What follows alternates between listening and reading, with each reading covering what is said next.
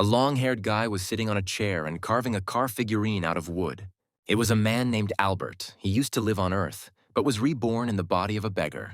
He was in his house. He had to go through 100 years of training, but now he had only been training for 4 years. The hero entered a room with a large model of the city. He wanted to return to his previous life. Albert looked at the wooden skyscrapers and missed home. The hero walked out of his hut. He was in the territory of the Heavenly Throne Sect. The guy pushed off the ground and soared into the air like a bird. Suddenly, a man called out to him. It was Chris. He was also trained in various techniques, but he stood out especially for his physical strength. When Albert landed next to him, the boy began to beg him to teach him the technique of flying. The hero advised Chris to stop training attack techniques and switch to flying. The guy was a little offended by this joke, because 100 strength was his calling card. The main character explained that 3 months ago, several wild animals escaped from their cages. These creatures seriously mauled Chris. He was bleeding. His clothes were torn.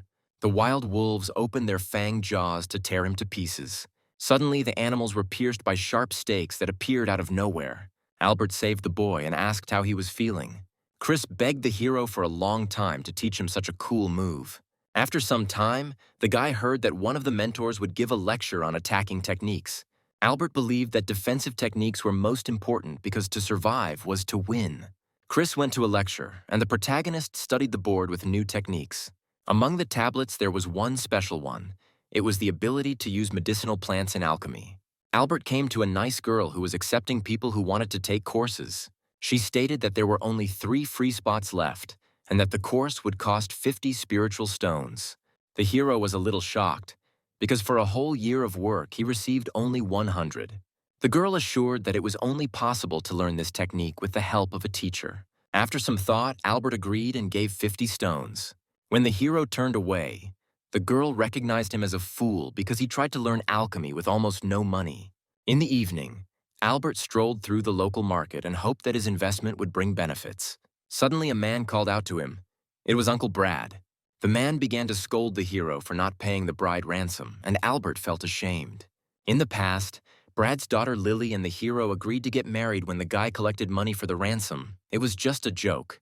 The protagonist said goodbye to his father-in-law and headed home, asking him not to tell his daughter about their meeting. Brad said with a smile that Lily already knew. Suddenly, a girl attacked Albert. She was serious. Lily clung to the hero so tightly that he asked her to loosen her grip. The hero told the girl that their engagement was just a bad joke. The father was angry. Lily was obsessive, and according to local tradition, Albert was obliged to marry her. The girl took the hero's gift out of her pocket. The guy tried his best to convince Lily that everything that was happening was just a simple misunderstanding. A tear ran down the hero's cheek. He was in a hopeless situation. After some time, having miraculously gotten rid of the crazy bride, Albert headed home and noticed something strange. Chris waved at him from the ground, holding a cute little sheep in his hand. Albert was worried that the guy would be caught by the local police, but he reassured him by saying that he had bought a sheep, so there was no reason to worry. Chris went to the hero's house to cook the animal. The guy was amazed by the technology that hid the hut under the dome. Chris assured that with his abilities, Albert could become a rather important person in the sect. The hero shut the guy up and asked him to never talk about it again. After a short verbal altercation, the protagonist asked his friend to bring him a sheep. A few minutes later, a delicious meal prepared using a secret technique was lying on the table. To complement this sumptuous dinner, Chris took a bottle of wine out of his bag. Albert immediately noticed the catch, because the guy would never have spent so much money on such an ordinary day. Chris reported that a high-ranking mentor had noticed him, so he would soon leave and would not see the hero for a long time. The guy burst into tears and thanked Albert for saving him. Now they might never see each other again, because Chris would be sent on dangerous missions. After some time, the guys ate the sheep, and Chris thanked the hero for the excellent food. As the boy was about to leave the gate, Albert threw him a scroll. Chris thanked the protagonist again and hurried off to his business. Albert didn't have many friends in this world, so he was very worried about the guy. The next morning, the hero was lying on a deck chair, planning to grow rice, sell it, and learn alchemy and forging. In this universe, there were kingdoms in which celestial beings lived. To earn such a title, one must devote more than 1,000 years to spiritual training. But Albert couldn't do them now, because if he died before a certain date, he would not be reborn. The hero created several birds in his palm and launched them into the air.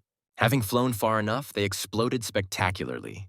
The main character was in despair because he could not show his abilities to anyone, because there would be a person who would decide to kill him out of envy. Suddenly, Albert realized that he could teach new techniques to other people. In addition, future students will be obliged to protect their teacher. Suddenly, the security system reported that someone was trying to scan the location of the hero's house. The guy decided not to pay attention to such a trifle, but rather to focus on new techniques. He came up with a spell that would allow him to take the soul of a beast and place it in a new body when needed. To test his idea, Albert grabbed a sparrow flying past. The hero, with the help of complex technology, was able to turn the bird into porcelain. But unfortunately, the sparrow did not fly, but fell right on Albert's head. The frustrated hero admitted that he needed to train even more. At this time, Chris was in the forest and laughing. It turned out that he easily killed a wild cat thanks to the technique that the main character taught him. In the morning, a man came to Chris. He hoped that the guy would not be attacked by a dangerous animal. When he saw the dead cat, the man dropped the fox carcass from his hands and was very surprised. The fighter couldn't even imagine that such a talented guy would join them. There were a total of 4 ranks of fighters in this world, starting from D and ending with A. Level A masters received the best of everything, and they were trained to become future elites. Chris, suspecting that his comrade was shocked by his capabilities, put on an innocent face. The man encouraged the boy by saying that he would need to kill a few more beasts to earn an A rank. By evening, Chris managed to get to Albert's house and told him what had happened. The guy suggested that the hero also join the combat squad. His skills would be very useful there. Albert did not like to kill and was afraid of dying himself. Besides, warriors occupied a lower position than alchemists. Chris tried to convince the hero that, in his opinion, the ability to instill terror in enemies is every man's dream. The guy assured that the main character's abilities could even elevate him to the status of a celestial being. Plus, Chris will be able to travel there with him. Albert asked why the boy wanted to get into the kingdom of heaven so much. The hero tried to convince his friend that that world was too cruel and terrible. The protagonist cut a piece of meat in half with a spell and shared it with Chris. Greedily eating the treat, the boy offered Albert to take him on as an apprentice. The hero couldn't believe his ears. He imagined Chris as a future A-rank fighter. The young man said that one of his ancient ancestors was a wise warrior. After his death, the family fell into decline, but he left a list in which almost all of his knowledge was recorded. From them, Chris read about the fierce fighters of other sects. The Heavenly Arrow sect is considered the strongest in the world. People who studied old and created new techniques were called spellcasters. Chris begged Albert to make him such a master of spells. The hero said that the boy was already 18, so it was too late for him to become a student. Using an unusual technique, the main character erased a small fragment of his friend's memory. Chris didn't remember anything. Albert reminded that he wanted to become an A-rank warrior and asked to teach him a couple of techniques. The guy made a cute face like he was a kitten and thanked his friend for his help. The next day, the hero wrote down everything he learned from Chris. He was filled with knowledge of this world. Albert wondered if he could reach the central continent. The main character threw these bad thoughts aside and decided to take a day off. After a while, the guy got bored and dreamed of a computer with internet access. The prospect of a century of training did not appeal to him. Suddenly, a huge flying ship appeared right above the hero's house. The ship was guarded on all sides by specially trained fighters on Firebirds. Albert decided that it was an expedition that went in search of valuable resources. The hero was distracted by a knock at the gate. Chris was standing on the threshold. The guy didn't look well. He injured his leg while doing the task, so he took the day off. Albert scolded Chris for not using his flying technique to defend himself. The hero called his friend a lousy fighter who doesn't think ahead. In fact, Chris came to Albert to get advice on how to kill the mighty beast. The hero did not agree. The guy reproached him for hiding the true power of his abilities from everyone. After some thought, the magician decided to train Chris in exchange for information about flying ships. Albert moved through the air and transported himself and his comrade into a certain space. It was a training illusion. Chris was supposed to have a trial fight. The magician created a stone-praying mantis, and the fighter had only 15 minutes to deal with it. The insect attacked Chris so suddenly that he barely dodged it. The guy fired several fire spears at his enemy. The mantis easily dodged the projectiles, and the fighter was perplexed. Albert admitted that Chris moved quite quickly but released his pikes too slowly. The guy was angry because he couldn't deal with such a simple enemy. Suddenly, the mantis dealt him a powerful blow, and Chris flew back. The fight ended, and the guy was very upset by the defeat. Albert advised him to watch the enemy's behavior and predict his movements. The hero put 2 fingers to the guy's forehead. He suggested that he use a technique that would restrict the enemy's movements. The magician suggested that Chris have another training session in the future to work on his shortcomings. Albert sat down on a chair in a businesslike manner and asked his friend to tell him everything about flying ships. The guy said that 500 years ago, the Supreme Mentor collected everything that the Sect's servants had and went to the central continent to build a ship. Because the inhabitants had nothing left, they suffered from hunger and went mad at the sight of the spiritual stones. After some time, the Mentor returned on a brand new ship and the life of the Sect began to improve. On the ship, the ruler planned to collect resources in the Great Sea, which was considered endless. The ship had the ability to fly to protect itself from deep-sea monsters. There were also rumors that it was possible to go beyond the celestial boundary with it. Chris pointed to the blue sky. Albert thought the guy meant space, but unfortunately, only the most developed sects could leave the kingdom. The hero asked if it was possible to get on board the ship and inspect it. Chris explained that spell researchers and A-rank warriors were allowed in there. Masters of alchemy and forging, and of course the captain of the ship itself, could also get on board the ship. Albert's dreams of getting there were dashed because, at best, he would have to train for hundreds of years and try not to die.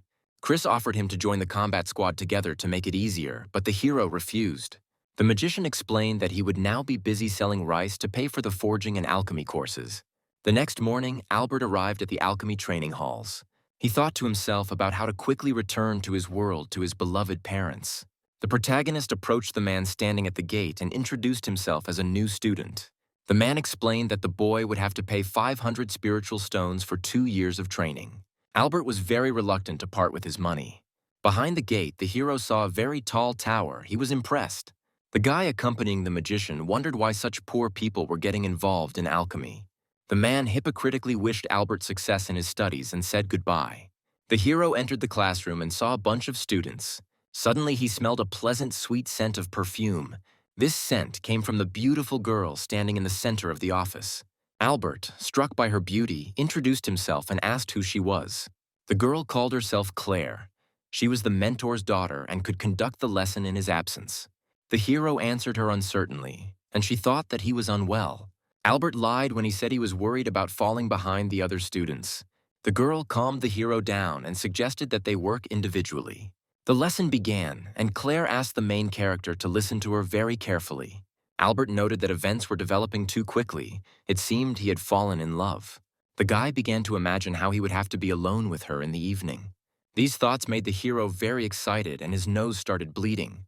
At this time, Claire announced that today they would be studying plant processing techniques. Albert was incredibly happy. He could finally become a master of alchemy. After a month, he was able to begin real training of his skills. Now he was learning the technique of non-contact use of fire. The hero was surprised because he thought he had mastered her with ease. Suddenly, the pot exploded and left a trail of soot on Albert's face. The novice alchemist was very scared. These cauldrons were very expensive. To his regret, he discovered a rather large crack on it.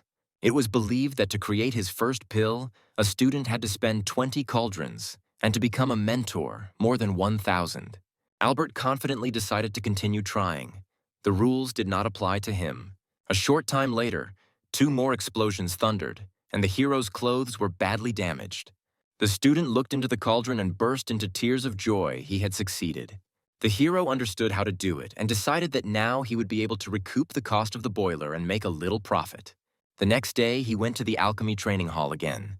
Mentor Thomas, who was also Claire's father, asked if any of the students had been able to complete his task of creating a pill. The students' faces twisted and sweat ran down them, but only Albert remained calm. The budding alchemists admitted that they had blown up more than 1 cauldron. Suddenly, the mentor stared very intently at the protagonist. Thomas created a noise barrier and asked his daughter to be more careful with it.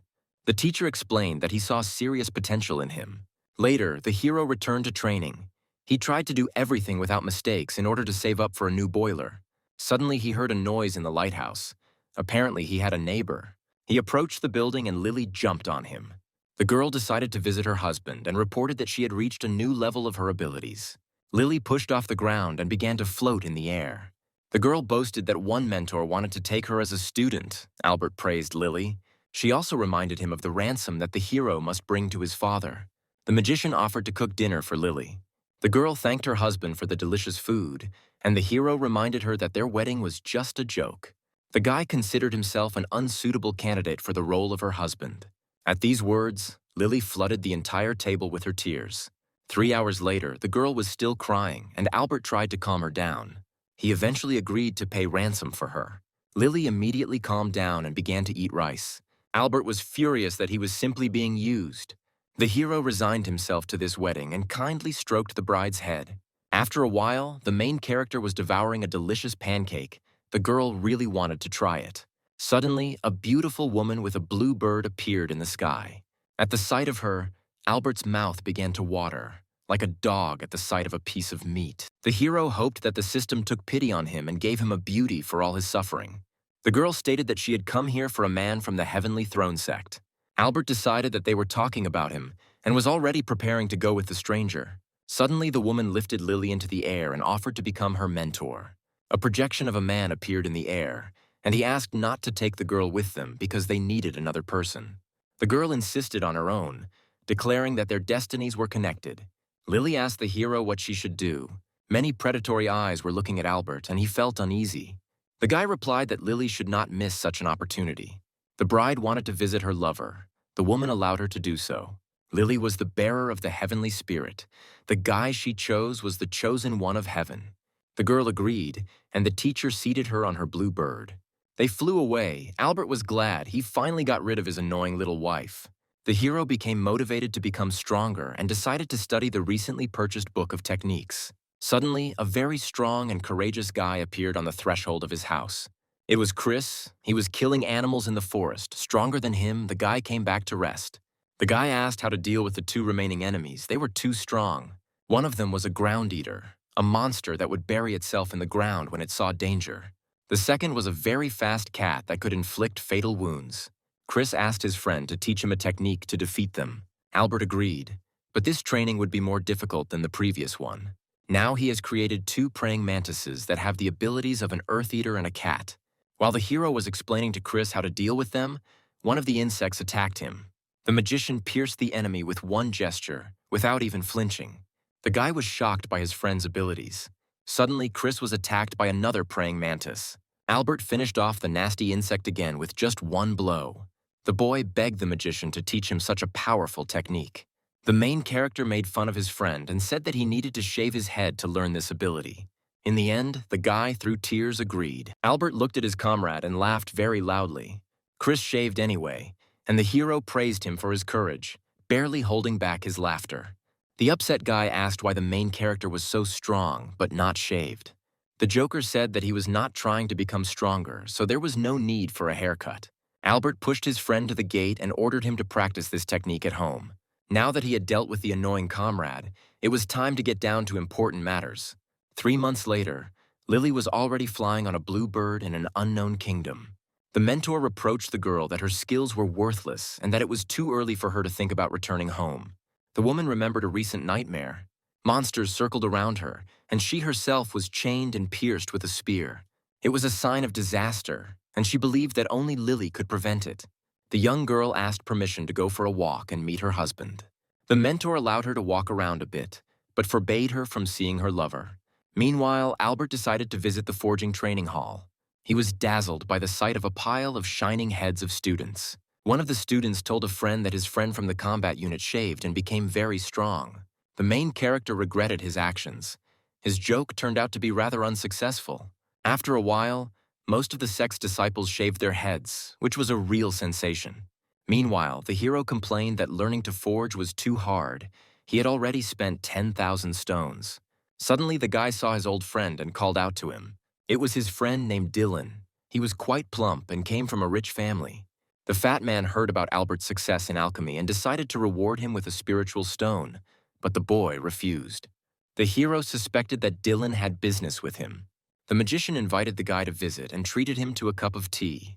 The fat man explained that he had come up with an idea to unite students studying outside the sect.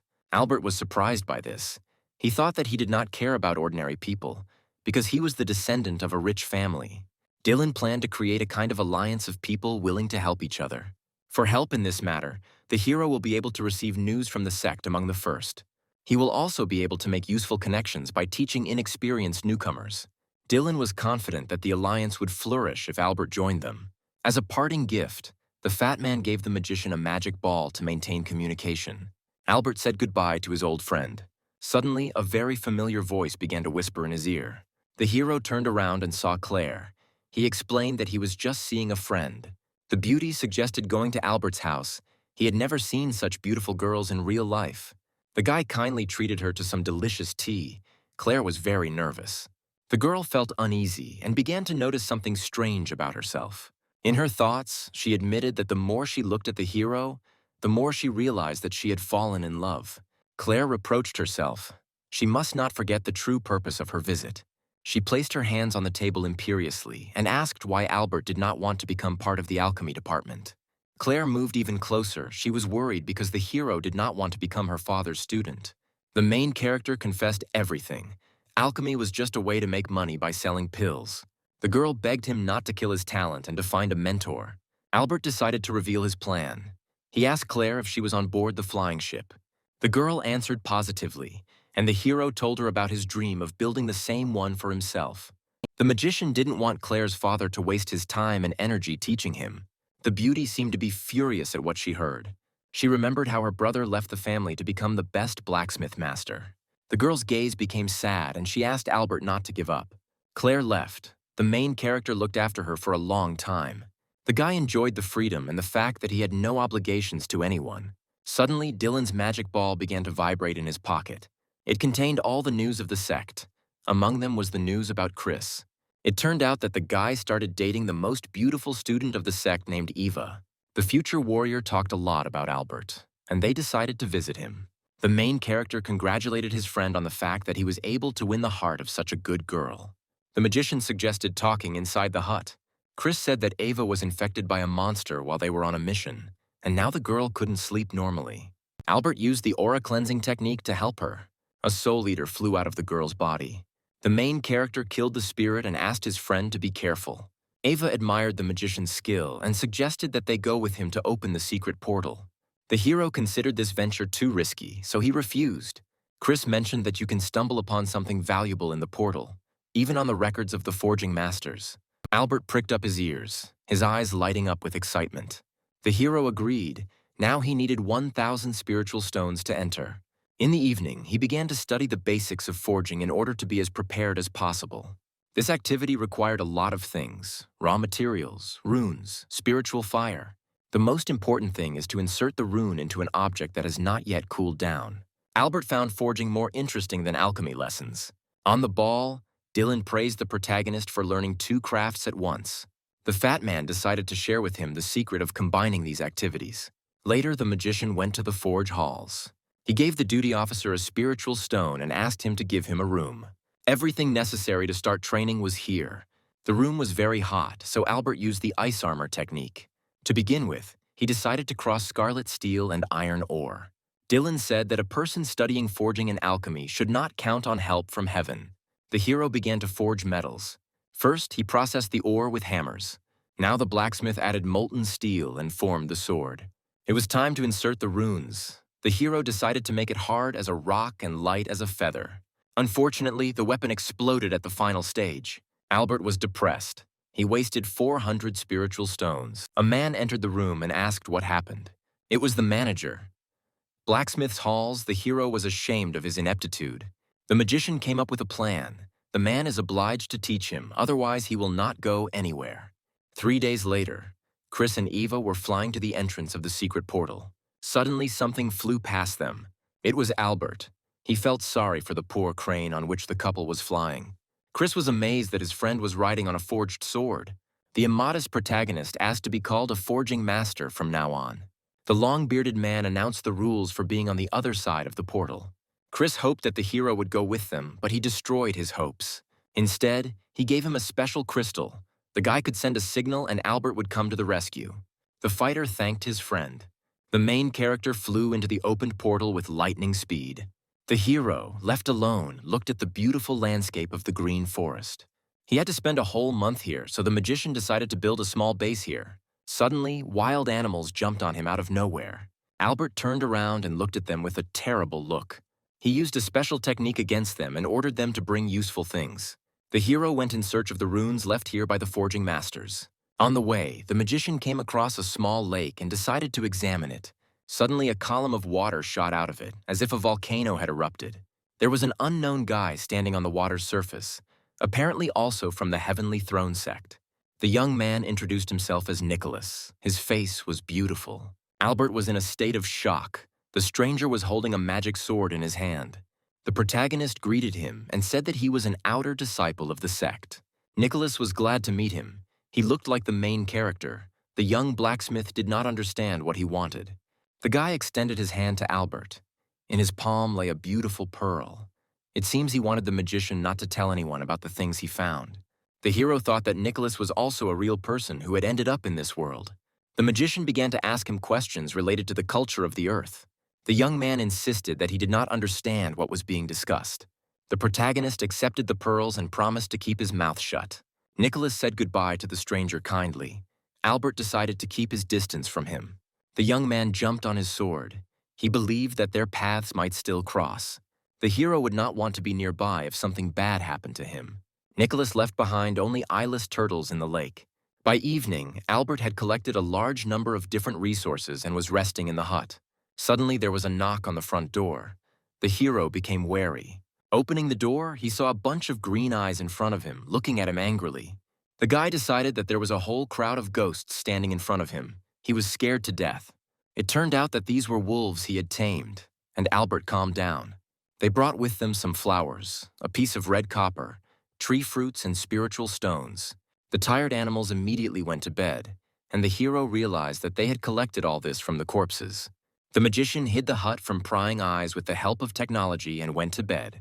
To his surprise, the hero woke up early and decided to have breakfast. From behind him, he heard the sound of a man flying on a sword. It was Nicholas. He sheathed his weapon and greeted the protagonist in a friendly manner. Albert invited the wanderer to eat with him. The young man was simply delighted with the taste of the freshly cooked soup. The hero asked what the guy was doing, and he explained that he was a candidate for apprentice to the master swordsman Harry. The aspiring blacksmith predicted a great future for him with such a mentor. Nicholas told his story. He used to be a bright student, but his abilities began to fade. Now he is forced to accumulate wealth in every possible way so that if he becomes a simple citizen, he can live a normal life. Albert encouraged the boy and advised him not to give up in case his strength returned. Nicholas approached the hero and sincerely thanked him for his words of support. The young man expressed a desire to become friends with the main character. The magician was silent, but in his head he did not want to start such a friendship. An hour later, Albert came across a huge spiritual tree from which he could build a flying ship. He took out his magic sword and prepared to cut it. Suddenly, a giant wild bear ran towards him from the thicket. Confident in his powers, the hero ordered the sword to attack the monster. To his surprise, right at the moment of impact, the animal's fur turned to stone. A moment later, the bear rushed to attack again, but immediately howled from unbearable pain. It turned out that Albert used the technique of invisible deadly needles, and the lifeless body of the beast fell to the ground. Half a day later, the main character finally finished building his ship. Suddenly the alarm went off, meaning Chris was in trouble. The hero immediately boarded his ship and went to help his friend. At this time, Chris was saving his beloved Eva from wild bees. The girl was scared to death and hoped that Albert would still make it to their rescue. Suddenly the bees shot their stingers straight at the couple. They were deadly. The guy held his beloved tightly in his arms. His eyes seemed to be burning. Chris ate the acceleration pill at lightning speed and managed to dodge the projectiles. Meanwhile, the protagonist noticed them with the help of a vision-enhancing technology. Chris and Eva were incredibly happy. They would finally be saved. Unfortunately, the angry bees surrounded the couple and the situation became almost hopeless. Albert stood on the edge of the ship and prepared for battle. He used the sound wave destruction technique. It was too strong. The souls left the bees. Their lifeless bodies began to fall to the ground like drops of rain. The main character hooked his friends with a special hook and began to lift them onto the ship. After some time, the hero was frying meat over a fire. He was squeezed out like a lemon. Chris woke up and thought he was in hell and started screaming. The guy rushed to hug his beloved. Albert threw him an elixir that would help him cope with the consequences of the sound wave. Chris began to thank his friend. He had saved his life twice already. The hero scolded the guy and demanded 22,000 spiritual stones for saving him and the elixir. Ava woke up and pinched her beloved on the butt, and he jumped in pain. The girl pressed herself against Chris and began to cry with happiness. They were alive. She thanked Albert from the bottom of her heart, and he asked who came up with the idea to go to the bees. Chris scratched the back of his head in shame. He just wanted to try out the escape technique the hero taught him.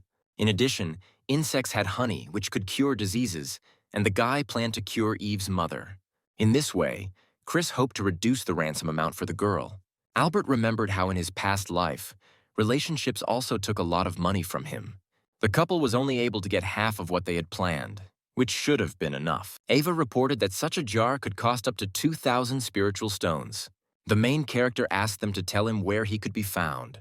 After a while, the hero was already riding a deer into a bamboo grove, where a lair of wild bees was located.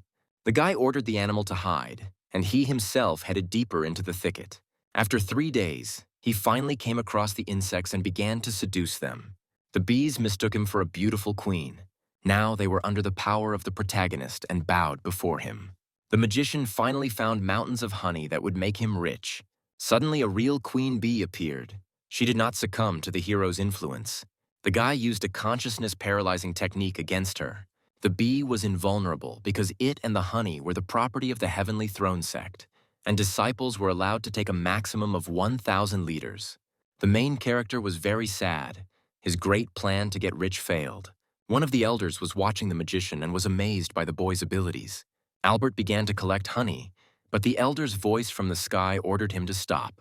A few minutes later, the hero loaded 500 liters of liquid onto his ship and set off. Right above him, he noticed a trace of a magic sword. Apparently, it was Nicholas again. The young man approached the mountains of honey and began to calculate his future fortune. Suddenly, a pillar of light fell from the sky, and the elder created a dome that forbade anyone from approaching the grove for the next 150 years. During his air journey, the hero came across the estate of an alchemist master. Albert was furious. All this time, he was trying to find the blacksmith master. There was only 1 hour left before the portal closed. The magician had to hurry. In the estate, he found a bunch of scrolls with quite useful spells. The hero remembered that the portal would close very soon. The guy miraculously managed to get out of there, and Chris and Eva were already meeting him at the exit. The guy suggested that Albert go to the tavern and thank him for saving him. The main character agreed. This month was very difficult. After a long time, the magician was already at home and lying on piles of spiritual stones. He managed to sell the honey. He sent a letter to the Alliance base for Dylan. The hero exchanged 300,000 spiritual stones for a bunch of resources for forging. After 3 years of blacksmithing, he still couldn't insert some runes correctly. Albert came up with the idea of using another rune as a mediator. The hero decided to try to use his idea in practice. The fragments came together to form a brand new magic sword. The blacksmith rushed to embrace him as if he were a loved one, and now the weapon was called the Thousander. The main character received news from the sect through a magic ball. A recruitment of blacksmiths for training had opened. Over these long 3 years, Albert has already developed to the 8th level. He had no doubt that he would soon be able to fight on equal terms with a much stronger enemy. Thanks to his beast summoning technique, the hero could call upon an entire dragon for help. Soon, the magician finally returned home and sprawled out on the lounger. Chris and Eva appeared on the threshold. They were incredibly happy. The guy shared the good news that they would soon be getting married, and he asked Albert to be sure to come to the celebration. The main character and the lovers had a nice dinner. He thought that there was no time for a relationship in his plans. After the meal, the magician stood up from his chair and asked to follow him. Chris and Eva were perplexed.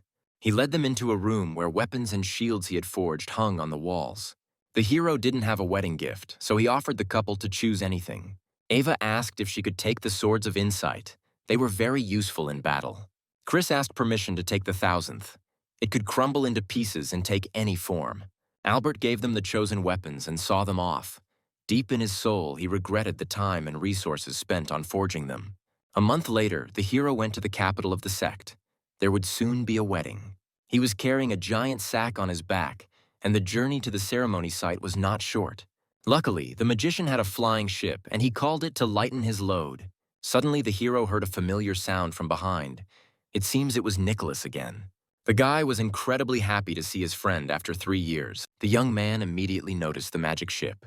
Nicholas said that he was going to his friend's wedding. Albert was stunned and asked if his name was Chris. The young man was wildly delighted. He would finally be able to spend time with the hero. Nicholas offered to get there on his personal ship. It was much better than the main character's vessel. When Albert climbed on board, the ship flew at supersonic speed. Caring Nicholas offered the hero a whole buffet as a sign of friendship. Suddenly, the guy jumped up and asked to wait while he dealt with some insects. He threw 5 balls of different elements at the enemy at once, and the hero envied his skill. Albert saw 5 hostile people opposite the bow of the ship. Nicholas apologized for the inconvenience. He planned to distract the enemies and send the ship with the magician to its destination. The 5 began to quickly approach the heroes. The young man warned that he would deal with any of the enemies. The enemies responded to his words only with mockery. It seems they are confident in their own strength. One of the enemies ordered a guy named Henry to deal with the main character. Nicholas tried to stop Henry to protect Albert. Unfortunately, the gang leader interrupted his actions. He advised the young man to try to protect himself at the moment. A pillar of fire burst out of nowhere into the sky and a major explosion occurred.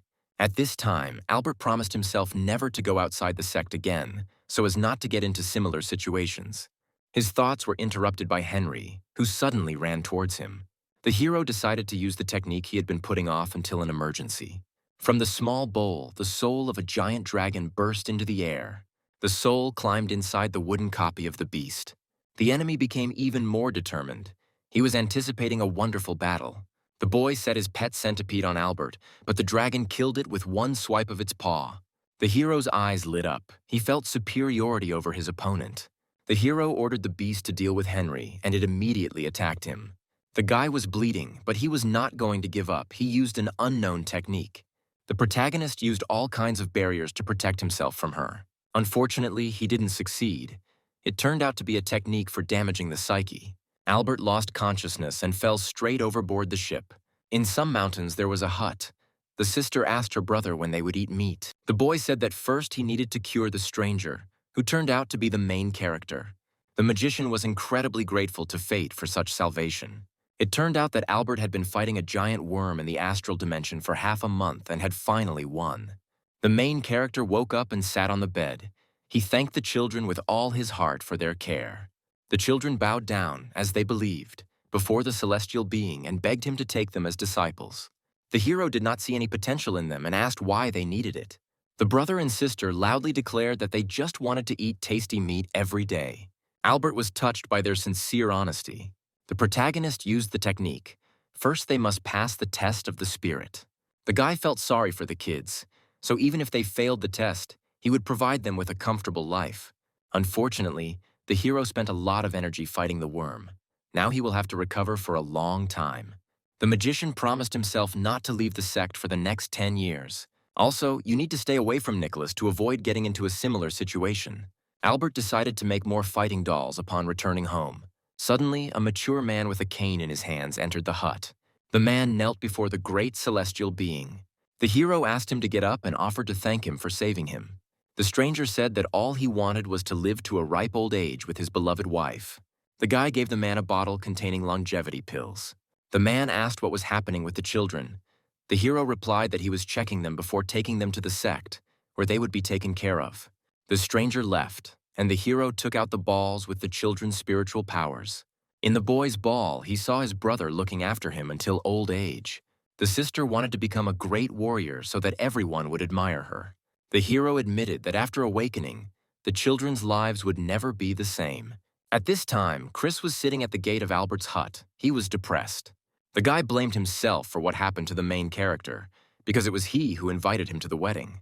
Ava tried to cheer up her beloved and assured him that the magician was now alive and simply healing his wounds. Chris promised himself that he would wait for his friend at the gate until he showed up. The girl sat down next to her lover. They hoped for the best. Meanwhile, Albert arrived at the sect's foreign affairs office and persuaded the leader to make the children his disciples.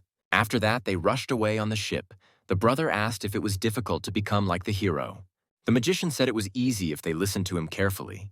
The boy had already begun to dream of a daily portion of meat for himself and his sister. The main character just laughed and offered them as much meat as they wanted in the future. Suddenly, Chris sensed a familiar spiritual aura. It was Albert. The guy immediately rushed to hug his friend. Chris looked at his brother and sister who had arrived with the hero. The guy thought they were the main character's children, but Ava immediately admitted that it was just nonsense. The magician hastened to calm his friend's imagination and called them his students. Albert didn't know the children's names, so he asked them to introduce themselves. The boy explained that they don't have them. They are given out for finding special plants named after them. In this situation, the main character came up with names for them. Now the girl was called Kate and her brother Kevin. The children were so grateful that they bowed before their new mentor.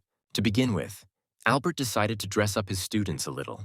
2 pink flying spheres merged with the children's clothes. Now the brother and sister had very beautiful and comfortable suits. Ava, standing nearby, was surprised by such a useful technique. The hero suggested that the girl try to use the magic ball herself. Ava applied it and ended up with a very revealing outfit. The main character begged her to change clothes, while Chris covered Kevin's eyes with his other hand. The other outfit was no better than the previous one.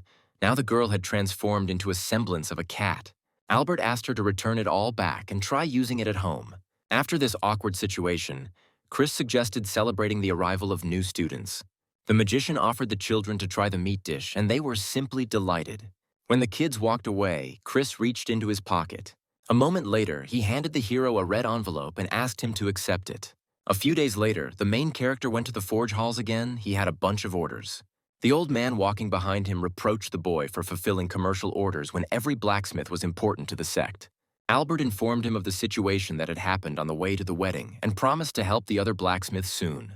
The old man asked the boy to show his creation of the day. He unfolded a large box.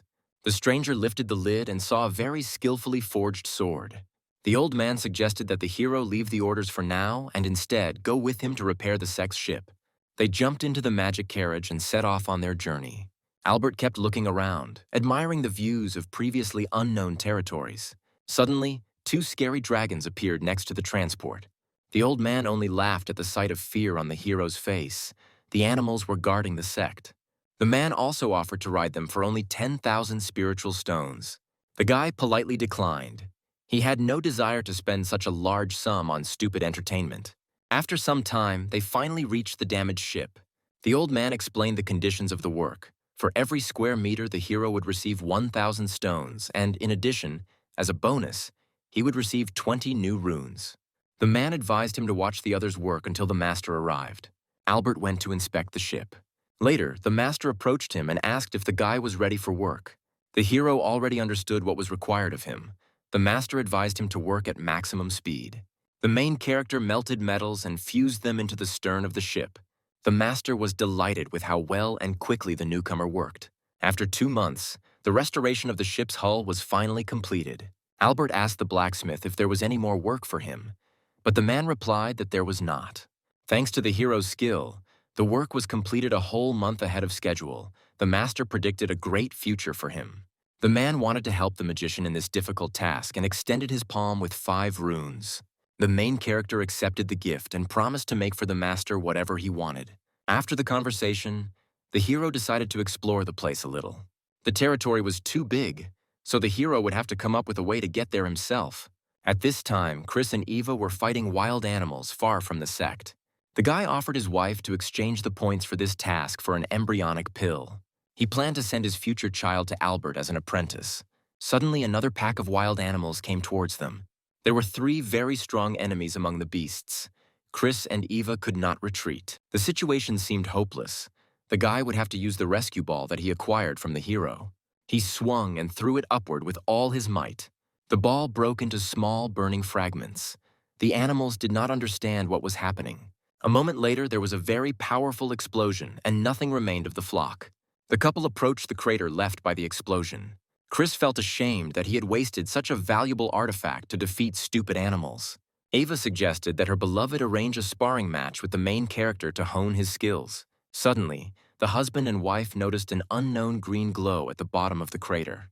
It was a giant piece of iron ore enriched with spiritual energy. Chris once heard that it could be used to make armor that would protect against the strongest opponents. The guy threw Eva a bag of useful pills in battle and ran to mine ore. After some time, the couple came to Albert, who, as it turned out, had recently moved. The hero presented his new development to his friends. It was the armor of God, made using enriched iron ore. Chris was amazed by their appearance. The hero suggested that he try them out. The guy didn't even have to do anything. The armor just stuck to him. Chris was able to rise into the air. Ava watched him with admiration. The guy was able to switch the suit to attack mode. He concentrated the energy in his palm and fired it at a nearby stone block. Chris was in awe of the power of this armor. The boy jumped onto the thousand tree and flew through the air like lightning. He congratulated Albert with all his heart for such a cool development. The hero thanked them for the ore they provided. The magician also said that he would soon go on an expedition on a Sect ship, so he asked his friends to look after his students. The couple promised to look after them as if they were their own children. The main character prayed to fate that he would never meet Nicholas again. A month later, Albert was already heading to the place where the expedition was being prepared. The hero was delighted by the sight of this majestic ship. The magician, along with other passengers, proceeded on board the ship. To his regret, he heard a familiar voice behind him. It was Nicholas again. The guy hugged his old friend. The hero dreamed of leaving the ship as soon as possible. The young man asked a crew member to put Albert in the cabin next to his. In the evening, all the passengers were having dinner in the dining room. The main character planned to sneak off to the toilet unnoticed. Suddenly, as if out of thin air, Nicholas appeared. He praised the local food. His main goal was to win the hero's respect. Albert asked his friend how he dealt with his problem of losing strength. Nicholas claimed that his affliction simply disappeared as soon as he emerged from that portal 3 years ago. He also told how after this he returned to the girl with whom he had broken off the engagement. He beat up all her brothers, but she dealt with him with just one blow of her hand. The guy promised himself to become stronger in order to regain his lost honor. Drunk Nicholas rushed to hug the main character. He didn't like it very much. In fact, the guy went on an expedition to explore unknown runes that he noticed during repairs. Instead, he has to endure Nicholas's antics. Suddenly, the stranger put his hand on Albert's shoulder. The guy was shocked. Raising his head, he saw a mysterious man in front of him. An unknown person offered the main character to become his student. The man noted his strong spiritual energy. The guy became a little embarrassed. The stranger offered the hero to become part of the forging department. Albert thanked him for the offer, but stated that he was just an amateur and that he liked alchemy better. The man was angry at the lost talent and left. The hero waved after him. The magician did not want to join anyone in order to maintain his independence. Nicholas couldn't understand how his friend could refuse such a tempting offer. Albert was scared to death by his comrade who had sneaked up on him. Nicholas thought that the guy was lying about alchemy. The hero denied his speculations. The main character hid this so as not to attract unnecessary attention. After these words, the magician went for a walk along the deck of the ship. There he saw a giant water snake jumping out of the ocean. Suddenly, he heard one of the passengers calling the snake the God Eater. The stranger turned out to be Claire. She was accompanied by an unknown guy. The girl introduced Albert to the guy, who turned out to be her older brother, Richard. The guy looked as gorgeous as his beautiful sister. Suddenly, the hero grabbed his mouth. He could barely hold back his laughter. He rolled on his bed laughing because his brother's shortened name sounded like an obscene word. Having laughed his fill, the main character wiped away his tears and decided to apologize the next time they met. Albert jumped out of his bunk from the sudden jolt as the ship entered the waters of the endless sea. The guy went up on deck to explore previously unknown territories. He watched the artillery ships accompanying them. The hero dreamed of seeing them in action. Suddenly, Richard appeared. He too was delighted with the power of these weapons. The boy believed that their destinies were connected because they both abandoned alchemy for forging. Richard examined the runes that Albert was working on. The young man realized that the hero was planning to create a device for transmitting information over very long distances. Richard was amazed by his invention. He would never have thought of such a thing himself. Suddenly, a strange signal went off on the ship.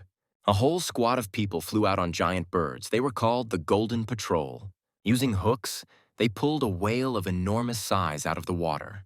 Albert watched their well-coordinated work with delight. The carcass of the animal was lifted into the air. Its meat was dangerous to people. The hero came up with the idea of creating his own navy in the future. But it seems his dreams are not destined to come true, because one shot from the cannon costs almost 100,000 spiritual stones. 3 days passed, during which time the magician came to the conclusion that the sect valued blacksmiths the most. The main character was called out by Richard, who told his mentor about his idea. The young man led Albert to the forge hall located on the ship. It was a gigantic room where work was in full swing. The guys walked to the mentor's office. The hero bowed to him.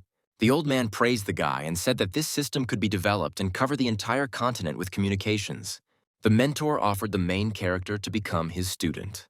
The magician politely refused, arguing that he wanted to develop both forging and alchemy.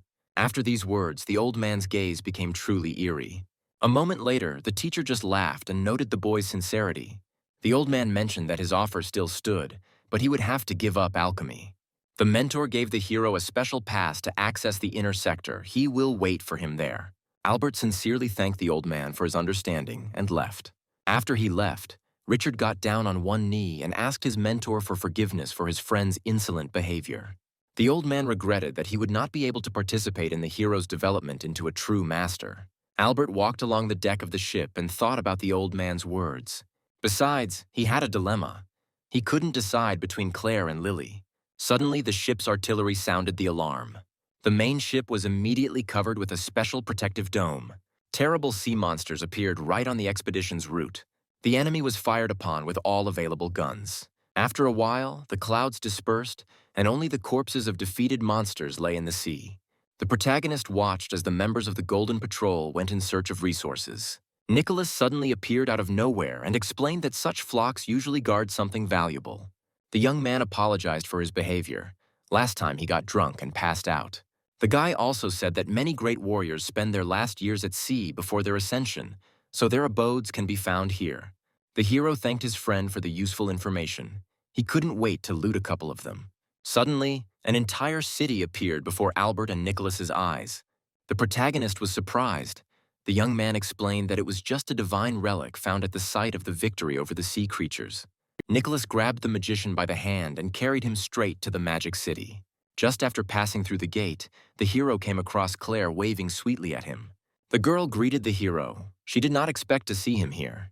Suddenly, Richard interrupted the conversation and suggested that Albert rent a blacksmith shop for the two of them. Claire suggested practicing alchemy with ingredients raised from the bottom of the sea. The hero replied that he would rather go with the girl. Thomas suddenly appeared and interrupted their sweet conversation. Father ordered Claire to follow him immediately. Albert and the girl waved goodbye to each other. After some time, the hero and Richard were drinking tea and talking in their workshop. Suddenly, a girl appeared on the threshold and asked if they repaired alchemy cauldrons. She was quite attractive, so the protagonist, who knew a little about this craft, approached her. The girl made cute eyes and asked for help. She needed the boiler very soon. The guy examined the device and offered to pay 50 spiritual stones and some ore for its repair. When the girl gave him everything he needed, the hero got to work. He not only fixed the boiler, but also strengthened it to give the beauty a small bonus. The magician handed the result of his hard work to the beautiful girl. She grabbed the pot and rushed away, even leaving behind some extra ore. After that, the guy spent a whole month sitting in the forge and fulfilling various orders. The guide told his friend that he had imagined the expedition a little differently. Richard understood his friend, so he suggested that they take a walk around the city. The main character, as if stung, hurried to jump onto the ship and set off to explore the sea. Surprisingly, almost the entire surface of the water was strewn with various monsters. After a long search, Albert found a safe place and decided to dive underwater. To do this, he took a tourist submarine and put an invisibility dome on it. Half an hour later, the hero dived to a depth of about 50,000 meters. His main goal was to try to find the treasure. Looking forward, the main character saw a terrible monster. It was a dolphin. Its eye was shining like a cyborg's. Meanwhile, Nicholas, who miraculously appeared nearby, tried to overcome the giant fish. The boy was talking to his mentor using a special technique. The man was a master in matters of swords. The monster's spine could be used to make an excellent weapon, so the mentor ordered the student to swim to his comrade to help. Nicholas didn't want to endanger Albert's life, so he turned around and took the blow from the fish. The mentor assured him to trust him. The guy had no choice. He headed towards the hero. At this time, the magician was busy collecting useful pearls from the bottom of the sea. He felt uncomfortable, and the main character had a bad feeling. He hurried to swim to the surface as quickly as possible, and a terrible roar sounded behind him. Through the submarine's porthole, Albert saw Nicholas. The boy was bleeding. The hero helped his friend get inside. The wounded Nicholas reported that the monster was almost defeated, but it needed to be finished off. After these words, the exhausted guy lost consciousness. The main character was furious at what he heard. His trip didn't go well at all. The fish rushed towards the boat, and an unknown glow shone above the vessel. It was Albert. He put on special armor so as not to take so many risks. The guy threw the harpoon with all his might into the monster's face. After that, he began to circle around the creature, who did not understand anything. The hero used a powerful technique. Hundreds of sharp spears rushed into the monster's body. Suddenly, the bloodthirsty fish disappeared from sight. The magician felt her behind his back. The monster turned out to be cunning. Albert threw several silver balls towards the creature. These were his fighting dolls, but they turned out to be unsuitable for underwater combat. The hero only planned to distract the monster and accumulate energy to create several clones. Meanwhile, the fish tried to fight off the attacking snakes. The magician finally gathered his strength and prepared for the final attack. The crystal he created shattered into a pile of fragments, and they began to approach the now helpless monster. Everything around was filled with a blue glow, and a strong whirlpool began to form. The sharp ends of the crystals pierced the fish's flesh like swords. Albert chuckled at his once powerful opponent. The current of the whirlpool was so strong that the fish was twisted and all its bones were broken. The hero took pity on his snakes. The victory cost him 80,000 spiritual stones. The swordmaster who watched the fight recognized the protagonist's talent. The magician returned to the ship and gave Nicholas the medicine. The guy who came to his senses asked for forgiveness for getting his friend into trouble again. Nicholas immediately rushed to the protagonist to make sure he was not seriously injured. Albert handed the young man a small bag containing what was left of the giant fish, and he looked at it thoughtfully. The hero made a cute face, and Nicholas offered him a magic ring that could hold a large amount of water. The guy reluctantly accepted such a valuable gift. He was embarrassed by his friend's excessive generosity. Suddenly, something gigantic appeared in the depths. It looked very much like a portal. A moment later, the submarine was transported to an empty field and the ship came to rest on the ground. The guys got out of their transport. Albert did not understand what was happening. His friend explained that they were transported to a very distant and hidden place. Nicholas looked at the wall of the nearby settlement. It looked long abandoned and empty. Suddenly, the main character reported bad news. With the help of his magical vision, he saw the impending threat. The magician, with a grin on his face, advised his comrade to quickly prepare for a fierce battle. Confused, Nicholas hurried to contact his mentor and find out what was going on around him. While the old man was explaining the current situation, predatory purple birds already appeared on the horizon. The huge flock was getting closer with every second, and the heroes needed to get out of there immediately. Albert and Nicholas managed to jump on board the magic ship, which the hero had shrunk with magic, and the predators rushed after them. The alchemist asked his friend for advice, but he was recovering his strength and nothing worked on him. After some time, the guy reported disappointing news. He would only be able to find a way out of here in 10 days. The main character put his hand on his friend's shoulder. He promised to protect him from all troubles during this time. Nicholas told about a small house of a swordsman nearby, and the ship headed there. The warrior commanded, and the talented magician happily carried out all his orders. In one of the rooms of the house, there was a large golden statue graciously welcoming its guests. The boys paid absolutely no attention to the magical artifact. Instead, they took everything that might be useful to them in the future. Meanwhile, the flock of angry birds had almost reached this hut. Albert was incredibly happy, because they managed to take everything valuable before their approach. A few minutes later, the ship with the heroes on board broke through the wild statue. The magician noticed several strong birds, so he hurried to put on his armor. Nicholas was surprised to see it. The hero soared into the air and created several bird-like warriors around him. The guy was fully prepared for a quick, bloody clash with the pack. The old man who advised Nicholas noted Albert's outstanding fighting talent. One of the summoned warriors prepared a magic bow and pulled a powerful arrow. He was ready to attack at any second. A second later, he fired a shot, and everything around was illuminated with a blue glow. Nicholas could not believe in such effectiveness of simple dolls. He tried to support his friend. Suddenly, he asked Albert if he could create a puppet that was more powerful than these. The main character decided to play a joke on his friend. He offered him to buy one of these dolls for a very high price. Nicholas hastened to moderate his ardor. He had some minor financial problems. Despite all the efforts of the magician, the birds of prey did not want to leave the strangers alone. 5 days later, all of Albert's dolls were destroyed and he fell to his knees near the corpses of the warriors. The hero regretted the money he had wasted, and Nicholas tried to cheer up his partner. The guy drank someone else's blood from his cheek. He needed to hold out for another 5 days. Suddenly, the main character rose from his knees and, filled with resentment and indignation, headed towards his enemies. Albert put his armor back on, his gaze wild, birds flying everywhere. The feathered creatures didn't even have time to realize that the guy had just used a powerful technique. Suddenly, the whole sky was illuminated by light coming from a bunch of powerful explosions. The birds had no chance to survive. Nicholas watched the battle with excitement. His mentor had only met such a capable warrior once in his long life.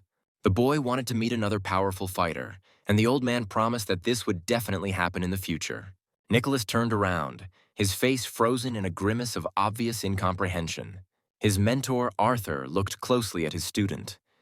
This warrior is the one whom the young man must avenge him. Their conversation was interrupted by Albert, his sudden, piercing cry piercing the air. Nicholas immediately turned towards him. He was very concerned about the main character's condition. The magician returned to the ship, and the cloud from the explosion still remained directly above him. The hero swore rudely at one of the birds. It turned out to be much stronger than the others. The feathered creature used a sonic attack. The guy grabbed his head. It was splitting with pain. Albert did not give up. He created a large and powerful weapon and did not doubt his superiority. The crosshairs of the sight were aimed precisely at the carcass of the giant bird. A second later, a shot rang out. A huge hole appeared in the monster's body, and he was defeated. The other birds looked at the falling corpse in surprise.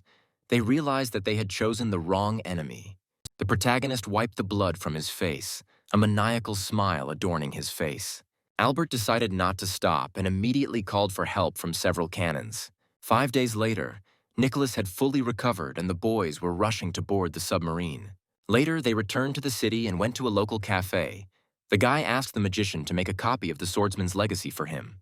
The hero suggested that his friend take the original since he was not at all interested in this area. The young man looked down. He didn't know how to thank the alchemist for such generosity.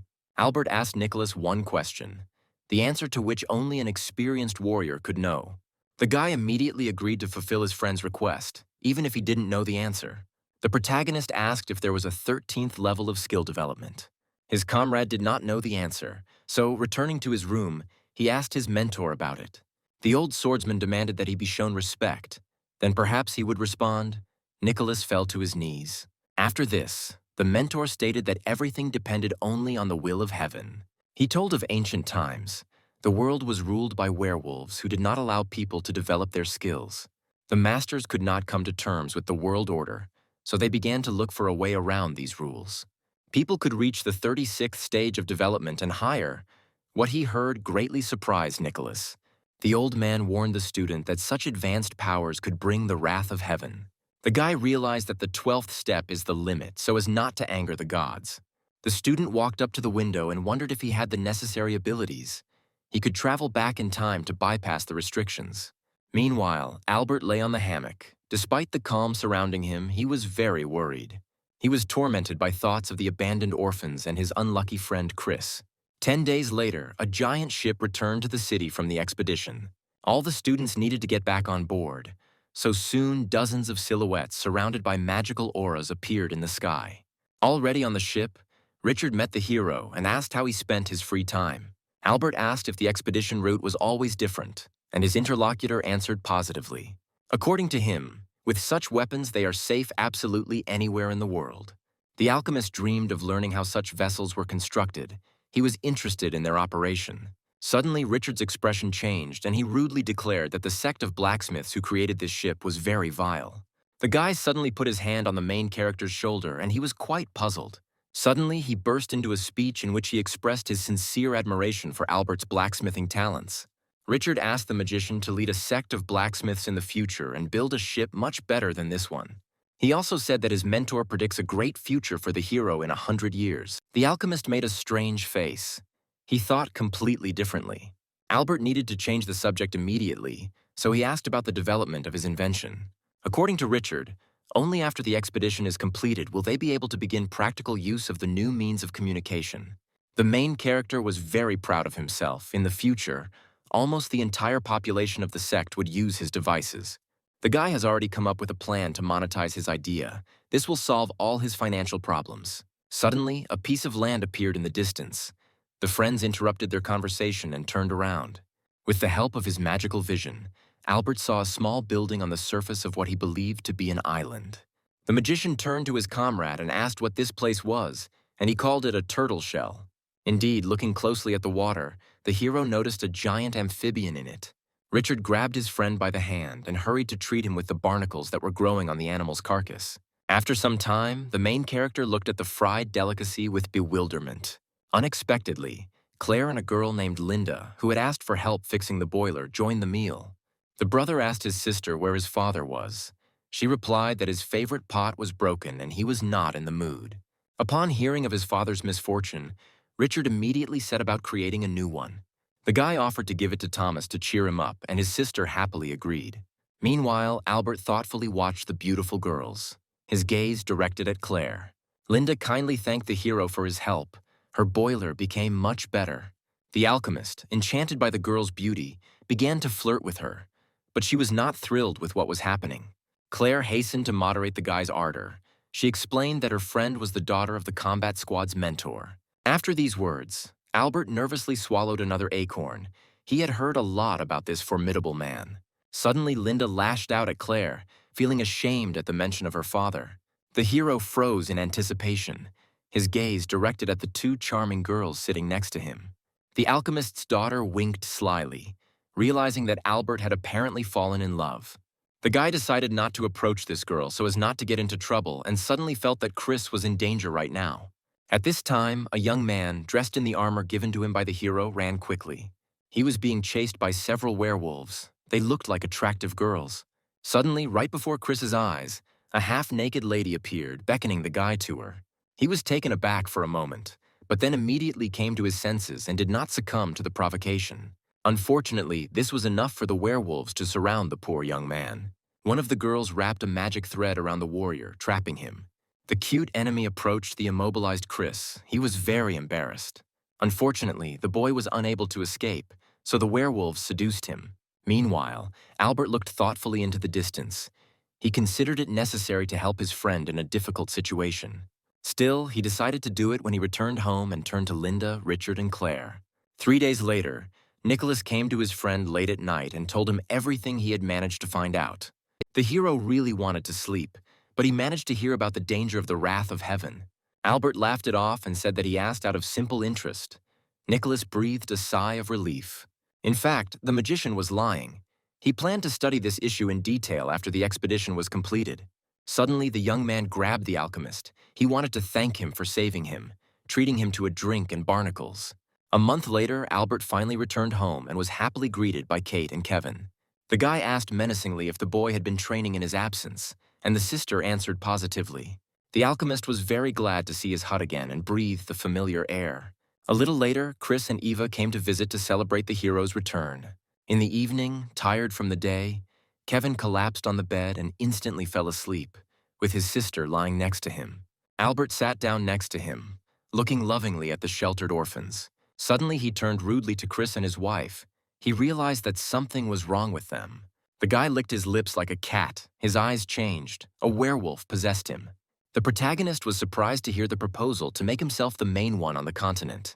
The guy didn't fall for the monster's tricks. He was angry because they were using the bodies of his friends.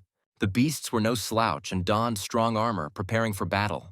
The magician grabbed Eva and looked into her soul.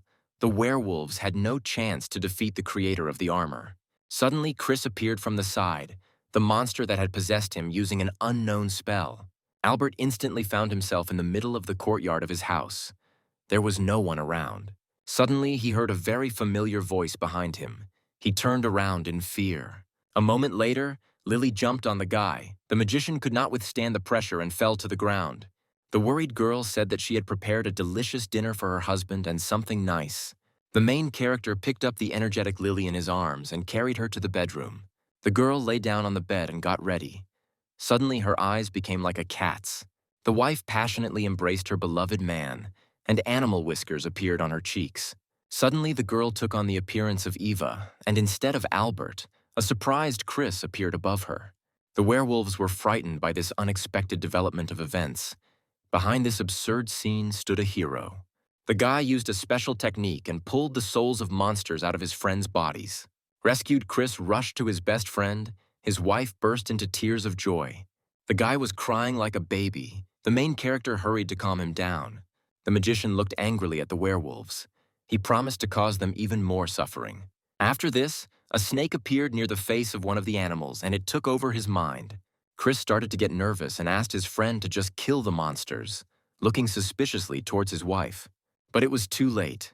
A second later, everyone in the room saw the werewolf's memory of how they seduced the guy. Ava was stunned by what she saw. Albert didn't know that everything was so serious. Chris began to justify himself in every possible way to his beloved.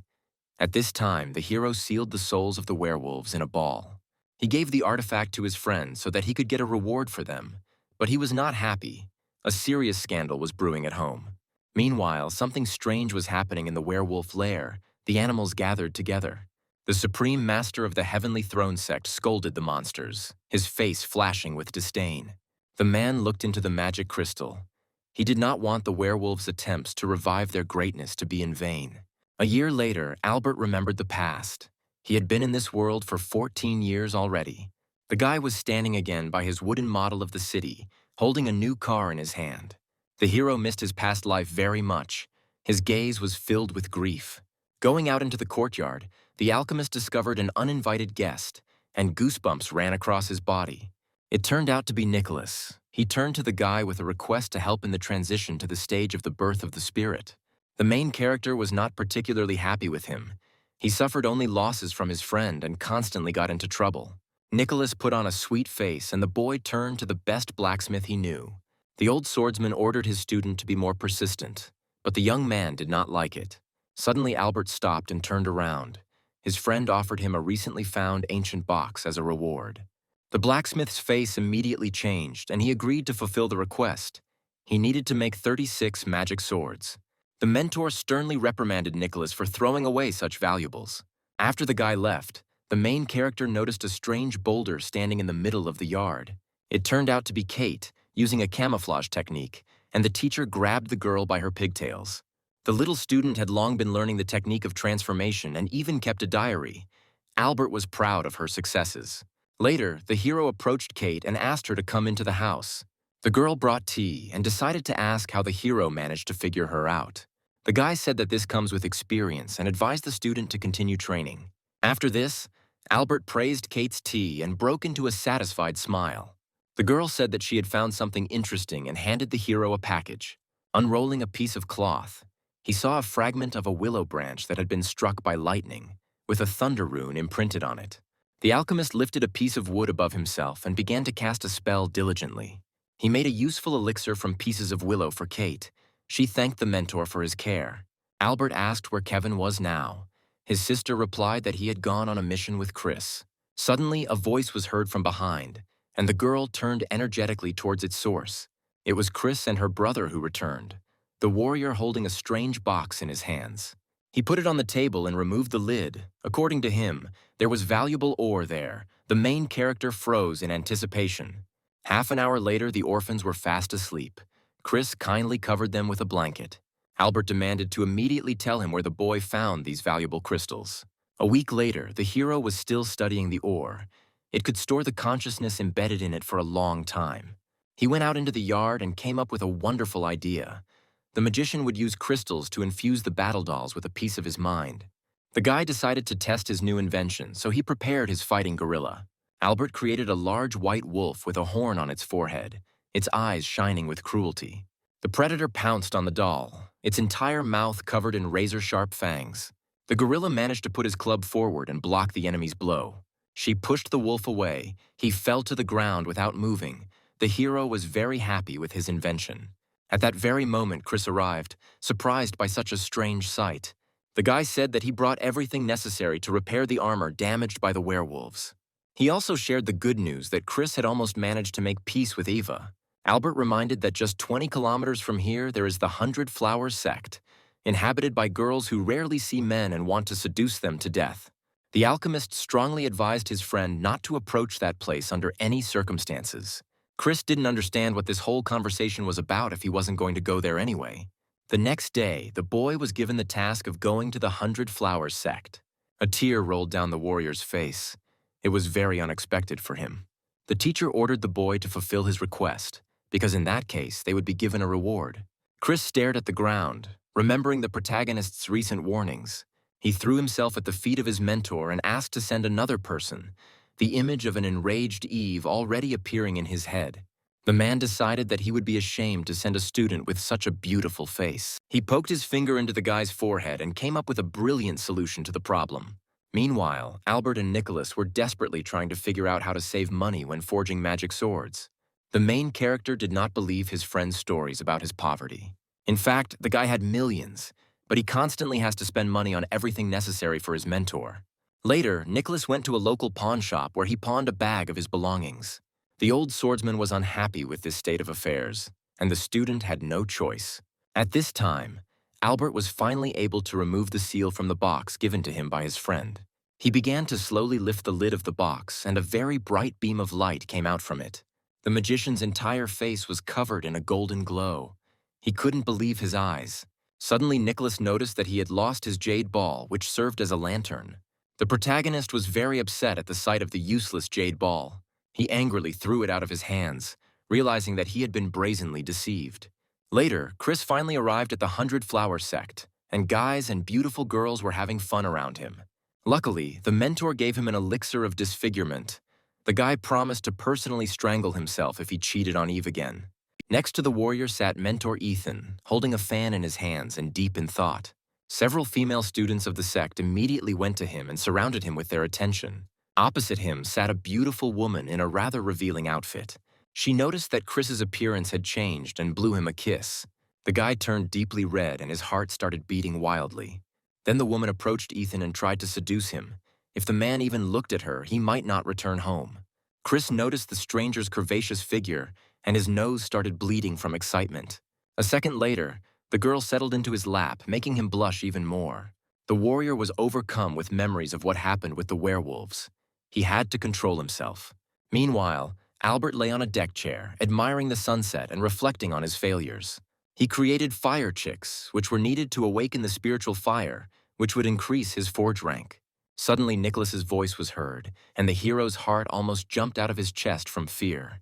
The young man finally brought everything that was needed to make magic swords. The guy thanked the magician for helping him find resources, but he was not thrilled with Nicholas's company.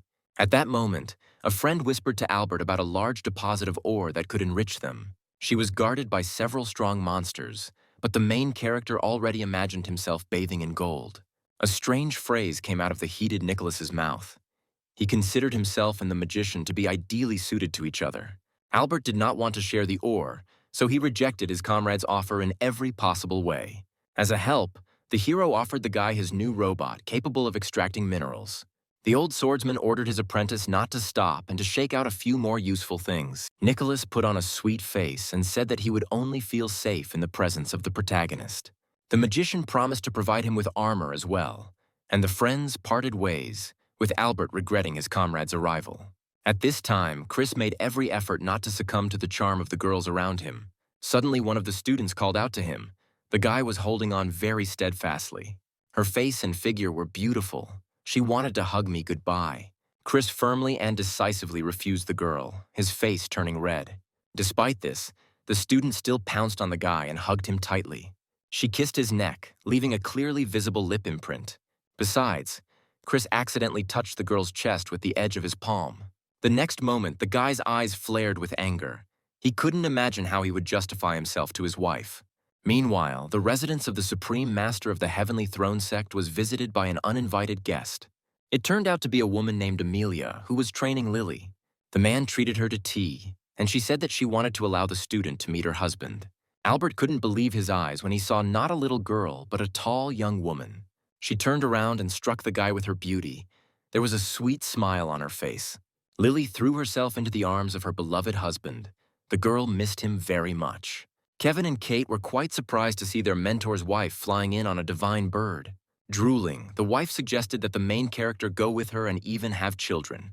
Albert didn't want anything like that at all, so he began to deny it and look for various excuses. Later, the guy introduced Lily to orphans who were like children to him. The girl was delighted and broke into a happy smile when Kevin called her mother. Lily handed the children one bottle each, and they were delighted with what was happening. Soon, a magic bird appeared on the horizon, and the student said goodbye to the hero and the orphans. Suddenly, Albert called out to her. She stopped abruptly and turned around. The guy approached the girl and put a ring on her finger. The couple looked at each other carefully. Now they had become real husband and wife. Lily looked at the parting gift. She said that she would always miss the hero. The magician smiled and answered the same. He was finally happy. A few moments later, Albert stood alone, watching the bird disappear into the distance. Amelia couldn't understand what her students saw in this loser. Lily loudly flared up at her mentor. She considered the hero the best guy in the world. After these words, the girl happily plunged into the memories of their first meeting. Meanwhile, the protagonist told the orphans about their gifts, which were pills based on phoenix blood that help in case of critical injury. After learning that the mentor had nothing of the sort, Kate and Kevin offered to take them with him, but he politely refused. He looked thoughtfully at the sky, remembering his beloved wife. A little later, the guy went to the forge. He wanted to create a device that would control the minds of battle dolls.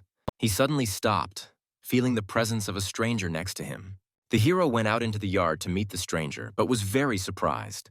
It turned out to be Chris. The guy showed the lipstick mark left by the disciple of the 100 Flower Sect and explained the situation. To appease his friend, he brought an incomprehensible thing bought at the fair. Chris was overjoyed when he heard that Albert would help him.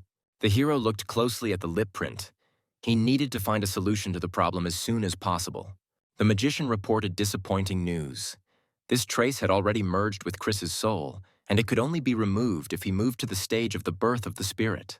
Suddenly, the main character took a sharp blade in his hands and smiled evilly. His comrade became very nervous. Albert swung at him, and the boy stepped aside in fear. The blow was so strong that Chris, letting out a shrill scream, flew back several meters. Suddenly, he felt excruciating pain and blood began to flow from his neck. The protagonist almost instantly shoved the pill given to him by Lily into his friend's mouth. In the mirror, Chris saw a fairly large scar in place of the lip imprint. Albert took him by the hand and calmed his friend, assuring him that he would disappear as soon as the boy moved to a new stage of development. That evening, Nicholas tried to escape to the valley of the large tusked elephants, where the valuable ore was located. He was chased by giant animals and tried his best to survive. Suddenly, the young man saw an energy field emitted by the portal ahead. Nicholas, without thinking, touched it to avoid death in this nasty place. A moment later, Kate and Kevin, who were playing in the yard, noticed a glow in the sky that looked like a shooting star. The children rushed to wake up the sleeping Albert to tell him about the unusual find. The sister offered the mentor to drink an elixir of vivacity, which she found in a nearby lake. Kevin reported that he felt the presence of dangerous monsters there. The hero became very nervous. He began to ask the children what they would do if they encountered a dangerous enemy. The children handed the teacher a scroll on which a clear plan of action was written. Albert stroked Kate's head sweetly. He was ready to trust their plan. 3 days later, all three reached the lake in their flying ship. The protagonist carefully examined the perimeter. The brother caught his sister, who jumped from the ship. Kevin explained that he discovered the place when he was trying to catch a small white fox, and there was a mysterious man standing behind him. He held this tiny animal in his hands. It looked a little scared. The man kindly gave the fox to Albert, who noticed a strange aura in it. The animal called the hero names, so he let the children take it. Kate was overjoyed. The fox was acting aggressively and almost bit the boy. The main character placed his students in a magic bubble. It was time for them to go to the portal. A moment later, all 4 of them dived to the bottom of the lake. The children were having fun. At the bottom, they came across a large closed gate. Kate took a mysterious crystal out of her pocket. There was a mysterious mechanism on the door. The girl placed all 6 crystals in the appropriate recesses. After this, the gates opened loudly, and the heroes saw a large hidden world behind them. The main character took out his new invention for controlling the minds of dolls. He planned to test it. He sent several of them to extract useful resources, while the rest were ordered to clear the area of monsters. In addition, the magician used the vessel for draining the seas to absorb water from the lake.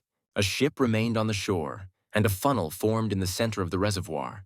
Suddenly, the children turned around and noticed a scary, unfamiliar creature. In the middle of the clearing stood a bunch of angry animals, their eyes burning with rage. Albert asked his student to name the most deadly technique he knew. The boy called her name. The hero folded his hands in a magical gesture. With this, he summoned a huge jet gun.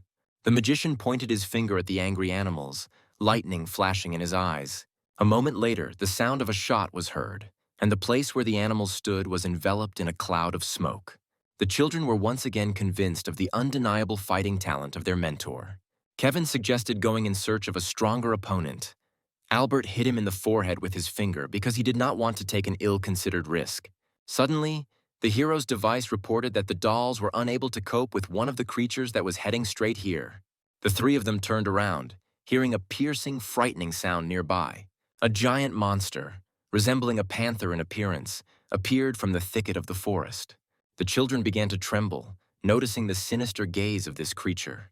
Fortunately, they pulled themselves together and prepared to fight off the intruder.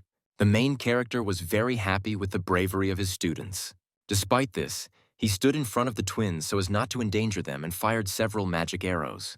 The boy advised the children to watch him closely in order to gain useful experience. The beast immediately rushed towards the hero, its sharp fangs inspiring fear.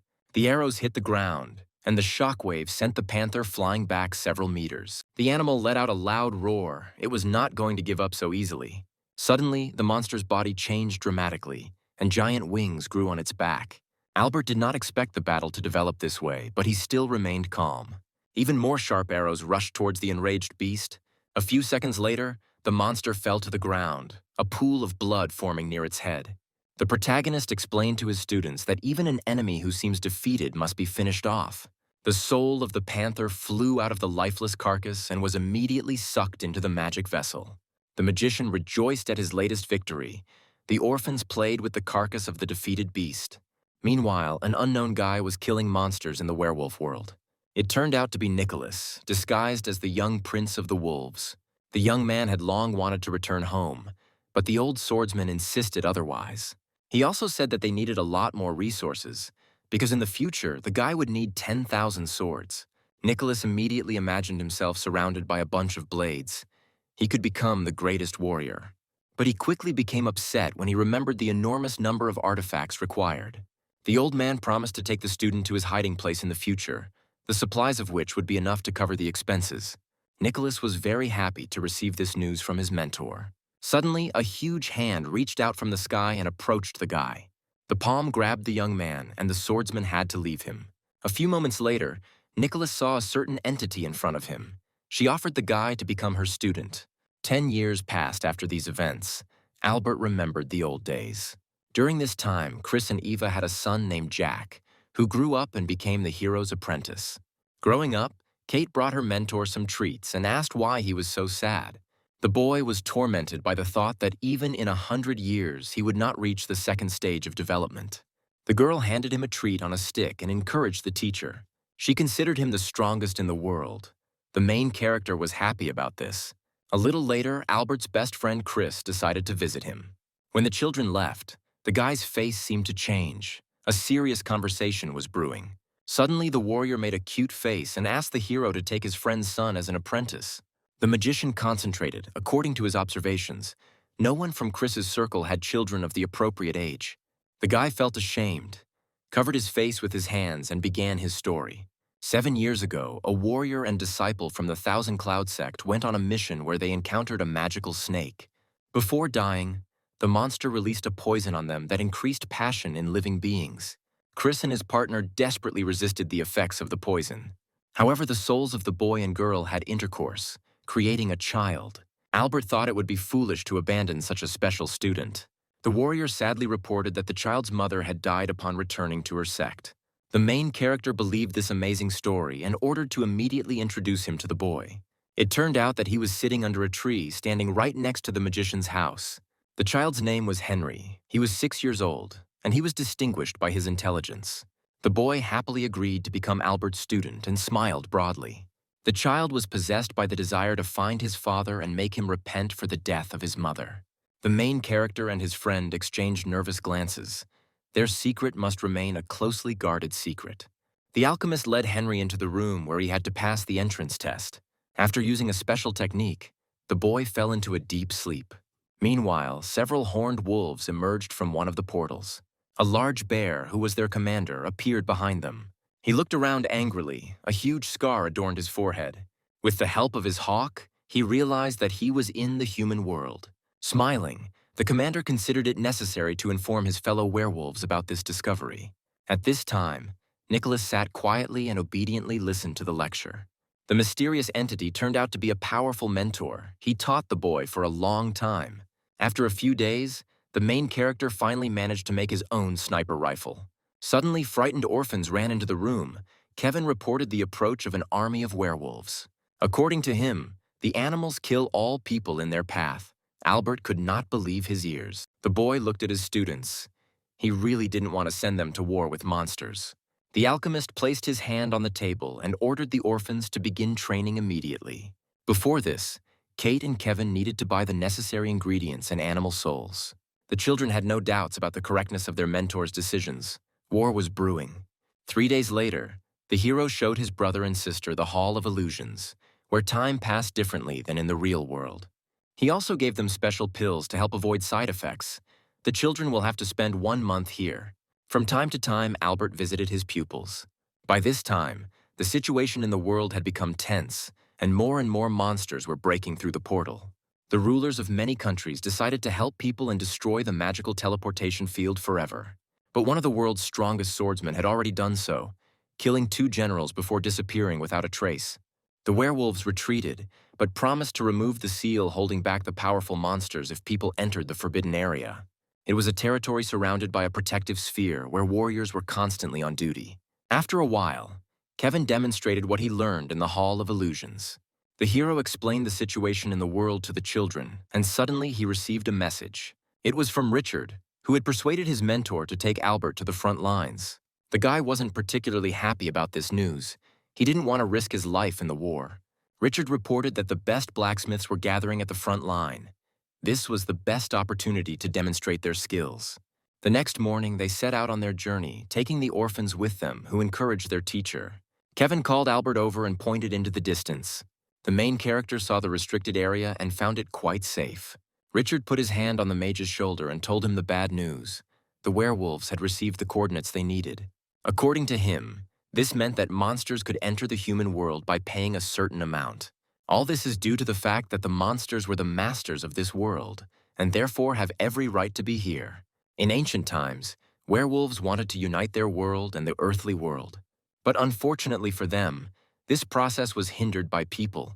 They rebelled against the enslavers. Richard explained that the merger was almost complete, so monsters and humans could invade each other with impunity. Suddenly, right under the ship, several werewolves appeared, breaking through the barrier. They were noticed by Kate and Kevin. The children were very scared when they saw such monsters. Horrible monsters appeared from all sides, drooling from their mouths. Suddenly, they were enveloped in a yellow glow, and the air smelled of gunpowder. It was a ship's cannon that fired. Albert and his students watched the crater that formed where the werewolves stood. The hero advised Kevin to train even harder to master a technique equal in power to this shot. Suddenly, a stranger called out to the magician and offered to do a small job for him. The man looked very strong and tall. He asked the guy to fix the broken armor. A moment later, the brute put his hand on his shoulder and led him into the forge. The armor was in terrible condition. Albert was not sure that he could handle repairing it. Luckily, the guy found a way out and asked the customer to bring some ingredients. The man could not believe that such an undeveloped person could help him. The main character, noticing this, demonstratively refused the order and headed for the exit. The brute hastened to stop him and promised to bring the necessary materials. A few hours later, Albert and his students completed their temporary home. Suddenly, a portal opened behind the hero. A hand reached out and grabbed him. It was the same man again. He had obtained everything he needed and was preparing to help the blacksmith. The guy took the crystal ore in his hands. The brute ensured the maintenance of the spiritual fire. The work was in full swing. The hero had time to get to know the man better. His name was Isaac. He told a little about himself and said that Richard's mentor advised him to turn to a magician. Moreover, if the job is done perfectly, he will reward the protagonist with a piece of meteorite ore. Albert was extremely happy to hear this. Such a valuable metal was very difficult to find. After a few hours, the work was completed and the armor looked like new.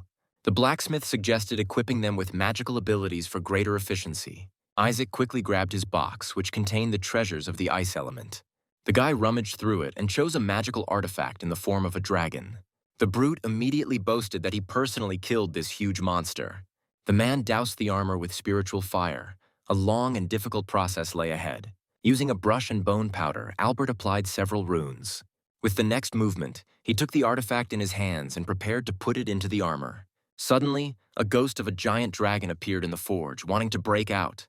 The monster's soul was so huge that all the warriors nearby could see it. After finishing the work, Isaac brought a bag with the promised ore and a reward of 200,000 spiritual stones.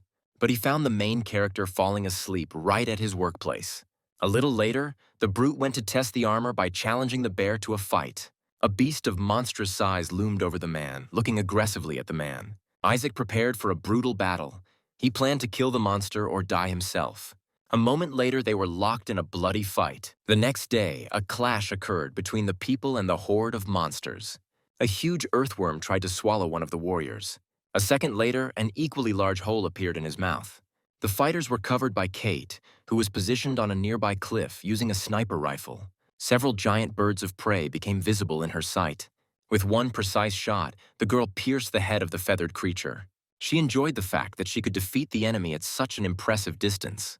Kevin appeared on the battlefield. One of the warriors ordered the boy to immediately return to the safe zone. But the little fighter did not listen to him. He prepared for his new attack. A column of a substance resembling hot lava fell from the sky onto the heads of the monsters. The monsters' bodies were destroyed, but their souls remained intact. Kevin used another powerful technique and finished off the remaining life force of the creatures. The huge bird began to create an energy ball and aimed at the boy. Fortunately, he noticed the impending threat in time and managed to deftly avoid the attack. One of the birds managed to get close to the guy. It stood behind his back. Suddenly, there was a shot and a bullet pierced the feathered creature's head. The boy's sister boasted of her powerful and useful weapon. Kevin was no slouch. He took one ball out of the bracelet Albert had given him and started casting a spell. The whole sky was illuminated with a bright light, and birds began to fall to the ground. Isaac and his friend watched the progress of the battle from the watchtower. The brute was very concerned about why the guest had come to the front line. The young man explained that he only wanted to find the person who forged the man's armor. Isaac threw up his hands. In his opinion, the guy had no need to look for a blacksmith. Besides, he didn't want to share such a talented master with his apparently rival. But upon hearing about a girl named Lucy, the thug's face changed dramatically. He immediately agreed to help the young man and bring Albert.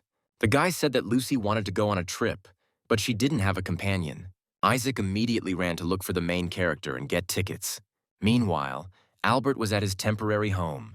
Even here, he could smell the blood coming from the battlefield. Arriving at the site of the recent battle, he saw several corpses of monsters and a huge scarlet spot on the ground. Suddenly, the boy discovered his little students and was very surprised.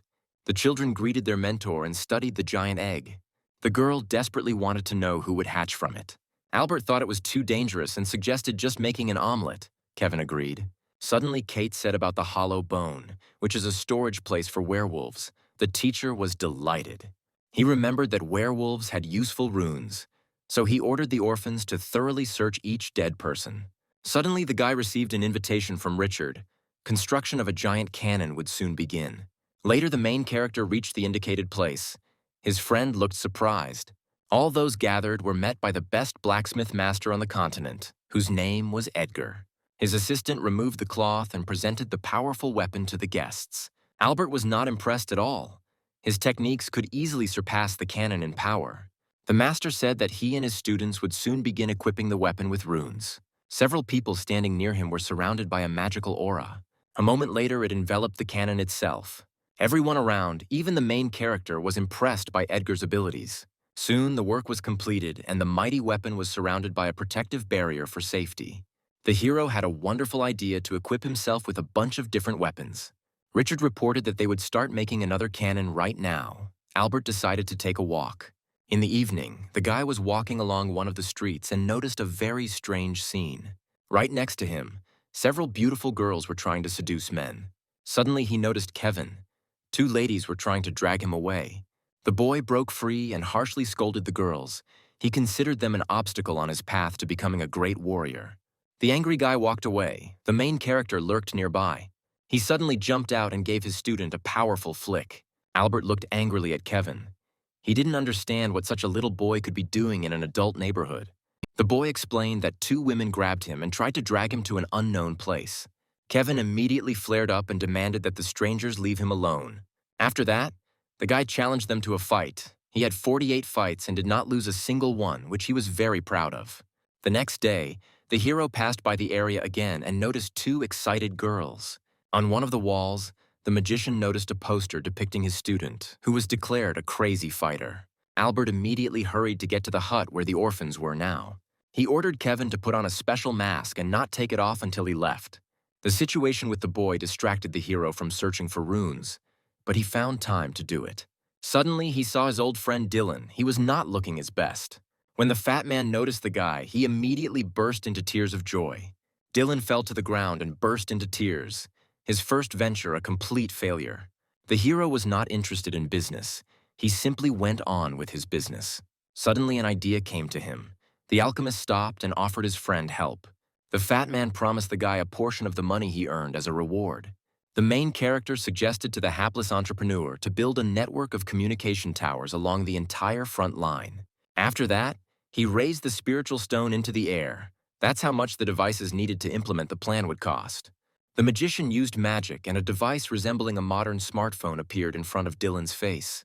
The fat man was greatly encouraged and promised to use his friend's idea. The businessman was torn apart by the thought of future wealth. For such an invention, he would reward the hero with 10 million. A moment later, Dylan curled into a circle and hurried away from Albert. The main character was confused when he saw such a strange technique of movement. Meanwhile, Nicholas continued his diligent training in the werewolf world. Suddenly, he angrily punched his leg, the guy blaming himself for starting the war between people and werewolves. The old swordsman advised the student to stop thinking about it and instead focus on training. Nicholas was very worried about his friends. The old man calmed the guy down, according to him. Werewolves cannot harm the human world in any way. The teacher warned about the imminent beginning of the War of the Worlds. The young man wanted to know who would be the winner. Most of the human warriors are blessed by the heavenly will, so they have superiority. Suddenly, the swordsman pointed at Nicholas, calling him humanity's last hope in case of defeat. The guy stared at the ground. He felt he had to continue training. At this time, Chris brought the main character a bag with useful runic artifacts. Albert couldn't understand how such a loser could always be lucky. The magician opened the package and could not believe his eyes. His mouth opened wide in surprise.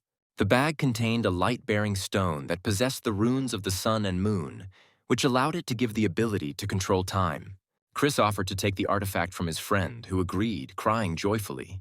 The warrior did not know what to do with such a valuable find, so he could not find a better solution than to give it to the main character. Chris traded the good weapons and armor he could get from the blacksmiths for his friend's smile. The boys shook hands, showing their loyalty to each other.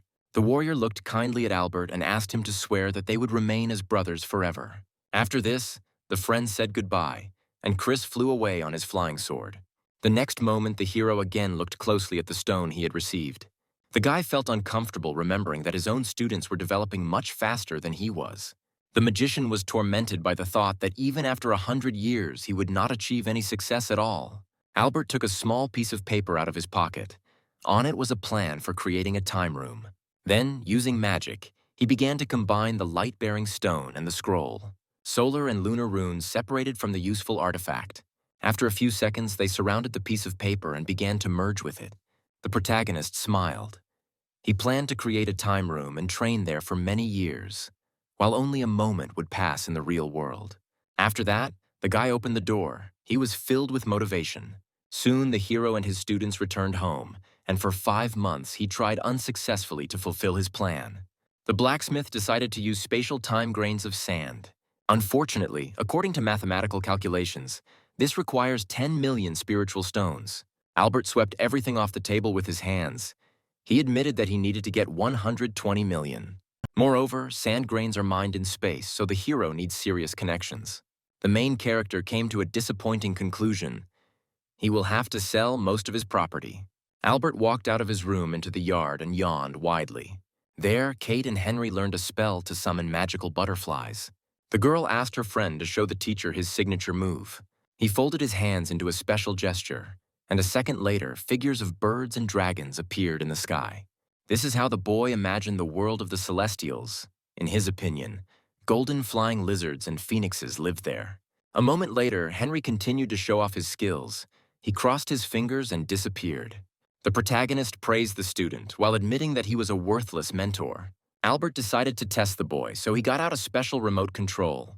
A few seconds later, a strong wind swept through everything around, and Kate smiled contentedly. After this, a powerful downpour began to pour from the sky, and the girl took cover with a homemade umbrella. Then tall green grass began to grow quickly from the ground. The hero praised Henry for his ability to blend into his surroundings. The boy dispelled his technique, and it appeared right above Kate's head. The girl was furious at this turn of events, and the little student promised never to do it again. Suddenly, the main character created an illusion of a giant, angry tiger around himself. Henry immediately crossed his palms and formed a projection of a small white rabbit. The predator approached and looked in surprise at the cute little animal, who was trembling violently with fear. The tiger opened its mouth wide, lined with razor-sharp fangs. A moment later, Albert called for rain, and the hungry beast chased after the little rabbit. Henry was desperate to find a way to help his animal. A little later, the boy fell down exhausted, and the mentor praised him for his efforts. The student expressed a love for using illusions, as they could help him create a world in which his mother was still alive.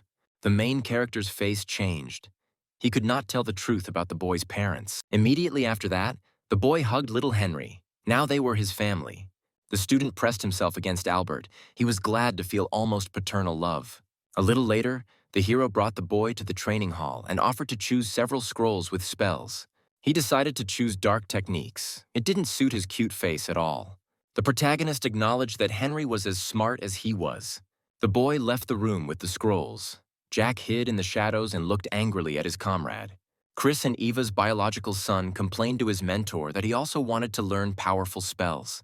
A little later, the young guy began training in the Hall of Illusions. Albert transported Jack into an illusion where he was surrounded by several wild cats. Their eyes glowed red, and terrible fangs protruded from their mouths. The next moment, they simultaneously pounced on the guy. Jack pulled his sharp sword from its sheath, his gaze radiating confidence. After a couple of seconds, the young man surrounded himself with a sphere emitting lightning. With his next move, the boy created a wind sword and sent it into the sky.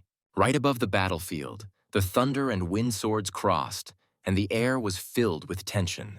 A moment later, Jack pierced his opponents with his blades. The protagonist praised the student because the werewolves were much higher than him in terms of strength. Chris's son was embarrassed and said the test was too easy because he was prepared for it. Then Albert made things more difficult for his protege by creating 10 monsters at the foundation stage. The magician advised the boy to step back and just watch the battle. At that very second, the mentor seemed to evaporate into thin air. Weak gusts of wind began to blow across the faces of the wild werewolves.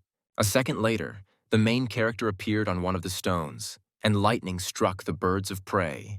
The teacher drew Jack's attention to a small stream of wind that was relaxing the enemies.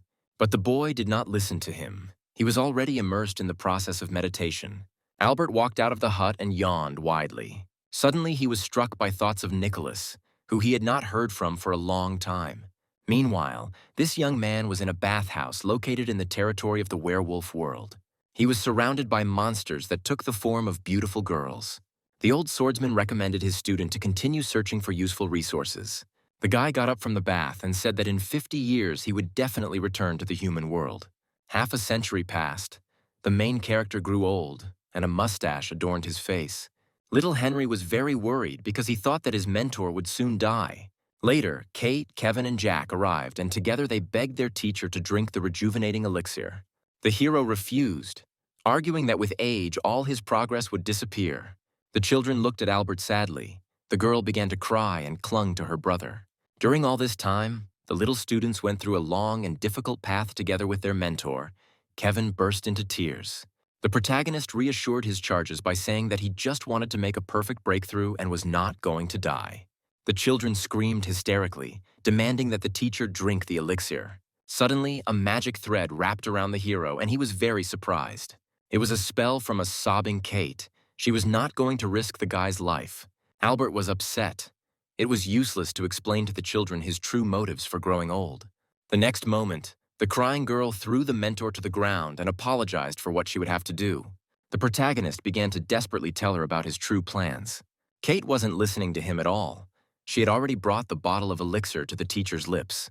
The children watched intently as a single drop flew into the hero's mouth. Suddenly, a huge wooden hand grabbed the girl by the pigtail. These were the magician's battle dolls, and the student tried unsuccessfully to escape from their clutches. Albert explained to his students that if he could not break through to the next stage within a month, he would voluntarily drink the elixir. After this, the old mentor looked at the children with fatherly eyes. They looked guilty. Kevin shed a sad tear. A month later, the students agreed to break into the hall and forcefully pour a potion on the teacher if any misfortune occurred. Meanwhile, the protagonist sat quietly in the training room, waiting to make a final attempt to break through. There was only half an hour left. The guy hoped that the children wouldn't burst in at the most inopportune moment. At the same time, Nicholas came to the portal through which he entered the world of werewolves many years ago. The young man was burning with impatience, wanting to get home as soon as possible. The old swordsman offered him to stay and continue training, but he refused. Nicholas wanted to return to his parents, meet Albert and other friends again. The mentor did not contradict the guy. Instead, he created a field for teleportation to the human world. Meanwhile, the hero's students observed a strange picture. Magical clouds formed right above the hut.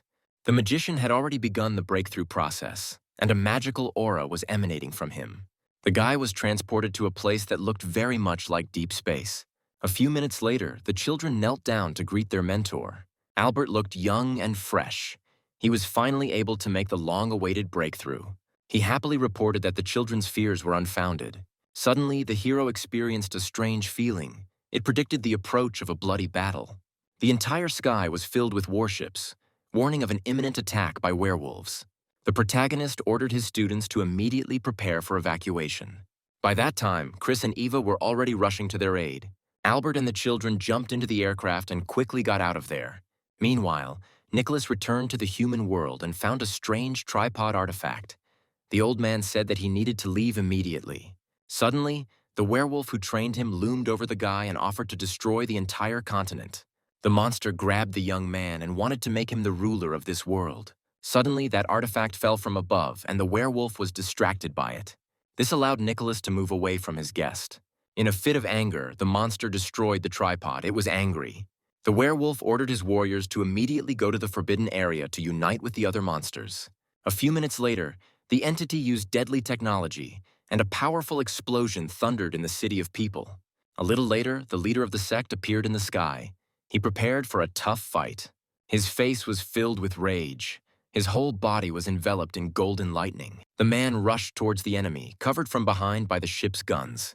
Nicholas watched all this, very upset. The guy moved to the shores of the endless sea. He blamed the mentor for not warning him about the danger of that entity.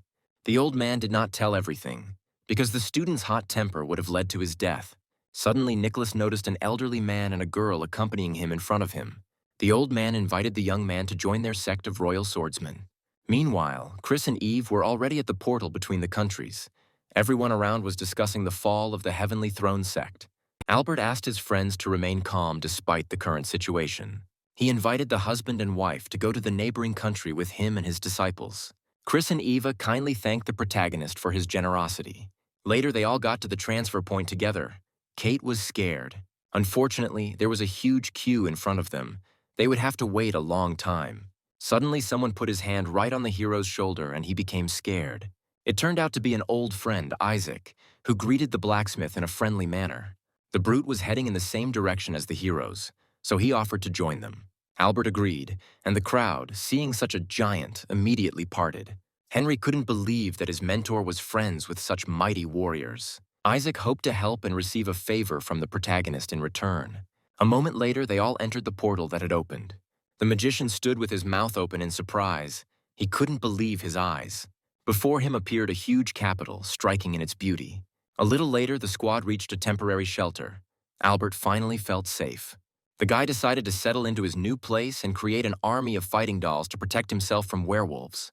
A restless Kevin asked what they were going to do now. The children suggested that the hero found his own sect, and he was very surprised. Albert imagined this development for a moment. The boy suggested calling it the steel door section. The protagonist approached Kevin and admitted that he always considered him stupid.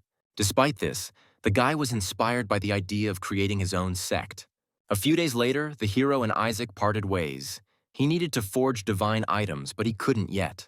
The brute promised to wait for his next breakthrough to ask for help again. They agreed to meet in 50 years and shook hands. A moment later, the man flew away. The main character wished him good luck on his way. The teacher told Kate that after lunch they would go to look for a place to create a cult. Albert noticed the presence of an unusual spiritual aura in the air, which he had never encountered at home.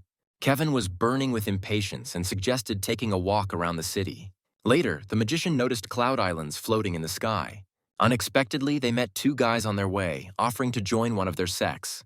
They glared at each other, not wanting to let go of a potential participant. Suddenly, Henry stepped forward and enveloped his opponents in his enchanting spell.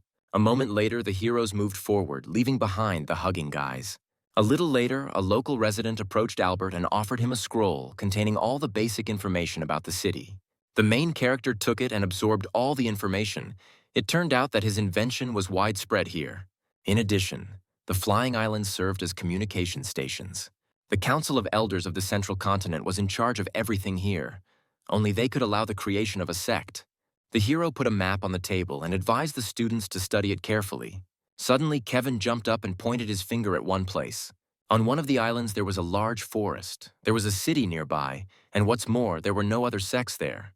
Kate whispered to her brother that if no organization had occupied the island, there must be a reason for it. Albert looked carefully at the map.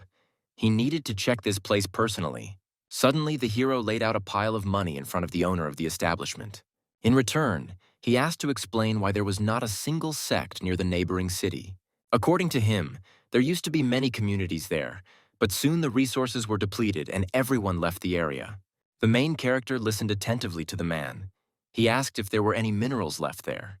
The owner explained that there were mines deep in the forest, but they were guarded by fierce animals, and then a door opened behind him. The hero licked his fingers and looked at the new visitors. Nicholas stood at the threshold. Next to him were an old man and a girl from the Royal Swordsman Sect. Fortunately, Albert managed to use a spell to change his appearance. He didn't want his old acquaintance to recognize him. Suddenly, Nicholas turned around and looked around. The girl from the sect was confused. After this, the boy turned to his mentor, mentioning the familiar face of a man who passed by. Meanwhile, the hero was already there and calmly walking down the street. 3 days later, Kevin reached a nearby village, scouting out potential locations to create a cult. Suddenly, the owner of the establishment gave a signal about the approach of lake animals. In a moment, all the visitors were running madly in all directions. A nervous man informed Kevin that the establishment was closing. Immediately after this, the boy stood alone on the threshold of the tavern. The street was empty. The guy immediately went to meet potential enemies. At this time, terrible monsters emerged from the lake, devouring everything in their path. Suddenly, there was an explosion and the creatures were covered by a cloud of fire. Kevin flew here and used the nuclear missile summoning technique.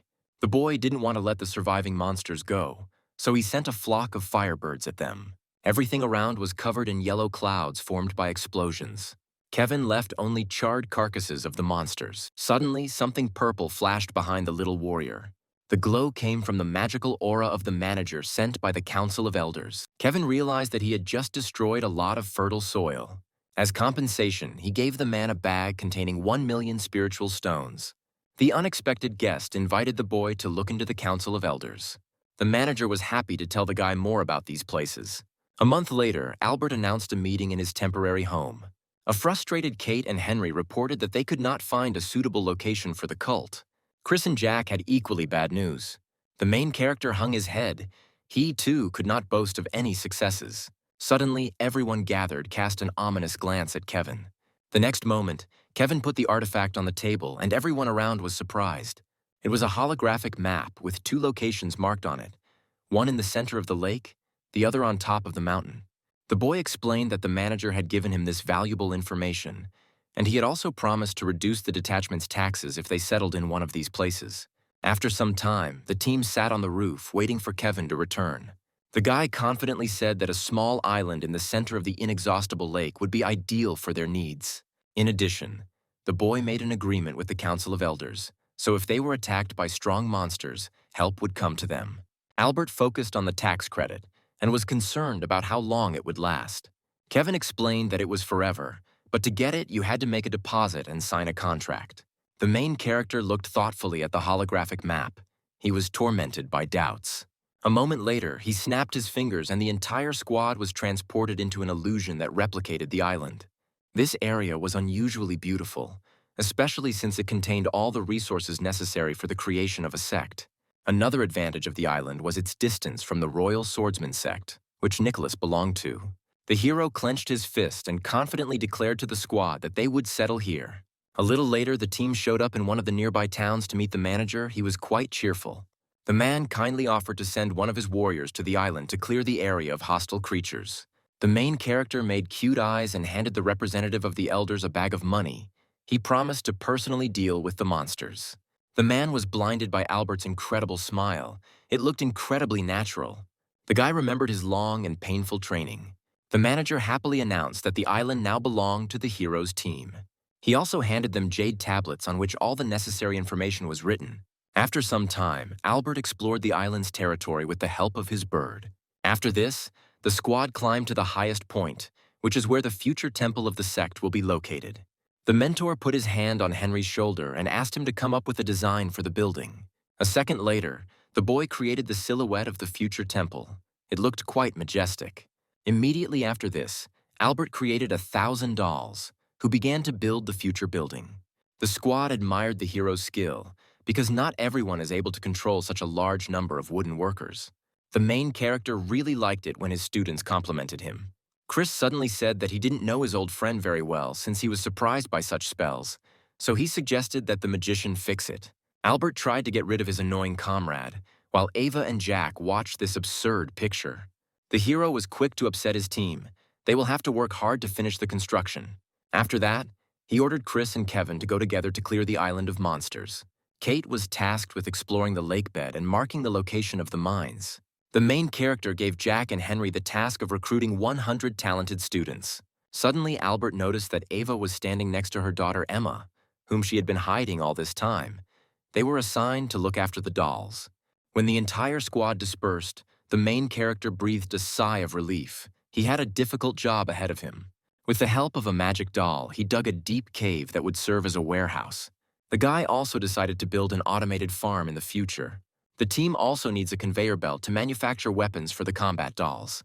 The magician looked thoughtfully into the distance. He had to live here for another 50 years before he could break through to the next stage.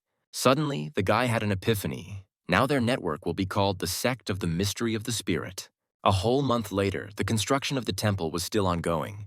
Chris watched the dolls work. He had already cleared the island, but sent Kevin to inspect the area. The guy was drinking with Albert and asked if it was true that all robots were controlled by a magic sphere. Suddenly, the warrior felt the presence of a large sphere behind him, and cold sweat ran down his face. Chris jumped up in fear, clutching his heart. The magical device had scared him greatly. The guy suggested calling the ball Blackie. The artifact's mechanical eye was filled with red light, which did not bode well. Suddenly, several holographic windows appeared around the warrior. He was very surprised. They opened up to photos of Chris training Jack, and judging by the boy's face, he was bored. Then came the photos of the guy trying not to look at his family when Henry appears next to them. The warrior felt ashamed that even a soulless robot had revealed his secret. Chris placed his palm on his forehead and respectfully greeted the puppet master. The guy was upset that he had to tell the terrible secret of his illegitimate son. Albert recalled the curse that bewitched his friend during the conception of the boy. The hero advised Chris to quickly tell his son the truth in order to make his fate easier. Jack and Henry soon returned, bringing with them 65 students. The hero was pleased with the students' work, despite the fact that they did not fulfill the plan. The children looked out over the side of the ship in amazement. They were burning with impatience to begin training. Henry remembered his first meeting with Albert with warmth. The ship began to land. The main character and Chris were already waiting for the arrivals. The warrior's sons reported to the hero about the work they had done. The magician praised them. The children were amazed by his mesmerizing smile. Albert decided to appoint Kate as the head of the sect, since she is the most disciplined and responsible. Henry and Jack said they weren't tired at all, so they decided to go get a new batch of students. Chris and the mentor watched the ship fly away. The warrior's children were very good. Meanwhile, Kate dived to the bottom of the lake with the help of a submarine that the hero provided her with. The girl read about the history of this place. In the distant past, cruel monsters invaded here. The student had a brilliant idea. Albert would make a device for her that would find valuable objects. The guy happily agreed to fulfill her request, also mentioning that Kate would soon become the head of the sect. The girl's expression immediately changed. She realized what a burden of responsibility would fall upon her. The student admitted that none of her classmates was more suited for the position than she was. Kate reluctantly agreed to become the head of the Spirit Mystery Sect. At this time, the main character was sitting on the shore of the main character and was working hard on his new invention. He noted with disappointment that his sect was too poor compared to the others. The guy found a way out. In his hands, anything turns into a work of art. The next day, Albert handed Chris a ring with a shopping list. He asked him to take it with him to take Eva and have a good rest. The couple looked at the artifact in amazement. The magician planned to furnish the house, so he asked his friend to buy the necessary materials. In fact, the hero sent his wife with him so that no one would try to flirt with this handsome man. Chris was very surprised when he found out that the main character gave him a whole 100 million spiritual stones. Suddenly, Albert threw the guy a mysterious mask, and he was perplexed. The magician explained that she changes her appearance and hides her magical aura. A moment later, the couple went about their business, the hero watching them with his eyes. He decided to establish protection around the entire perimeter of the island, as well as equip it with satellite surveillance. Unfortunately, these grandiose plans were dashed by the lack of necessary resources. Meanwhile, Dylan was in the city. The fat man managed to catch a cold. His son Marcus, who was a modest and simple-minded guy, helped him cope with the illness. The father sadly remembered that his entire business had been destroyed due to the werewolf invasion. The plump man constantly thought about Albert, with whom he had lost contact long ago. Marcus tried to encourage his father, in his opinion. By moving to this city, he would be able to build an even better business. Suddenly, Chris and Eva walked behind. Dylan perked up and shot a sharp look at the couple. He ran out into the street and tried to stop his friend's acquaintances. The warrior couldn't understand how the fat man had revealed their identities if they had changed their appearance and clothes. Chris and Eva greeted Dylan friendly. Marcus joined the meeting, his father saying he didn't recognize their faces. He explained that his attention was drawn to the magic balls on the girl's belt. Chris offered Dylan to contact the protagonist if he agreed. To always stay in touch, the guy handed the plump man a device resembling a modern smartphone. After a few days, the fat man's face changed greatly. His eyes turned red because he had not slept, waiting for a message from Albert. Marcus was very worried about his father's condition, so he advised him to tear himself away from the screen. He replied that this message would return their family to the top of business again. At that very moment, the hero learned from Chris about his meeting with Dylan. He expressed a desire to immediately contact his old comrade. The warrior also presented his friend with a gift brought from the city. It was a large, round spiritual stone with a ring inside it. The magician almost immediately began to melt the outer shell in order to quickly get to the magical artifact. When the job was done, he looked inside the ring using his technique. Surprisingly, there were several piles of useful ores inside. Suddenly, the guy pulled out an astral crystal from there, which was quite valuable. It looked like a small blue star. With its help, you can clone the body and soul of a person in order to be reborn later. Now all the hero's previous plans seemed like childish pranks. He had come up with something grandiose. Meanwhile, Marcus rushed to his father as he believed he was starting to go delirious. In fact, Dylan finally received an invitation from Albert, who ordered his son to get ready to leave immediately. At that very moment, the main character was already thinking about how he would create an automated system that would do everything for him. The guy began the process of combining the runes. A thundercloud formed in the sky above the temple, and a purple glow appeared. Suddenly, the hero's hands began to shake. He was very scared of this. The next moment, a mysterious stone flew out of the cloud. Albert was incredibly happy with the successful completion of the ritual, so he happily greeted his new robot. The guy immediately ordered him to create an army of underwater dolls, an ore purification line, and optimize the island's landscape. The assistant stated that he could only complete 2 assignments because he lacked resources. The main character wanted to make friends with the robot, so he named him Vinogradinka. Soon, a ship from the city arrived on the Sect's territory, carrying Dylan and Marcus. The fat man couldn't hold back his tears. He hugged the magician so tightly that several of his bones crunched. Albert invited his friend to come with him to discuss the details of their future cooperation. After a short discussion, the hero shook hands and appointed Dylan head of the Foreign Trade Department. The magician called Vinogradinka and instructed her to build a building for trade. The main character looked into the distance. He had no doubt about the Sect's imminent financial success. Meanwhile, Dylan was overjoyed with his son. They would finally regain their fame. Suddenly, the guy felt that something was wrong, so he immediately went to investigate. Soon, he saw a terrible picture. Monsters were bursting out of the water, trying to attack the dolls. Suddenly, lightning flashed over the monsters, and the water became covered in crimson blood. The silhouette of a warrior wearing armor created by Albert was visible in the sky. A moment later, he cut through the giant tentacles that were emerging from the lake. The mentor praised Kevin for such bravery. Kate was worried about her brother. The hero hastened to calm the girl down. He had no doubts about the student's skill.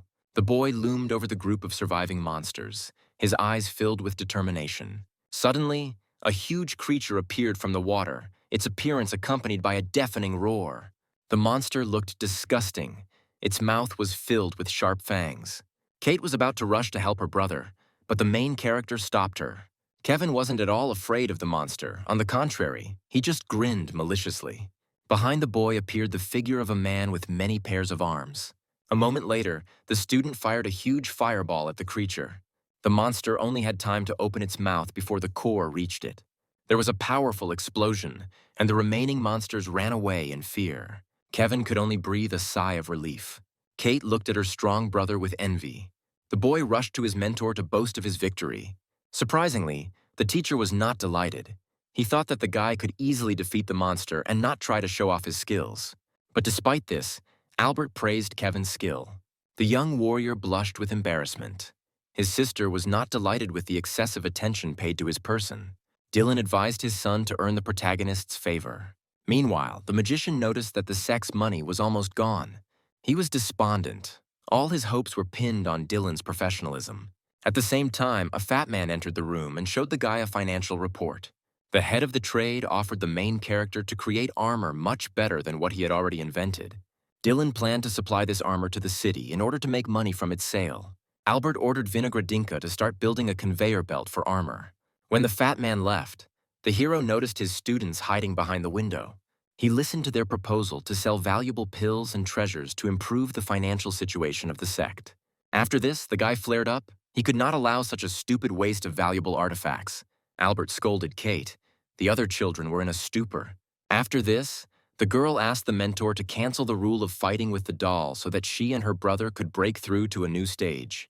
The main character could not believe his ears and called it unacceptable. A few minutes later, the teacher decided to rectify the situation and snapped his fingers.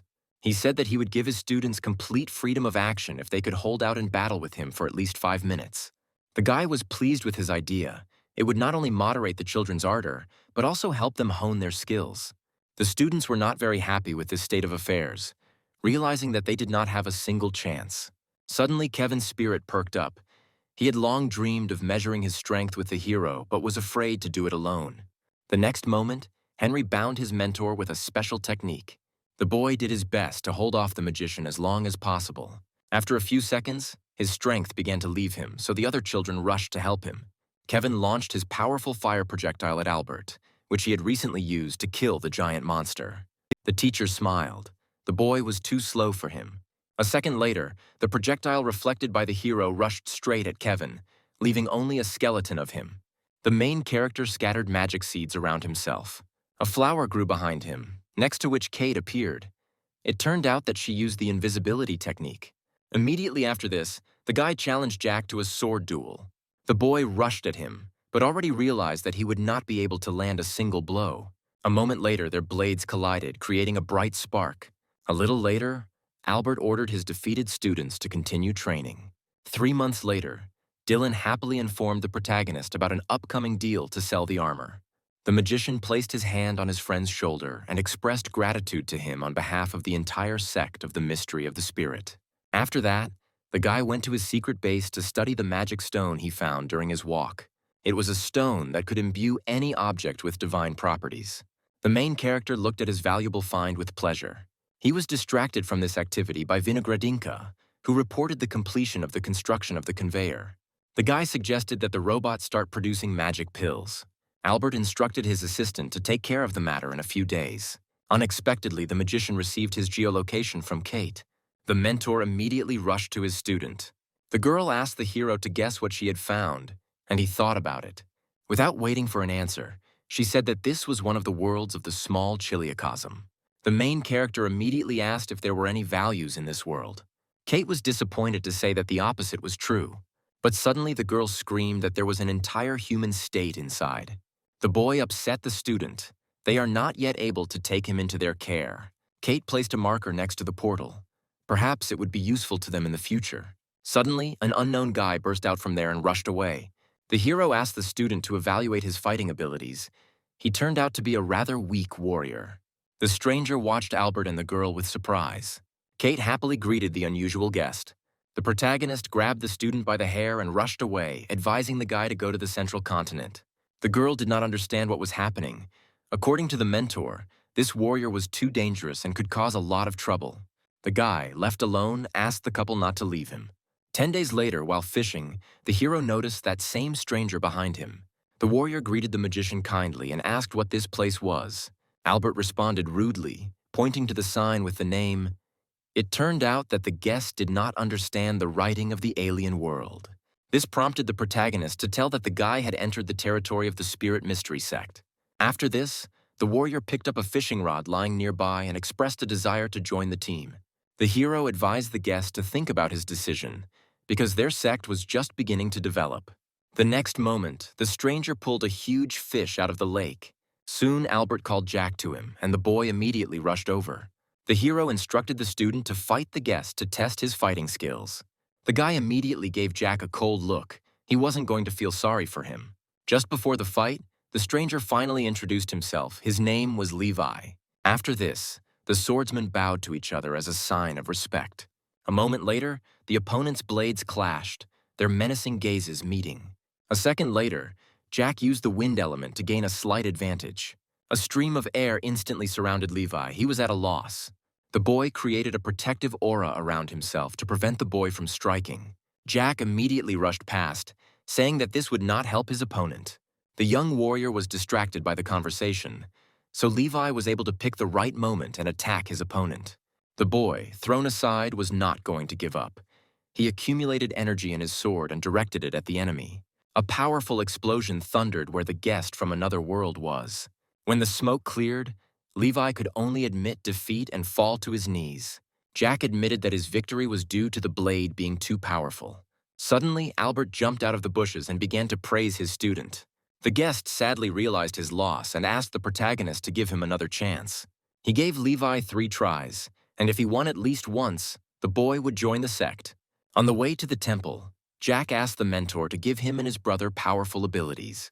Albert replied with a smile on his face that it was too early for them to think about it.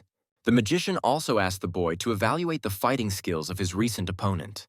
The student acknowledged his rather outstanding swordsmanship and strong desire to win. The protagonist ordered Jack to continue training in order to defeat Levi again. Otherwise, the mentor promised to expel the boy from the sect, but he was dumbfounded. This harsh ultimatum motivated the young warrior to become even stronger. Suddenly, the teacher pointed his finger to the sky, where a beautiful and well-sharpened blade was hovering. Suddenly, the weapon shot towards the lake, piercing the head of a giant crab that emerged from it. Jack watched his mentor's technique with admiration. In the future, it would be his. Immediately after this, Albert asked his student to take the defeated animal to Kate to cook it. In the evening, the hero ate his fill of several plates of rice with crab. Everyone praised the girl's culinary skills, and she blushed with embarrassment. After a hearty dinner, the magician asked the children to express their opinions on his plan for developing the sect. Kate asked to be allowed to go on a treasure hunt. Henry wanted to travel around the central continent. Jack agreed with his brother. Kevin decided to stay with his teacher. Albert was not very happy with what was happening. The magician couldn't believe that he had failed to raise his children well. The guy harshly reproached the students for their irresponsible attitude towards the future of the sect and ordered them to start working. 6 months later, the main character and Dylan were celebrating a successful deal worth $400 million. During their business conversation, they discussed the imminent creation of a trading company. The fat man noted that this would be an excellent opportunity to start collecting important information. After that, Dylan walked off contentedly to do his business. Hugging a bag of money he had earned, Albert came up with the idea of building a large flying ship. Soon the hero met Chris, who greeted him kindly. The warrior reported the disappointing news to his comrade. Werewolves began to capture neighboring countries. Chris expressed a desire to join the volunteer squad in order to receive a good reward. Besides, he really wanted to see his family, and a stingy tear rolled down his cheek. Albert agreed to fulfill his friend's request, but first he needed to make new equipment for him. 3 months later, the magician gave the boy a magic ring, in which all the necessary supplies were sealed. The hero also asked his friend to definitely come back in 50 years. Chris promised to be as careful as possible, his gaze filled with determination. The main character had a fun time seeing off his best friend. After this, the magician could only look into the distance at the departing ship. 3 months later, the clerk of the Council of Elders visited the sect along with his assistant. Albert introduced the man to Kate, who was the head of the settlement. The clerk took a mysterious scroll out of his pocket, and the hero and his student froze in anticipation. The guest smiled wickedly as he presented the Spirit Mystery Sect with a tax bill of 30 million. The man then spoke about the 36 Aryans who founded the Council of Elders more than 30,000 years ago. The clerk explained that the 56 Aryans currently living were monitoring the situation throughout the continent. They do this with the help of a Skywatch device and a starship that helps them reach other worlds. They also use 4 magic mirrors, which reflect the origins of all causes and effects. The clerk continued his story for a long time. Albert did not listen to him at all. Suddenly, the man stopped and hinted that if the sect did not pay taxes, it could pay dearly for it. A moment later, the main character handed him several bags containing the entire required amount. Suddenly, the magician asked whether the council would help the sect if it was attacked. The clerk explained that the elders would only intervene if the enemies were werewolves. If a settlement is attacked by a specific person, then he will be declared wanted and a reward will be assigned, the hero thought. Suddenly, the magician realized that the clerk's constant chatter was starting to irritate him. Albert was also concerned about whether the council could reveal information about the cult to anyone who asked for it. The clerk promised to ensure the settlement remained as discreet as possible and apologized for sending Levi here. After this, the main character saw the man off. The guy admitted that the elders were quite clever at making money out of thin air. Kate invited her mentor to join the council when their sect had grown quite a bit. Albert just smiled sweetly, looking at the little naive girl. Meanwhile, work on the armor production line was in full swing. Dylan convinced the protagonist to make small deliveries of armor. He was not too happy. Vinogradinka informed the magician that there were 5 disciples in the sect who had potential in forging and alchemy. Suddenly, the robot said something unusual. Among all the students, there is a boy named Steve. Albert froze. At this time, a duel was taking place between Steve and another student, and they were being judged by a guy with a monocle. The enemy used a primitive technique to summon rain. The boy thought he impressed Steve, but Steve wasn't surprised at all. The talented student with glasses used his secret technique, and a strange cloud formed in the sky. The next moment, a small pile of manure fell right on the upstart's face. Immediately after this, everything around was flooded with fertilizer rain. The main character burst into loud laughter. He really liked this boy's way of thinking. Albert decided to take Steve under his personal tutelage. Suddenly, an alarm sounded, warning of an invasion of beasts. The magician was beside himself with anger. A few minutes later, he was already heading to the place where they appeared to deal with them once and for all. All the island's cannons were switched to combat readiness and had already begun firing at the monsters. At this very time, Kevin was happily using his explosive techniques. Seeing his mentor's ship on the horizon, the boy reported that the situation was under control. Immediately after this, Albert and Kate set out to search for the leader of the beasts. Having donned the armor, the protagonist asked his student to be careful. A moment later, the main character created a giant robot around himself. The mage asked Kate to attack the monsters from behind while he distracted them with a frontal attack. The girl clenched her hand into a fist. Next to her mentor, she was afraid of nothing.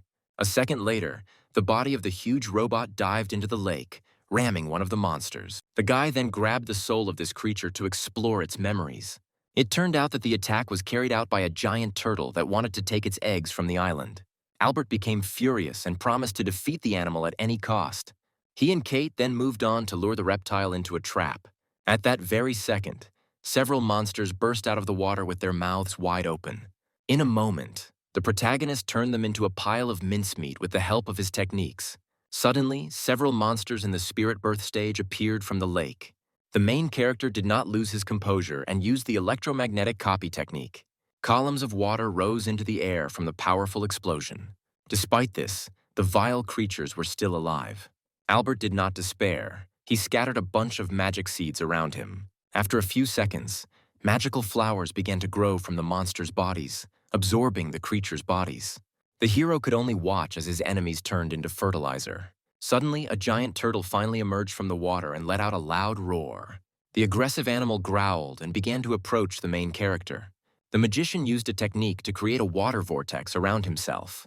The titanic reptile, in response to this, created an energy ball in its mouth. At that very moment, Kate managed to get closer to the beast. She prepared her sword. A moment later, the girl jumped away from the turtle's thick skin, which decided that she had been bitten by a mosquito. The student's armor fell apart from the force of the blow. The protagonist was upset, so he asked her to concentrate as much as possible.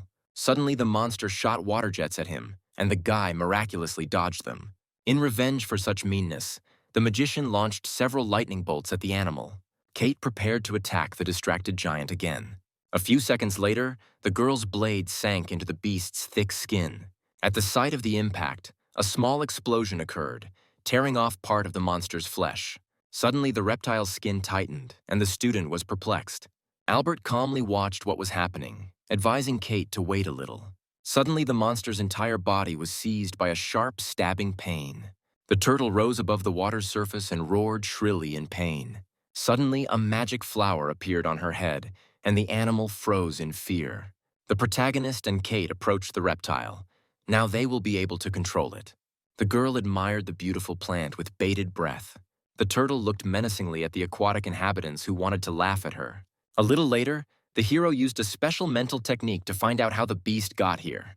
Having learned that the reptile had laid eggs here long ago, Albert decided to allow her and her cubs to remain and live on the island.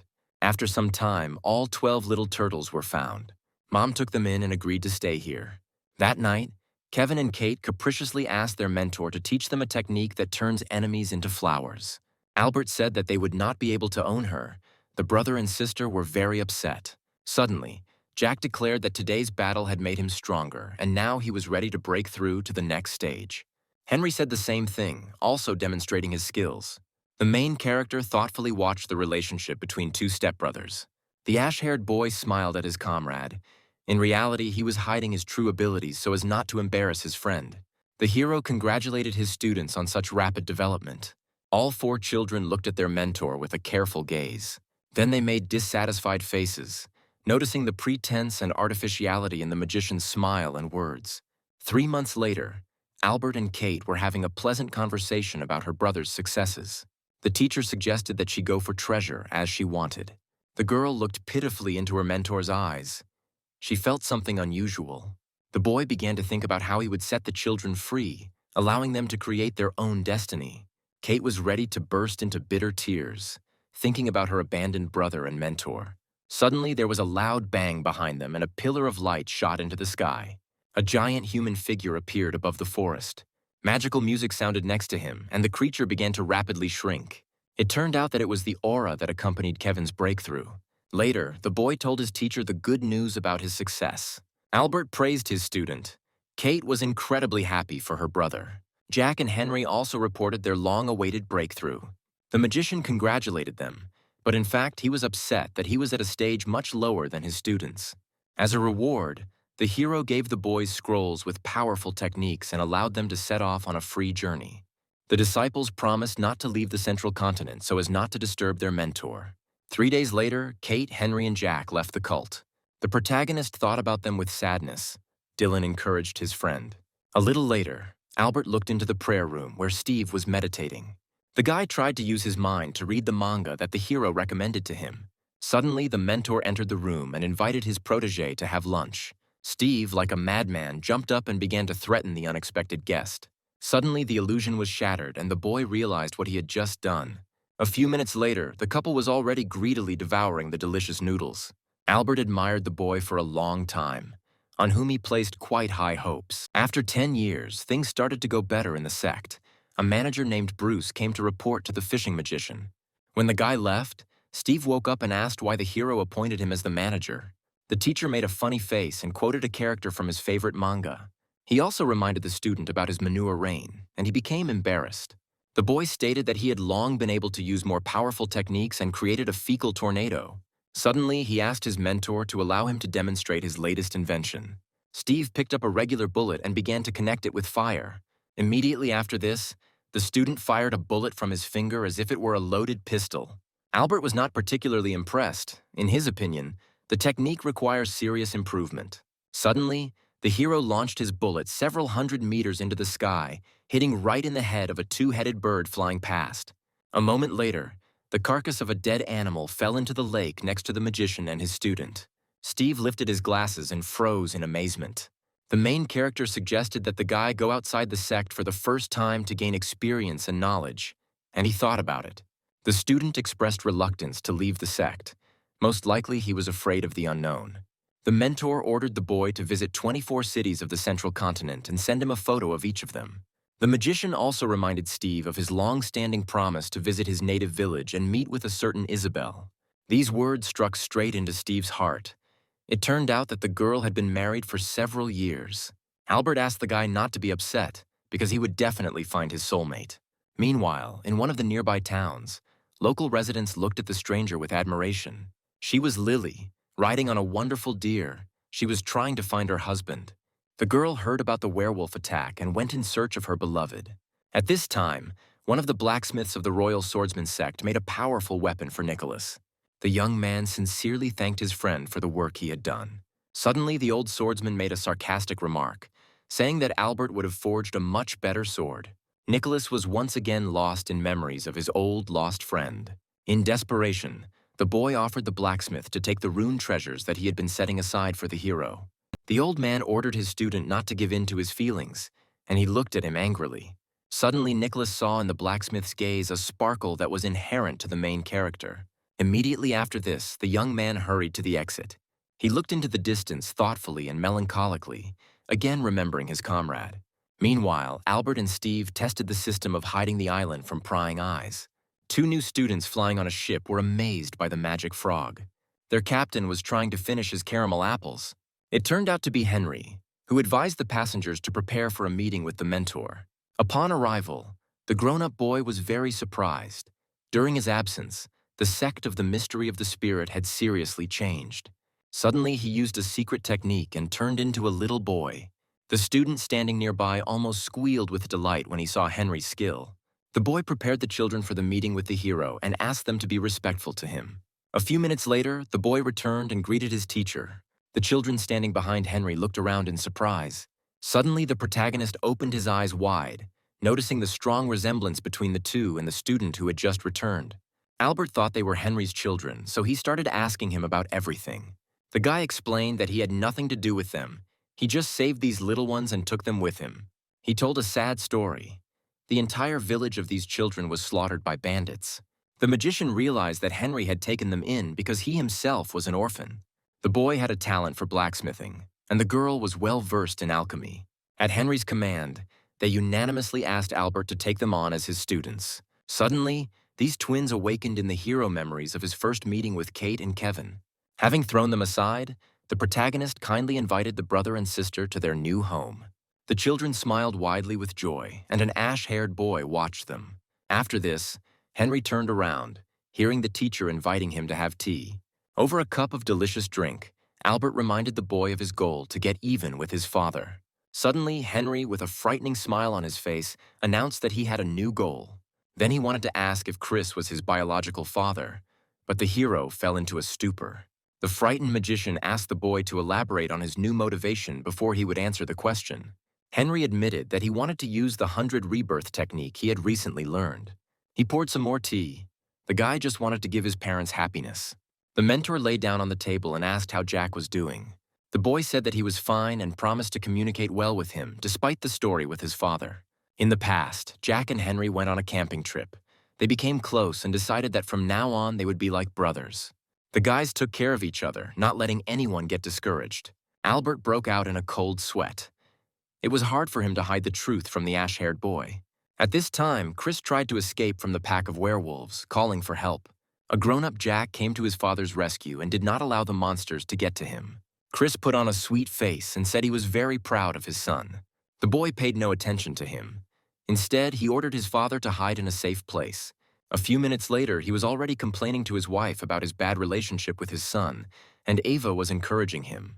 At that very moment, Albert was fishing. His new students noticed an approaching boat. When she came closer, the hero saw in her a deer and his wife. Immediately after this, the girl rushed into the arms of her beloved. The hero almost fell off his feet, but was nevertheless glad to meet Lily again. After talking a little, the magician invited her on a tour of the island.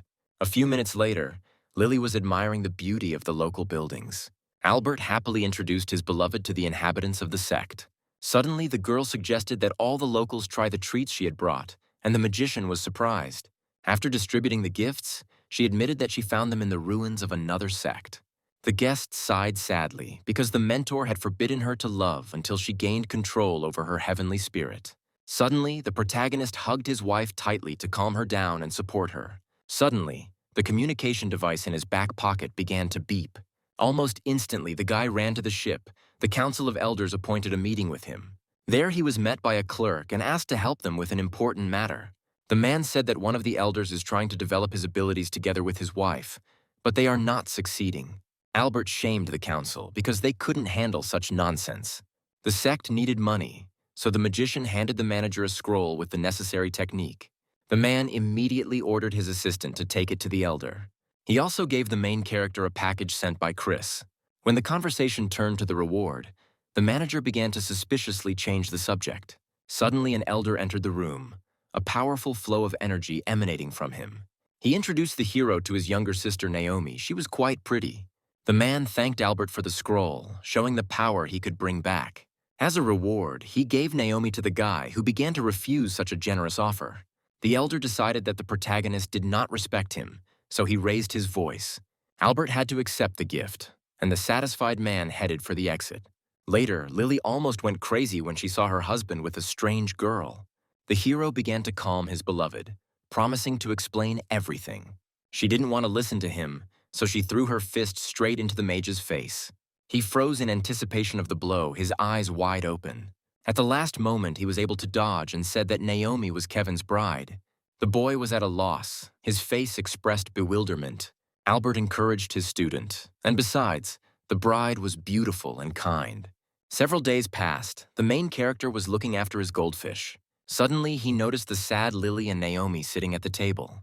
His wife explained that the wedding was coming up and the bride still didn't have a wedding dress. Immediately after these words, the hero gave the guest a magic ball that allowed her to create any clothing. A moment later, the girl was already dressed in a beautiful red dress. Lily began to run around her to take a closer look at her friend's new outfit. The magician offered Naomi to become an external student of the sect. She immediately agreed, because this would allow her to see her fiancé more often. While the hero was handing the girl useful pills and scrolls, Lily quietly left. She ran into her husband's room to look for dressing-up balls. When Lily found them, she was very happy, but a stunned Albert was already standing on the threshold. The wife turned to him, when suddenly the artifact began to glow. A moment later, the girl was dressed in a rather revealing outfit, which was invented by the main character. Next, she wore a cat costume with ears and paws.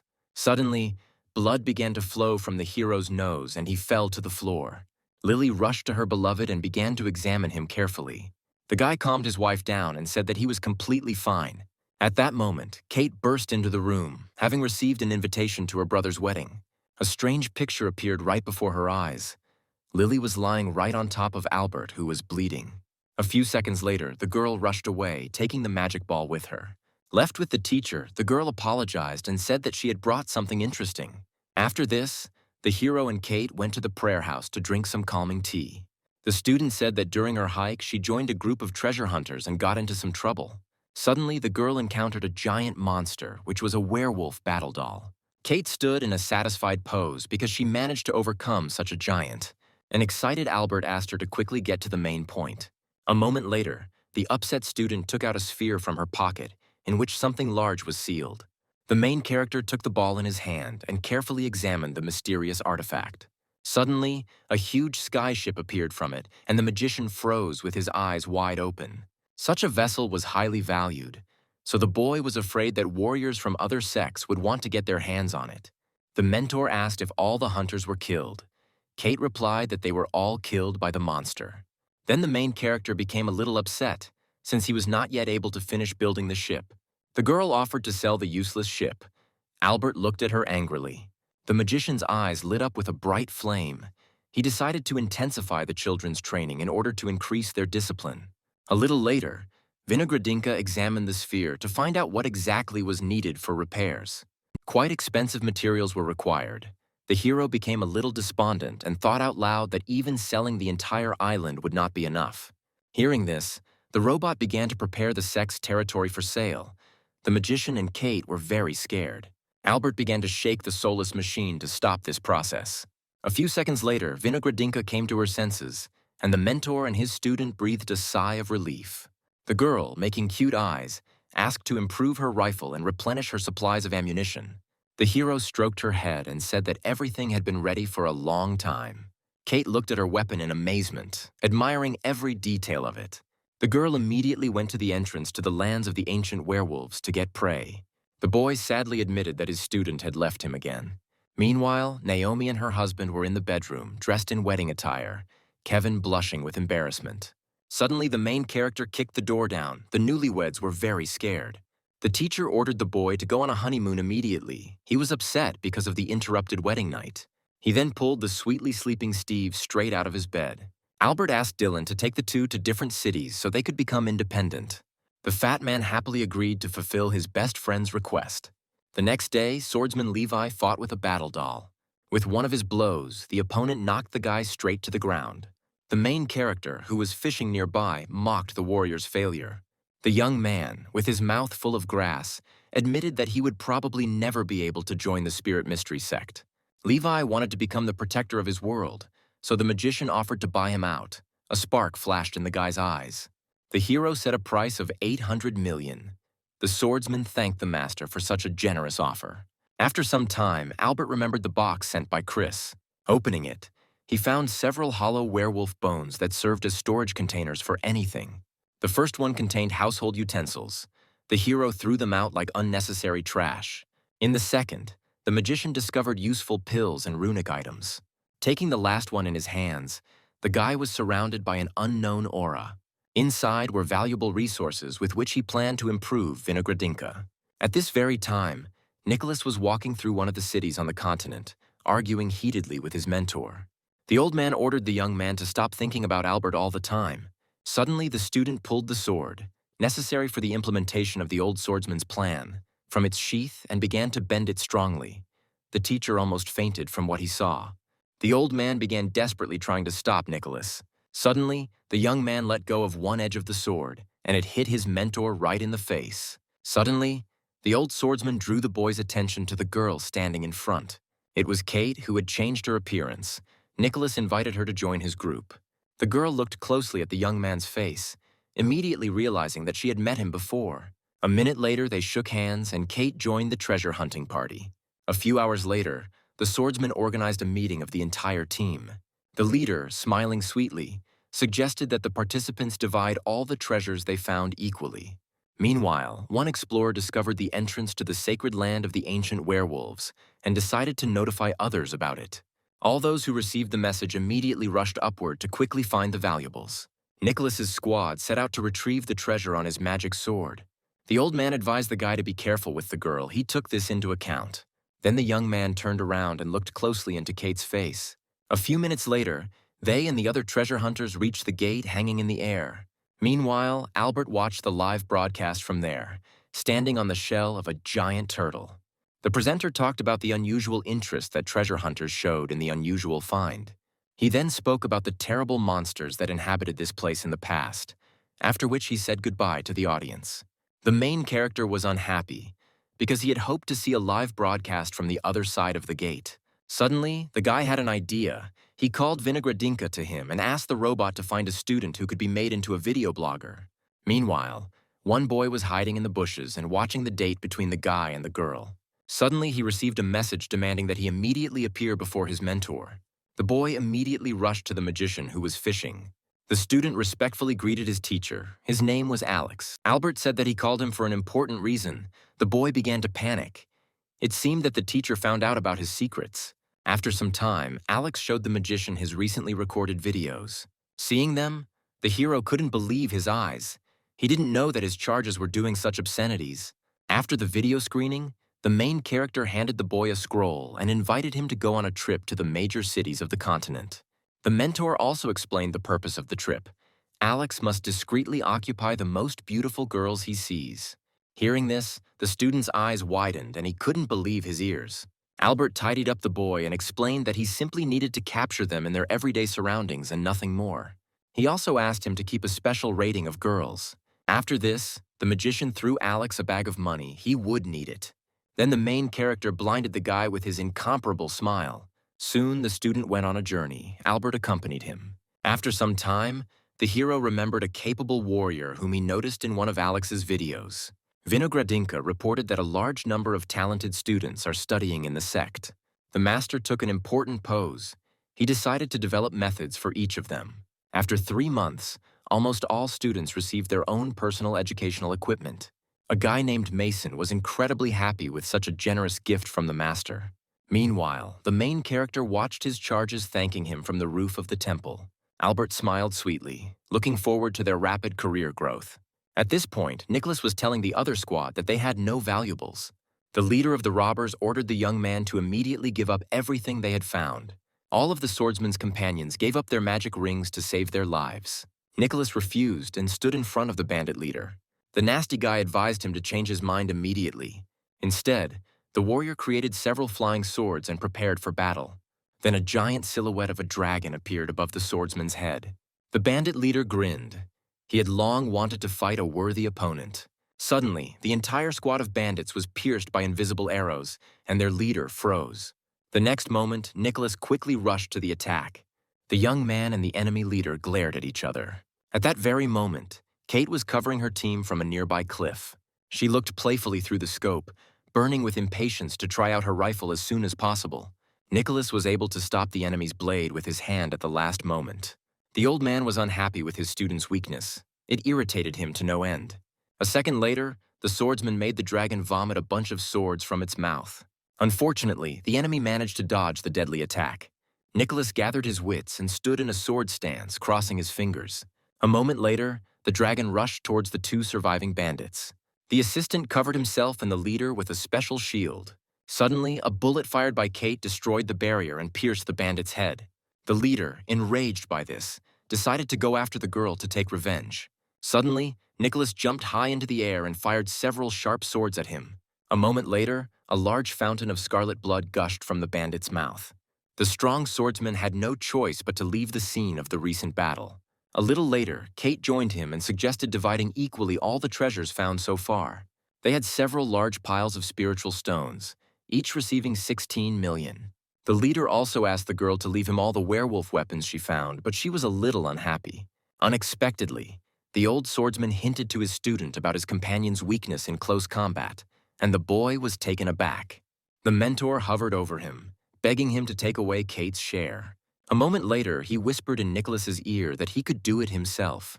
The girl looked at her commander's hand, filled with energy, in bewilderment.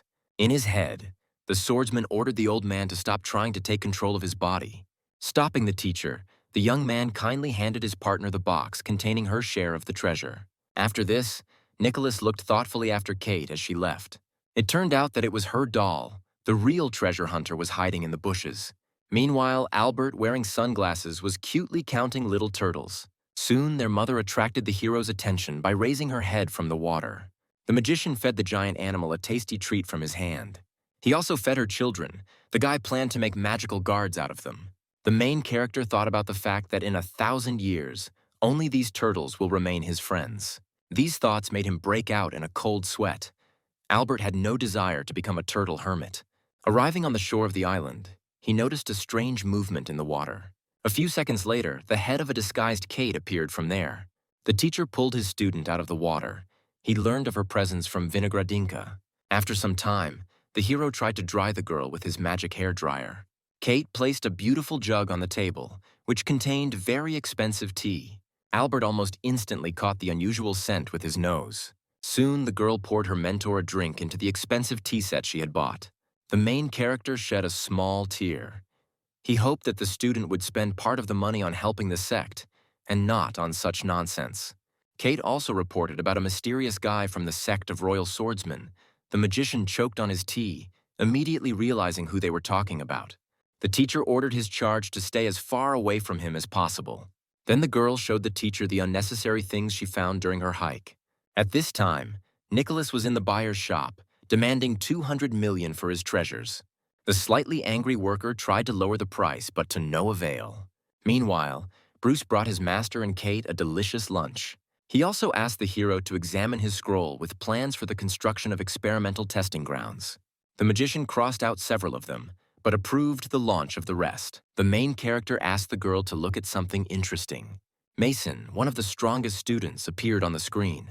Kate felt a little dizzy from the excessive realism of the image. Suddenly, she received a letter asking for help from Kevin. The sister immediately went to her brother. Albert asked her to hurry. At this time, Kevin and Naomi were talking on the street of one of the cities on the continent. Suddenly, a stranger ran up to them and invited the guy to join their sect of 1,000 Paths. The warrior stated that he was already a member of a similar organization, which upset the unexpected guest. The 1,000 Paths sect boy began to praise his mentor, mentioning his outstanding abilities. When Kevin refused again, the stranger threatened to challenge his comrades to a competition with the warrior. Hearing this, the excited disciple of the Albert sect hurried to shake hands with his new acquaintance. A few hours later, Kevin, Naomi, and Kate had already arrived at the battle arena, anticipating an interesting battle to come. The faces of the warrior's opponents looked rather arrogant and disgusting. Suddenly, the instigator of this entire battle noticed that Kate had started broadcasting live. He was a little embarrassed, apparently fearing the possible public defeat of his comrades. Unexpectedly, Kevin suggested putting 3 opponents against him at once to give him at least one chance to win. The warriors of the 1,000 Paths sect did not tolerate such insolence, preparing their hands to use techniques. Soon, a protective dome was formed over the battle arena. Meanwhile, Albert called the twins Thomas and Riley to watch the battle together. Soon, the 3 of them were waiting with bated breath for the fight to begin. Suddenly, Kevin's opponent used a camouflage technique, becoming completely invisible. The warrior did not lose his composure and brought down a rain of stones on the enemy, revealing his disguise. The guy's next opponent stepped forward. He was dressed in armor. Kevin donned the armor forged by the protagonist. The hero and the twins enjoyed watching the battle as if it were a movie. Soon, a warrior from the Spirit Mystery sect used a technique that created a lava waterfall. Fiery silhouettes rushed towards the enemy, who lay on the ground and shook with fear. His comrades decided to find Albert and lure him to their side. Suddenly, the main character choked on his popcorn, sensing something was wrong. A moment later, Kevin formed a huge figure of a multi-armed man, preparing for a powerful attack. All the enemies were blinded by the light emanating from him. Kate and Naomi wore sunglasses to protect themselves from the glow. The dome dispersed, marking Kevin's crushing victory. As a reward, the sect's disciples gave the boy a source of the wood element. The warrior began to refuse the gift, considering it undeserved for such an easy victory.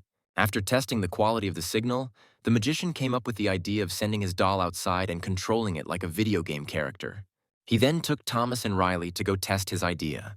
A few minutes later, the main character was checking the functionality of his combat doll. Unfortunately, this model was not suitable for long-range combat, which struck Albert right in the heart. Then the guy hysterically ordered Vinogradinka to solve this problem. With tears in his eyes, the hero allocated 1 billion spiritual stones for this purpose. Soon, all the necessary materials were delivered to Albert, who was still wiping tears from his face. After this, the master took out the magic stone he needed so much from the box. After 10 days, the main character tested his robot. Kate couldn't be happier. When the doll landed, the boy introduced her to the girl. The student hugged her mentor's double tightly. She would finally be able to go on treasure hunts with him. He handed Kate a transmitter, which was necessary to maintain a good signal. Albert also threatened to punish the student if she broke the robot. Soon the magician gathered Kate for a hike. He was eager to test the doll in the field. At this time, Jack and Henry were discussing Chris's recent bite from a dangerous snake. The ash-haired boy immediately noticed that his friend was worried about something else. The warrior explained his difficult situation. In 3 years of being on the front lines, he had not developed his abilities at all. He suddenly slammed his fist on the table, ashamed of his helplessness before his mentor. Henry poured some more tea, offering to help with the problem. The boy said that with the extra life he lived, Jack would be able to improve his situation. The desperate warrior thanked his sworn brother and agreed to this adventure. The boys clinked their glasses before beginning the complex process of transformation. Jack expressed concern about where he would end up after the ritual was completed. Having calmed his comrade, Henry began to implement his idea. An unusual glow appeared above the warrior, indicating his successful transfer to the world of love. The ash-haired boy realized the full horror of what had happened. Jack would have no place to train there. Using the flower petals, he began to wonder whether he should wake up his friend. Suddenly, Henry panicked, realizing how much time he had wasted on this nonsense. The guy was incredibly worried about his friend and looked at him with fear. The next day, Jack woke up and began to show his friend his new skills. His adopted brother was indescribably happy about his success. Soon, the swordsman thanked Henry and went to visit his sick father. The ash-haired boy asked if it was interesting to visit another world. Jack remembered the female version of his friend he almost married. In the end, the swordsman only blushed from these memories and did not answer anything intelligible. Meanwhile, the main character's doll was fighting in the air with an evil tiger covered by Kate. Albert controlled his avatar using a remote control directly from the cult. Suddenly, the speed of signal transmission to the robot dropped sharply. The transmitter in the doll's body has reached its usage limit and lost its fast connection speed. Suddenly, the hero's clone used the disintegration technique.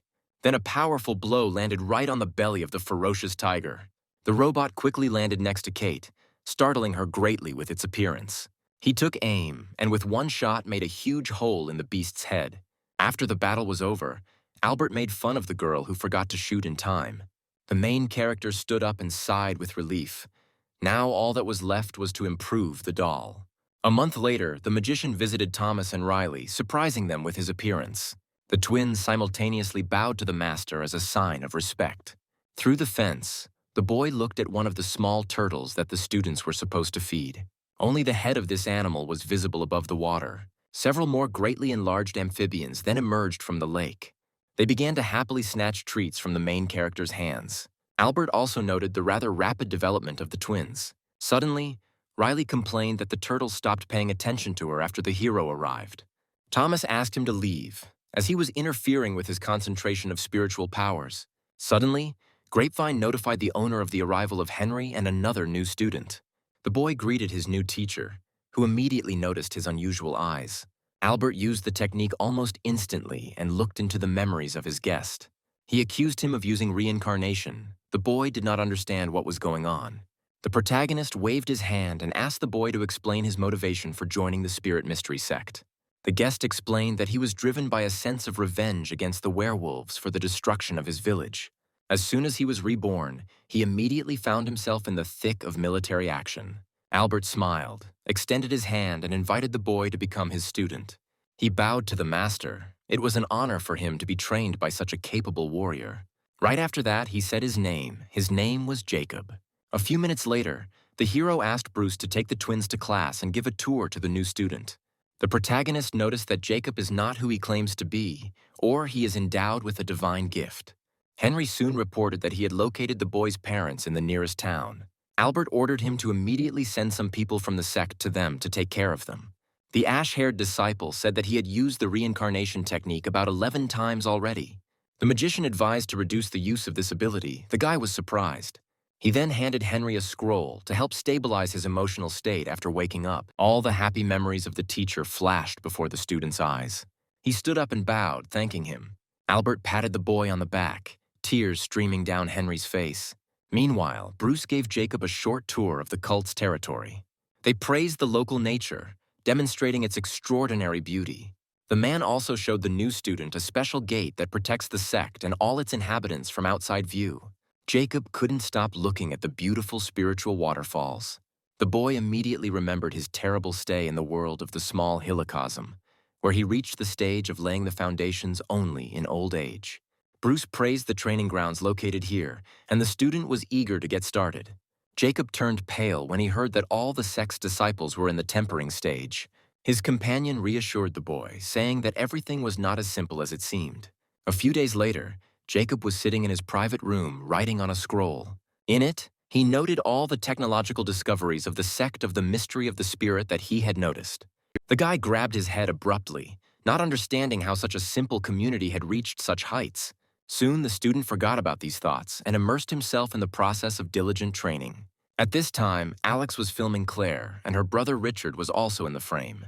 Albert was incredibly happy that all was well with his old friends. Suddenly, Henry made a remark about the fact that character is important in girls, not beauty.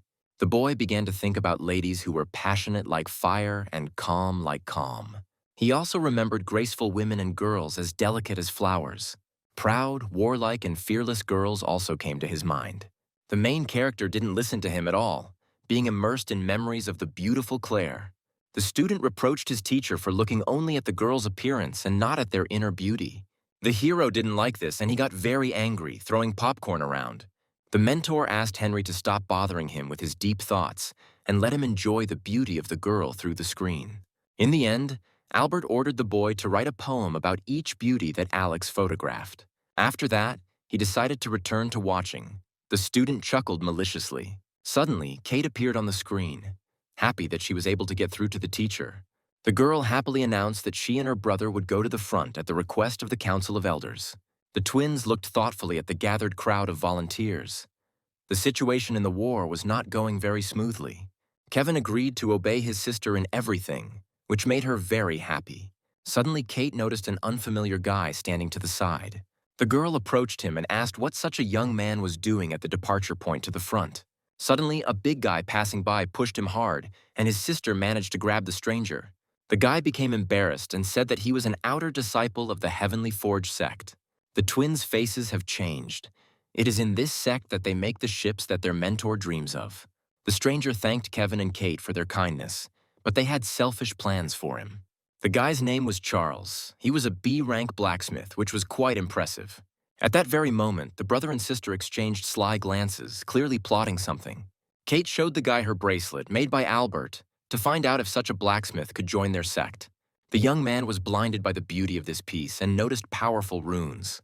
Charles asked to be introduced to the author of the bracelet, and the twins promised to fulfill his request. Suddenly, a spatial gate appeared above their heads, preparing to open.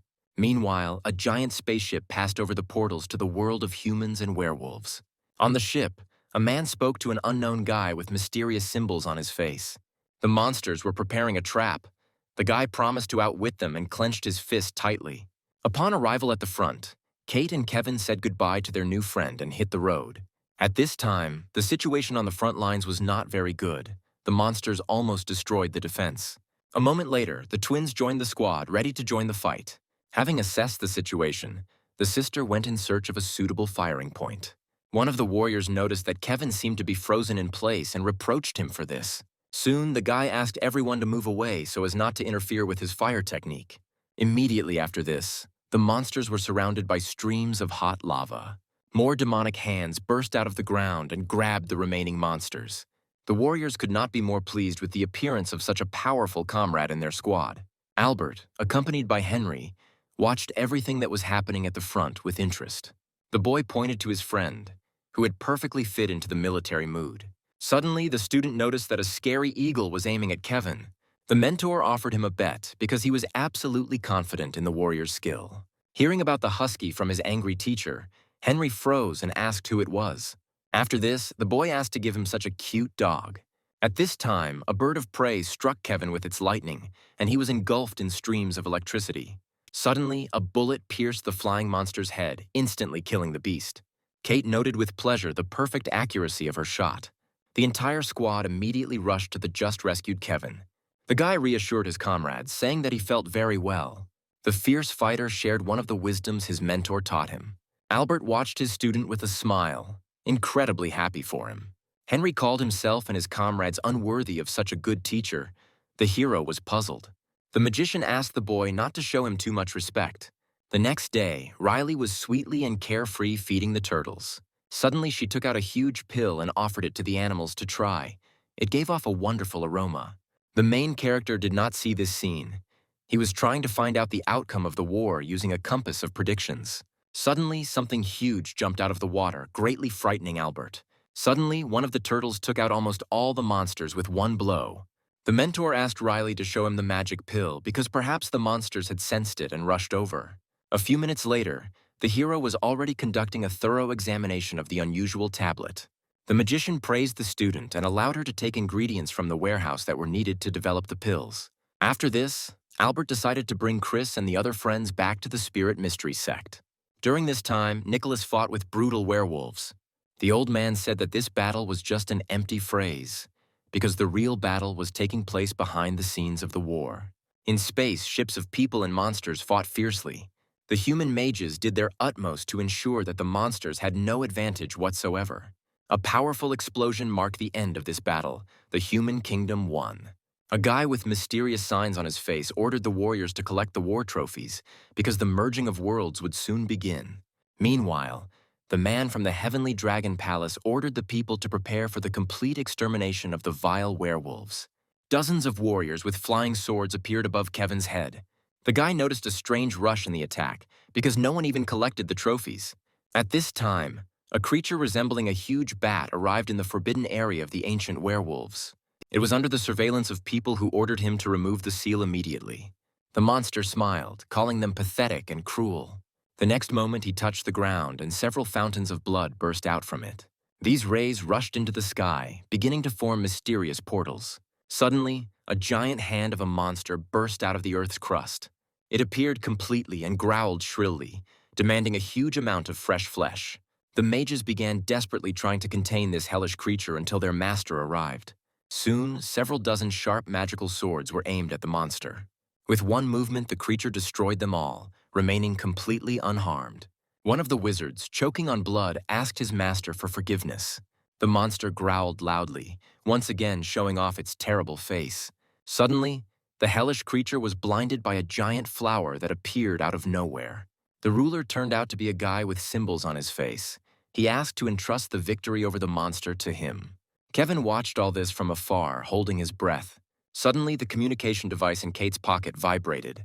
Albert ordered the twins to return immediately because the situation in the world was starting to get tense. Meanwhile, the main character told Riley that he was going into seclusion and asked him to bring him food and feed the turtles. Jacob suddenly appeared.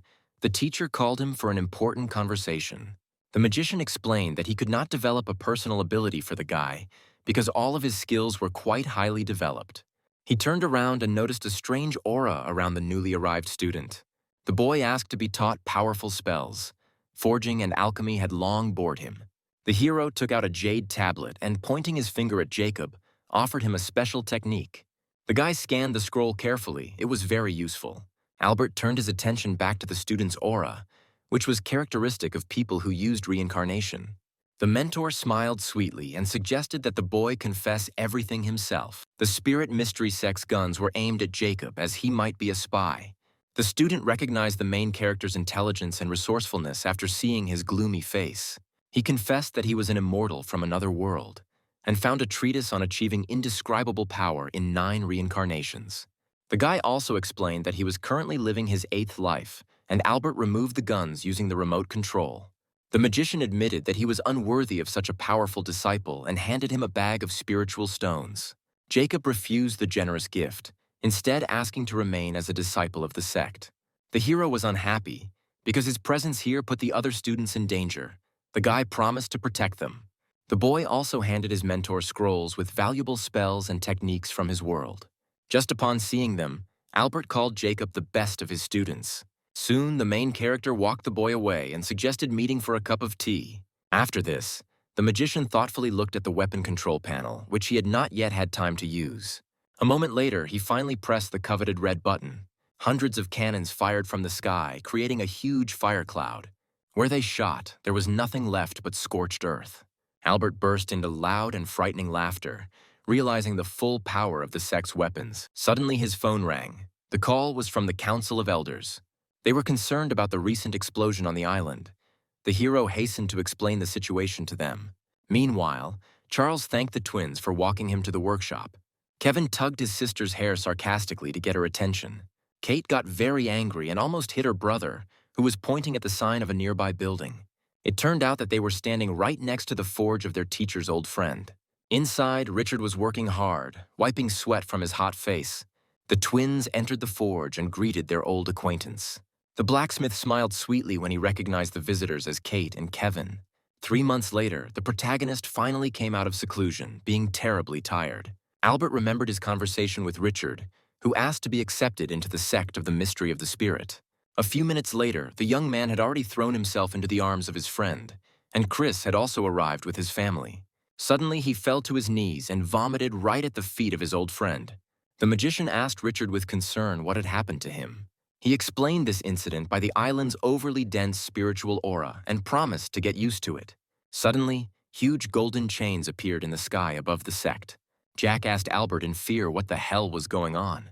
The main character took a compass for fortune-telling out of his pocket. The Lord, with symbols on his face, began activating the chains of the worlds and ordered that all sects be notified of the approaching difficult battles. The hero saw all this with the help of his magical and very useful artifact. Suddenly, the magician noticed the dark and languid gaze of that stranger. Albert received a message about the upcoming merger of worlds. He angrily smashed it, not wanting to take part in it. The protagonist ordered Jack to train harder and Eve to try to cure Chris. He appointed Richard as the head of the blacksmith department, who was in shock because he had just arrived on the island. Immediately after this, the hero dragged him to Vinogradinka, with whom he would have to work. After some time, they reached the underground workshop where the dolls worked. Richard was stunned to see how much his friend had accomplished in just 10 years. Dylan soon phoned the magician to tell him that the cost of materials had increased by 50%, so he would have to triple the cost of the product. Albert cried with joy because the fat man had already earned him an impressive capital. At this time, several ferocious bears attacked a detachment of warriors on the border of the two countries. With the help of their techniques, people managed to chain them into tree trunks. Suddenly, one of them broke free and headed towards the confused girl. At that very second, Kevin's silhouette appeared behind the wild beast. He doused the werewolf with a stream of water, then froze him with an ice technique. With his next movement, he struck the block of ice, breaking the beast's body into small pieces. The rescued girl's name was Audrey, and she thanked the guy for his heroism. Kevin was noble and responded in kind. The unexpectedly wounded bear promised to tell the warriors about the treasure of his tribe in exchange for freedom. At the same moment, a lightning-fast and accurate bullet pierced his chest. After reloading her rifle, Kate declared that she had nothing to negotiate with the defeated enemy. Audrey noted the girl's extraordinary talent and enjoyed being in the company of the twins. Kevin extended his strong fist to her and promised to meet again. He said that he wanted to make a bet on the number of werewolves killed, and the girl was surprised. A moment later, the boy and Audrey bumped fists to end their argument. A few minutes later, the warriors went to another place, leaving the twins alone. Kate complained to her brother about the lack of battle trophies, as there were too many other fighters in the area. Kevin suggested exchanging the loot they had for tablets with spells and going to the teacher. The sister agreed.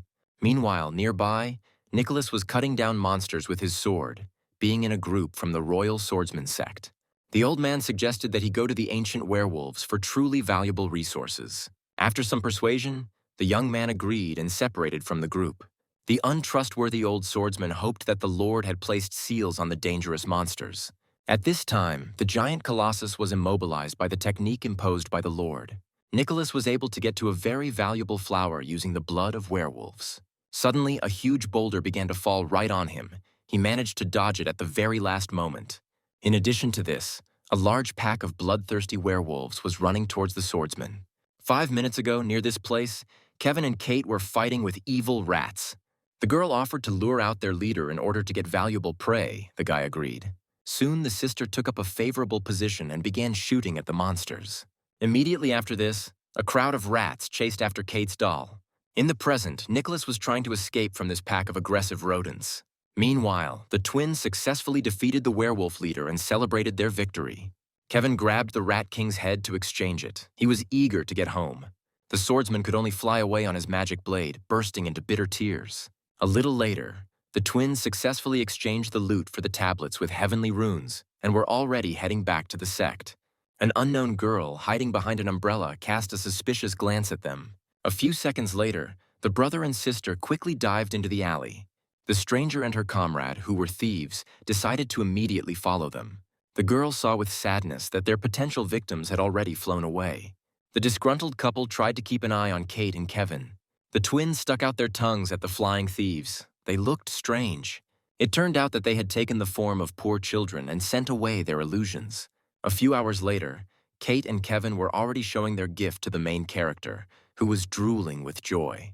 The magician blushed with embarrassment and promised to make useful legendary class weapons for his students. Soon, Albert's face changed, informing the twins about the imminent beginning of the merger of worlds. Kate rushed off to find new treasures to avoid the rigors of training. Kevin, on the other hand, expressed a desire to get started with them as soon as possible. A few days later, his sister was out walking in search of valuables and was followed by unknown people in hoods. Later, Bruce burst into the protagonist's room and delivered terrible news. Soon, the Sect manager showed the master Kate's disfigured body. She was brutally beaten, and one of her arms was cut off. The brother rushed to his sister to give her some water. She was covered in terrible wounds. The girl let a tear run down her torn cheek, reporting that the attackers had stolen the ring given to her by the hero.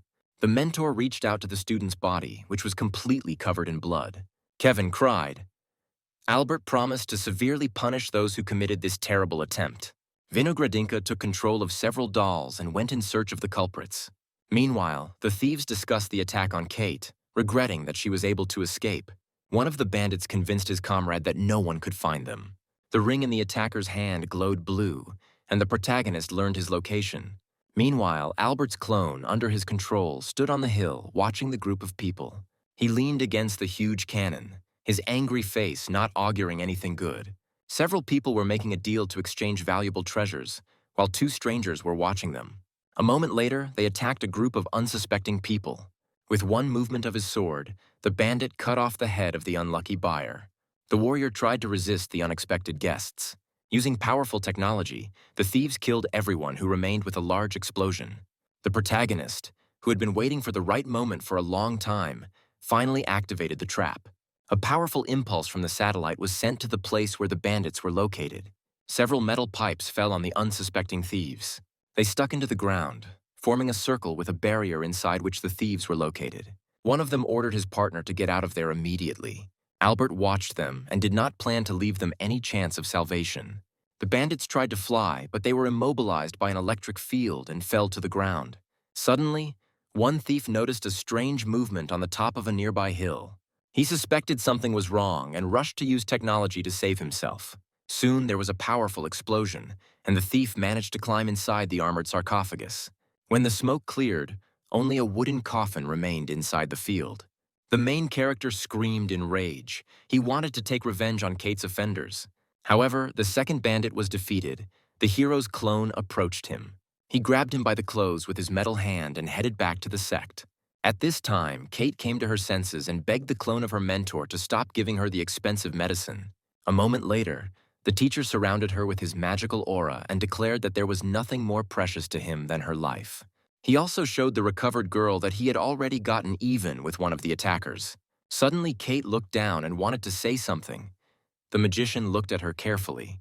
A second later, the student thanked Albert and hugged his hand tightly. The main character also hugged the unfortunate girl, and they became like father and daughter. Wiping the tears from Kate's face, he asked why her brother wasn't with her now. The girl explained that he considered himself partly to blame for what happened, and therefore could not be around. She suddenly glared at the teacher and promised to train harder so as not to let herself be bullied again.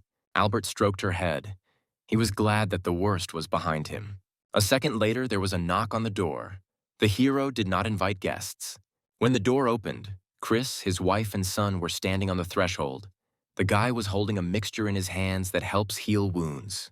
Jack gave her a sword of luck, which will help the girl in all her endeavors. Ava brought a valuable pill with phoenix blood. Kate burst into tears of happiness because she was surrounded by such good and caring friends. Chris whispered in Albert's ear that they needed to discuss something. He was worried that Henry would soon break through to the next stage and possibly learn the truth about his father. The hero hastened to calm him down, but the guy was already terribly frightened. The main character suggested that Chris confess everything himself and dissuade Henry from taking revenge. The guy became determined and agreed to do it immediately. The next morning, the ash-haired student called his mentor while he was having breakfast. The student said that Chris had just admitted to being the father. Albert smashed his mug and felt embarrassed, because he had only asked his friend to talk about it and not to declare it directly. Henry reassured the master and informed him that his father was fine. Half an hour ago, Chris came to him and told him everything as it was. The boy immediately used his reincarnation technique on him and put his father into a sleep where he would be with his mother. After this, Henry happily explained to the teacher that he had finally overcome his inner demons and was no longer seeking revenge. The main character immediately headed towards the exit of his room. He would have to clean up the mess again. Soon, he came to Chris and asked how everything went. The guy was sad. He burst into tears because Albert had interrupted his sleep where the warrior was happy. The hero suddenly shoved a pill of oblivion into his mouth, which would help him calm down. Chris softened a little. Saliva flowed from his mouth. The magician said that this effect would soon pass. A few years later, a clone of the protagonist delivered combat dolls to a secluded cave so that they would catch potential enemies off guard. A couple of years later, Jack and Henry were ready for a breakthrough, but they couldn't do it now so as not to disgrace their mentor. After a long time, the Lord ordered preparations for the merging of worlds and asked the Heavenly Forge Sect to reduce the prices of ships. He smiled sarcastically, anticipating the imminent large-scale war. Soon, the protective dome over the central continent was destroyed by werewolves. Albert, who had aged considerably, was unhappy with this state of affairs, since he had very little time left before the breakthrough. The monsters dropped special teleportation discs on the ground to transport themselves to the human world. Suddenly, the huge silhouette of the Overlord appeared and ordered all the sects to prepare for war.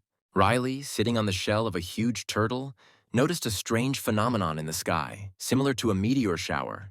Vinogradinka informed the owner about a possible imminent invasion of werewolves on the island. The old man's face was calm because he had already taken care of the defense long ago. At this time, several ferocious monsters jumped out of one of the portals. The battle dolls of the Spirit Mystery Sect began to gather at the place where they appeared. The leader of the pack growled loudly, forming the silhouette of a cruel beast's muzzle right above him. The dolls prepared to use huge cannons to hold back the enemy onslaught. Albert ordered Vinogradinka to strengthen the defense because he needed another 20 days to break through. The core of one of the guns pierced the defensive equipment of the werewolves. The monsters panicked and demanded that reinforcements be sent immediately. A moment later, all the werewolves were destroyed by a powerful explosion.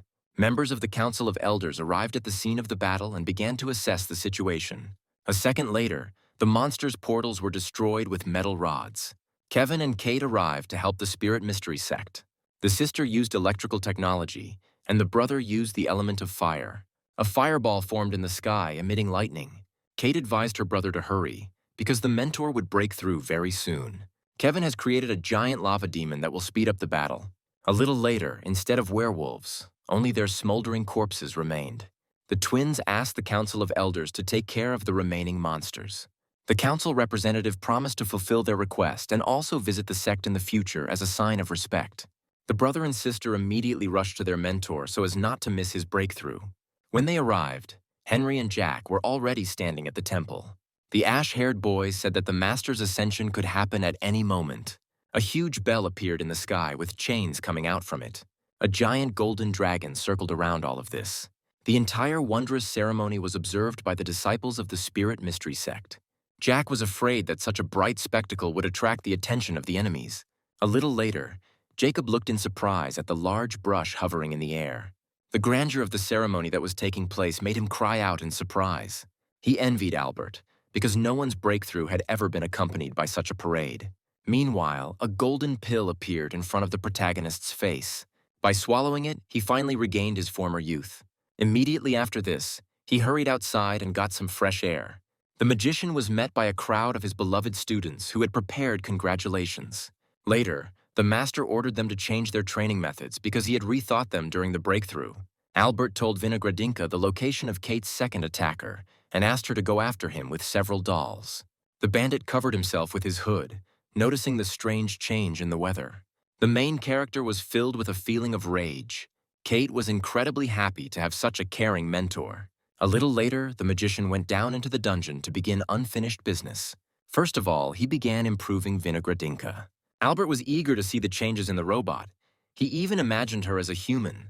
Unfortunately, Vinogradinka remained in the same guise. The robot said that it was ready to work several times faster. The magician could not believe his ears. Strange, unidentified discs appeared in the sky above the sect and were rapidly approaching. These were werewolf portals. The hero asked to leave one of them intact. At the exit, he met a calm Henry, confident in the victory of the Sect.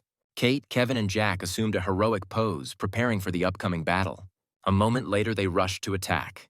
A little later, the main character arrived and offered to test his army of 50,000 dolls. The master looked closely at the last disc. It could become their gateway into the werewolf world. The dolls froze the lake he was hovering over to give him an advantage over the monsters. A few seconds later, evil badgers appeared on the ice, having teleported. Their leader immediately fell silent, seeing an entire army of combat robots in front of him.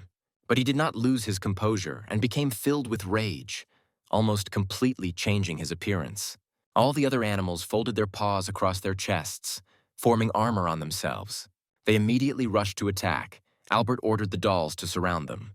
Within seconds, the pack of badgers was already moving straight towards the center of the circle. Soon, a warrior from the Council of Elders came to the rescue. The main character asked them for combat support. The man was surprised to see the impenetrable badgers, because they should have died out long ago. He called them quite strong, but stupid and subject to any orders. The warrior also pointed to a device attached to the beast's back, with the help of which werewolves can teleport unnoticed into enemy territory. The protagonist ordered Henry to take action, and he immediately began to implement a cunning plan. Using his clone, he forced one of the badgers to open a portal. The beast immediately fulfilled his request and called his relatives. A moment later, a bunch of impenetrable badgers jumped out from there. Henry happily informed his mentor that the monsters were quite weak. A warrior from the Council of Elders agreed to help the Sect defeat the most powerful monsters. Albert began to warm up his bones before the next battle. The students were ready for victory. The magician instantly rushed through the crowds of animals, turning them into fountains of blood. Unfortunately, one of them managed to get close to the hero and was already preparing to attack. The main character managed to dodge, and a magic sword was aimed at the werewolf. The council warrior readied his blade to deliver a crushing blow. Suddenly, the sword hit the badger's armor, creating a large shockwave. The wave spread throughout the area, knocking down several battle dolls. Albert grabbed his head and screamed, because he did not expect such a turn of events. The animals immediately tried to slip through the hole that had formed in the encirclement. The hero became angry because if even one rodent left the sect, he would face severe punishment from the elders. Luckily, Vinogradinka had marked them and had already sent the dolls in pursuit. Albert put on a businesslike face and told the warrior that not a single animal would leave the island's territory. The magician folded his fingers and advised his students to get ready, but they were confused. When he snapped his fingers, there was an explosion behind him, creating a huge cloud of smoke. The children were delighted by such a sight. The students begged the hero to teach them such an effective technique. Suddenly, a large flower surrounded by tongues of flame flew over the island. A moment later, a stranger began to descend onto the frozen lake. Albert was struck by the beauty of her legs, as if a dog had seen a tasty bone. The unknown girl's name was Sarah. She skillfully mastered the element of fire. She threw her burning axe towards the remaining badgers. Immediately after that, it exploded, and all the animals ran away in different directions. Their leader tried to protect himself with an armored dome, but he couldn't. His armor was damaged. The leader ordered his brothers to flee from here immediately. Sarah glared at them, creating a fireball in her hand. Suddenly, the hero grabbed her wrist and tried to stop the manic girl. Albert donned the armor and advised her to start collecting teleportation funds. Besides, he pointed to the beasts he had just subdued. They would work well for him. Suddenly, Sarah began to stroke the protagonist's hand, clearly showing signs of attention. The fire warrior offered the leader of the badgers a profitable deal. He immediately refused and ordered his men to retreat. Sarah launched several firebolts as the beasts approached the portal. There was a very powerful explosion that hit the magic disc. The teleporter began to spin and prepared for the process of self-destruction. The hero noticed that his new acquaintance could be seriously injured by the blast wave. He grabbed her hand and held her tightly to him to protect her. The magician's face immediately changed, feeling the scent of a blooming rose from her. The girl's beautiful face rested against the main character's mighty chest. After a few minutes, she finally came to her senses. Albert looked at her with concern and advised her to be more careful in the future. Sarah thanked her savior and smiled coquettishly. The girl began to rub against her hero, who tried to restrain his base desires. Suddenly, another disc appeared under the command and prepared to self-destruct. Luckily, Albert reacted in time and managed to surround him with a barrier, thereby stopping the process. The guy threw out a caustic phrase. Sarah pressed herself even closer to him. The lady said that her strength was weakening and she needed to rest immediately. The main character ordered Henry to take care of their new acquaintance. When they left, the warrior from the council explained that his colleague was practicing seduction techniques. The magician tensed up because he had a beloved wife. Upon hearing about the large fortune and several ships that she owned, the hero's face changed. Albert took off his helmet and declared that a true warrior must achieve everything honestly. Soon Sarah returned and thanked the magician for the room he had given her. She was holding a bag in her hands. She hugged the guy tightly and handed him a bag of money for decorating the interior of the Sect's houses. The girl also whispered in Albert's ear that she would visit him often. When the council warriors flew away, the hero nervously caught his breath, because it is not easy to resist the charm of such a beauty. A few hours later, the guy was having a heated argument with his clones about Sarah. The doubles offered to give in to her themselves and swindle out a whole fortune. In the end, Albert refused them, and pushing them away harshly, forced them to go to work. A little later, he asked Vinogradinka what the situation was with the badgers subordinate to him. According to her, the animals were still searching for a place suitable for extracting valuable resources. The hero slammed his fist on the table. Today was getting worse with every minute. Vinogradinka reported a new metal alloy that would reduce production costs, and the mage was finally happy. He happily grabbed the piece of metal and ordered Vinogradinka to start producing improved versions of the dolls. She estimated that it would cost around 5 billion, and Albert fell off his chair in anger. He grabbed his head and ordered the robot to hurry the badgers immediately. A few days later, the main character was fishing carefree, sitting on the stern of his flying ship. Kate visited him. All her comrades were fully immersed in training. Albert told her that he was developing a weapon against powerful opponents. He looked closely at the student's face and asked what he owed to her visit. According to the girl, she and almost all the students of the sect lost their fighting spirit. The magician suggested conducting a test to raise it. After these words, the hero broke into a wide smile, baring his snow-white teeth. Soon, the main character prepared the arena and was already greeting the future participants of the competition, with a tired Steve standing nearby. Among those gathered were twins Kate and Kevin, as well as Henry. Albert explained that the challenge was a battle royale, at the end of which there would be only one winner. According to the rules, the area will be surrounded by toxic fog, and the area with clean air will gradually narrow. A few minutes later, the protagonist declared the survival games officially open. Immediately after this, the arena with the players was fenced off from the stands by a protective barrier. A student named Mira greeted the assembled spectators and was appointed as a commentator. Steve complained to his mentor that he was not allowed to participate in the test. The protagonist did not do this because the boy often used spells to summon feces. Meanwhile, the warriors have already reached the island where the royal battle will take place. Kate noticed a glow from a box with valuable resources nearby, but it is not safe to go there yet. When she landed, she began to search the nearest box, and the silhouette of an enemy appeared behind her. A disciple named Tim was planning to sneakily attack the sect leader. A moment later, a lightning-fast bullet pierced his chest. At the place of the guy's death, only a box with all his loot remained. Kate grinned evilly. Holding the gun in her hand, she managed to feel it in the box. Meanwhile, Mira announced Tim as the first player eliminated from the game. Albert gnawed on the chips and watched his students' actions carefully. At this time, a group of students tried to escape from their pursuer. A second later, Kevin killed the trio with one swing of his fingers. Suddenly, he noticed that the column of light from the main box had dissipated. Apparently, they had already reached it. Suddenly, the guy felt a suspicious movement behind him. The bullet hit right into the lava block Kevin had just created. Hiding behind a rock, he ordered his sister to surrender immediately. Kate stood behind the trunk of a distant tree and invited her brother to come out of hiding. The girl took aim at Kevin's body and prepared to shoot. It was just a clone. The real brother was already behind Kate. A few seconds later, they were fighting fiercely on the ground. When the girl was released, she explained that she had not intended to kill her own brother. Instead, she suggested that Kevin team up against Henry and Jack. The main character watched everything that was happening from the stands.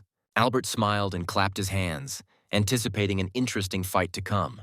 Meanwhile, Mason fought with the dolls summoned by his opponent. A second later, a guy with purple hair shot at him with a flare gun. The big guy managed to dodge the missile at the last moment. This made his opponent very angry because he ran out of ammunition. Mason pounced on his opponent, who felt a strange burning sensation in his eyes. A moment later, the big guy, the guy with the flare gun, and the two dolls stopped, and two students watched them. It was Henry and Jack who used the magic flower. In place of the two warriors, only their boxes remained. It turned out to be a trap for them.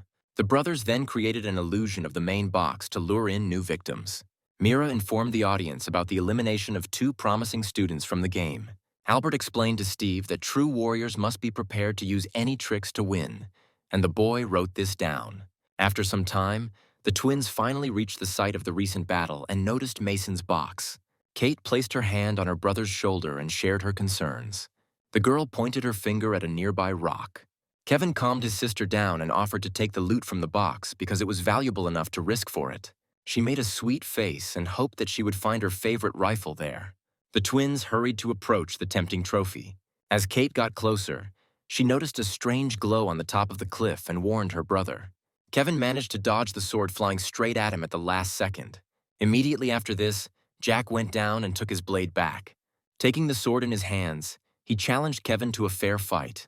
He surrounded his palm with flame and asked where Henry was now. The ash-haired boy used a magic flower to defeat Kate. The girl miraculously managed to dodge the deadly beam. She greeted her comrade sweetly and got her gun ready. Albert and other spectators watched with interest what was happening between close friends. Kate screamed loudly, ordering the battle to stop as the poison cloud was nearby. After this, all four of them simultaneously drank elixirs that restored their strength. The boys continued to fight pointlessly, and the girl was unhappy about this. Suddenly, she noticed a safe zone ahead of her ship. Henry tied the twins with vines to prevent them from escaping. They tried to break free, but they couldn't. The brothers were exhausted and could not continue their journey. Their health began to decline. All four were eliminated from the game. Kate wanted to attack Jack and Henry, but her brother held her back. Bruce appeared on the screen, the last survivor. Realizing his victory, the guy began to rejoice madly, raising his hands to the sky.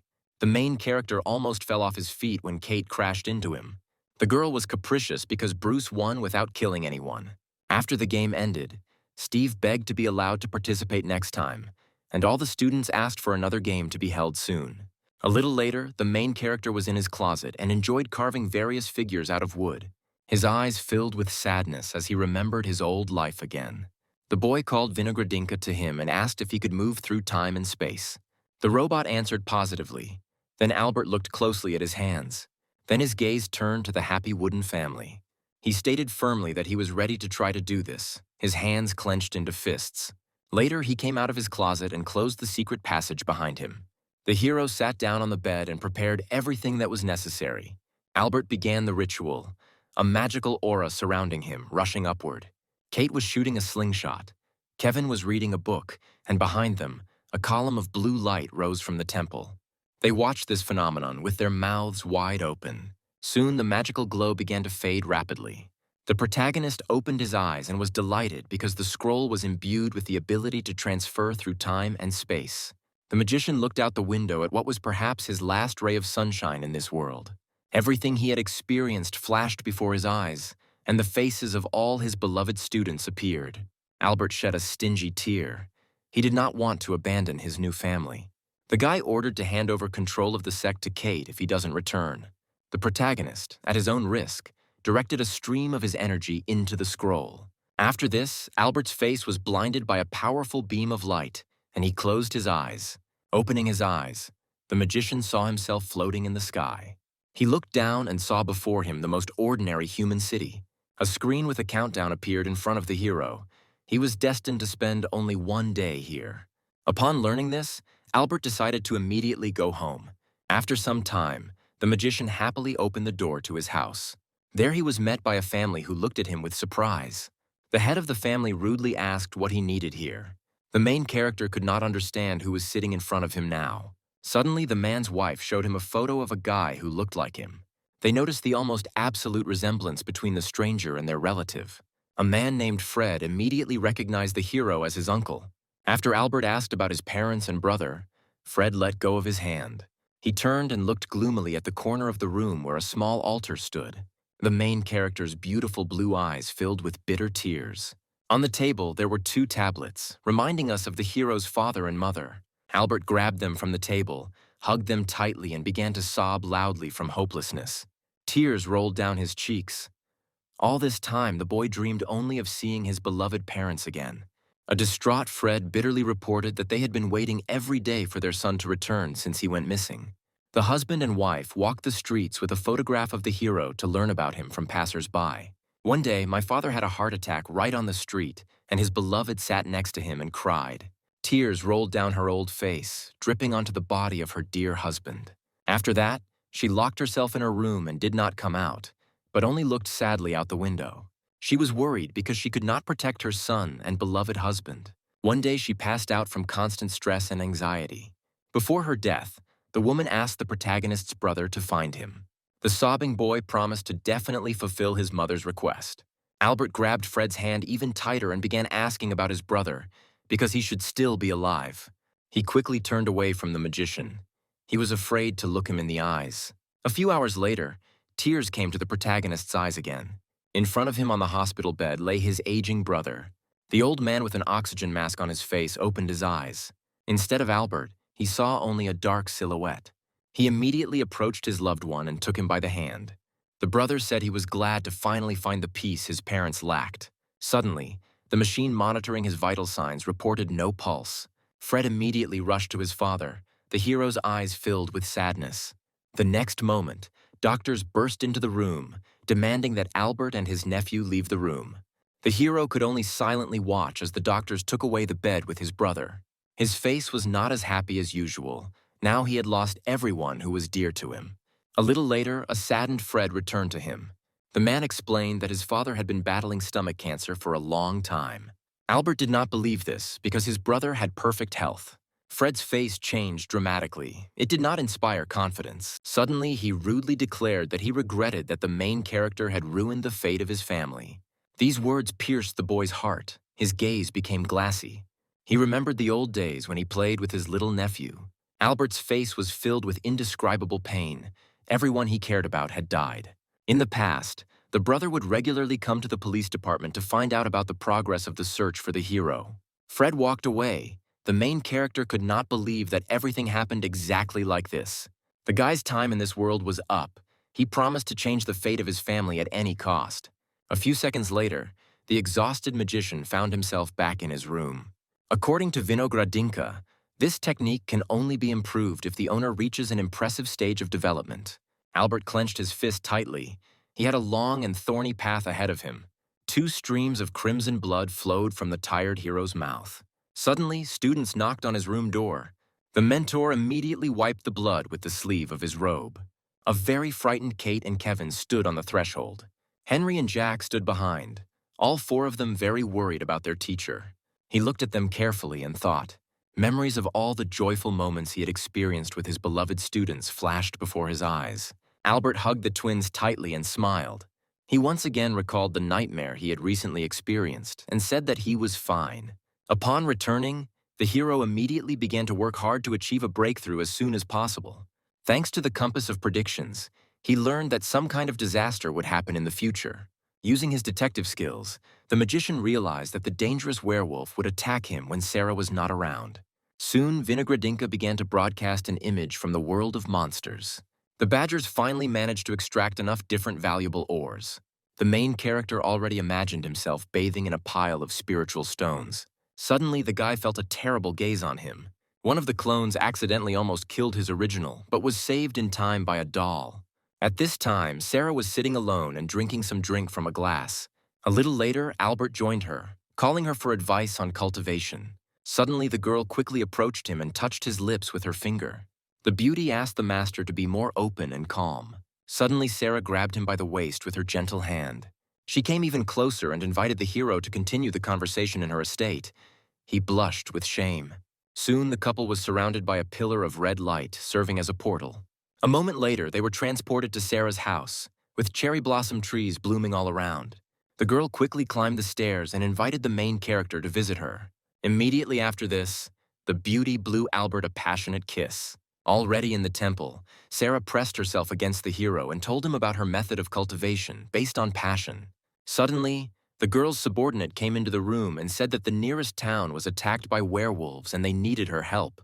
The powerful beauty ordered to send a message to the council that she would be busy for the next month. Albert immediately guessed that a monster was behind the attack and was going to kill him. At this time, a portal to the world of monsters opened right above the Spirit Mystery Sect. From there appeared a giant snake and its owner, who had very pale skin and sharp, saw-like teeth. With his magical vision, he saw the aura of a fire warrior above the island. Realizing that they had failed to lure Sarah out, the dark forces retreated, taking the form of a cloud of smoke. Albert breathed a sigh of relief. He had managed to gain some time. Suddenly, the girl began to stroke the main character's leg. He blushed, and the fire warrior felt that her guest was not focused. She fixed her gaze on his lips and asked what the magician was thinking about. Suddenly, Sarah brought her head to his ear and licked her lips passionately. It was as if a volcano had exploded inside Albert, holding the guy back from cheating on his wife. He jumped up abruptly and headed towards the exit. The girl was at a loss.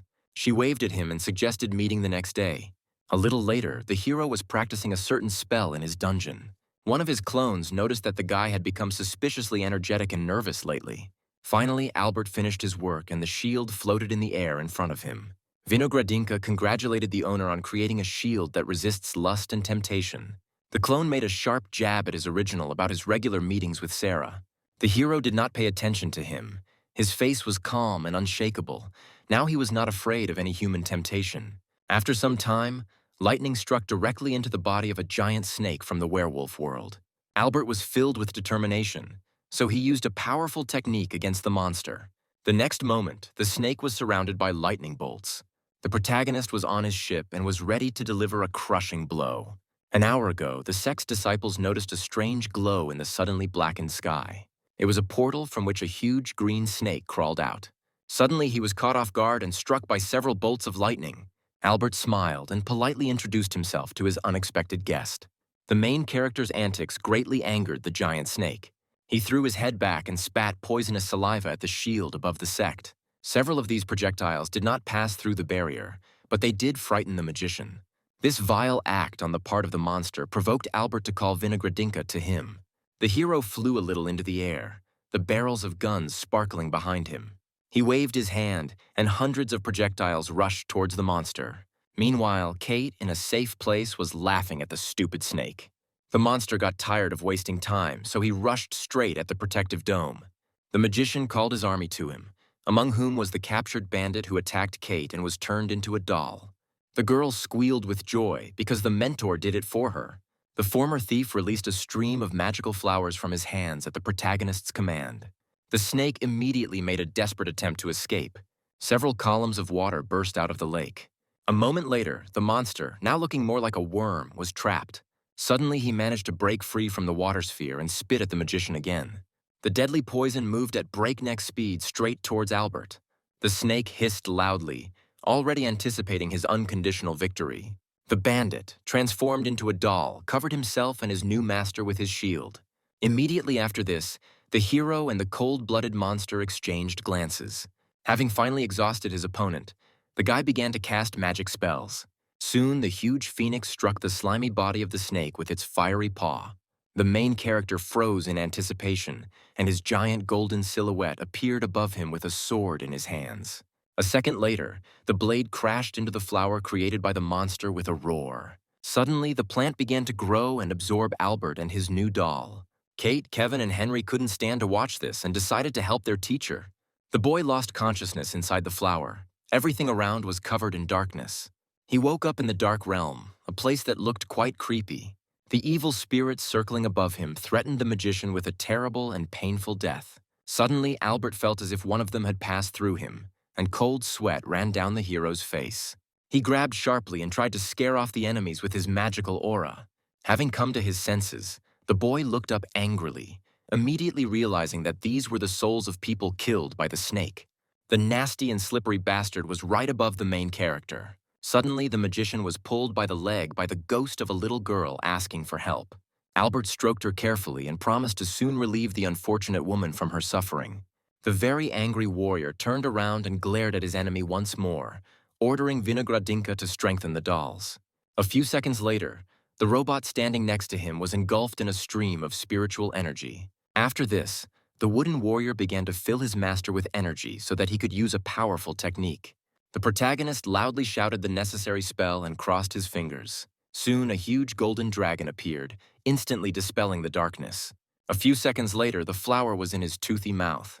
The dragon swallowed him. The evil snake was in shock and did not understand anything. Immediately after this, the huge creature grabbed the reptile in its paws. They went their separate ways, tearing the scales off the monster's body. The golden dragon pulled the snake as if it were an ordinary string. Albert released a stream of fire from his palm. Immediately after that, a fire bow appeared in his hands and the guy fired. The released arrow headed straight into the mouth of the frightened monster. The dragon added a little pepper and the result was snake kebab. The soul of the monster, leaving its body, promised to certainly take revenge on the main character. The golden giant opened his mouth wide to taste the delicacy. Albert hurried to stop the beast because he did not want to lose his battle trophy. Noticing the loss, the dragon threw a magic flower at the hero, hitting him right in the head. A little later, the magician wiped his forehead and picked up a magic plant from the ground. Kate, Kevin, Henry, and Jack immediately rushed to their teacher. The girl hugged him tightly. He felt incredibly cool. He suddenly moved his glasses up his nose, noticing a shadow above him. It was Sarah, who arrived at the Sect's territory riding on her whale. As soon as he saw her, the main character shuddered violently. When the girl landed, his chest was allegedly pierced by a terrible pain. Kate immediately noticed the unconscious mentor. He was pretending. The girl blocked Sarah's way and ordered her to immediately leave the master alone. The woman offered to take the guy home in her live transport. Kate said that wooden dolls would do the job perfectly. Albert, who was pretending to be sick, smiled and mentally thanked his student. Soon the robots were carrying their master on a stretcher, accompanied by his beloved charges. A few hours later, the magician was studying the treasures that the Badgers had obtained in the werewolf world. Vinogradinka reported that she had fully analyzed the hollow bone of the serpent. The hero pricked up his ears. He took it in his hands and carefully examined the valuable trophy. Albert soon extracted from it the resources needed to improve aerial weapons. Using his spiritual energy, he began the process of improving his battle companion. Richard was nearby, asking his friend to concentrate on work. The magical field expanded and glowed pink. The hero took the final step.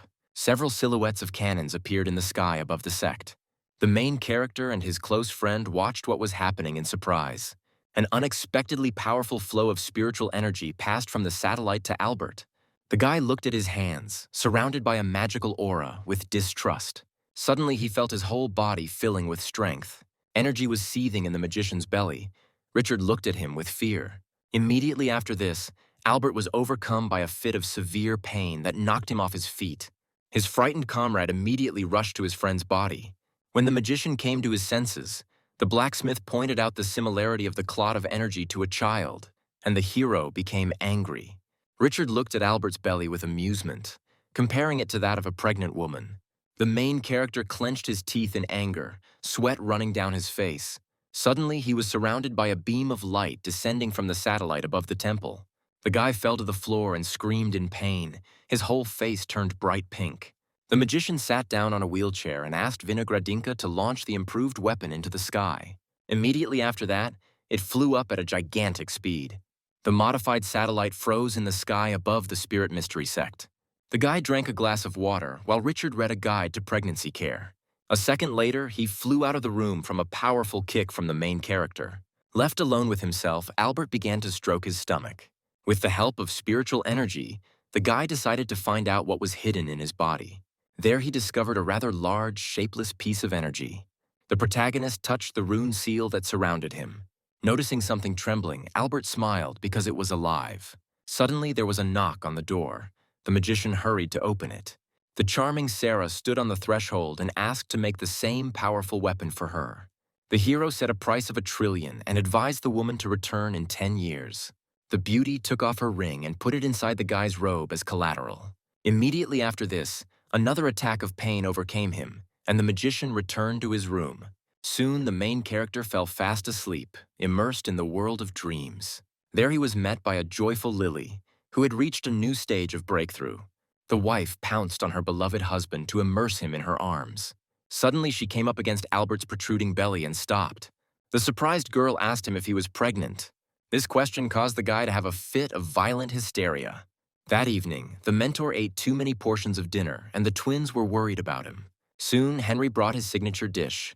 The teacher swallowed the whole plate almost instantly.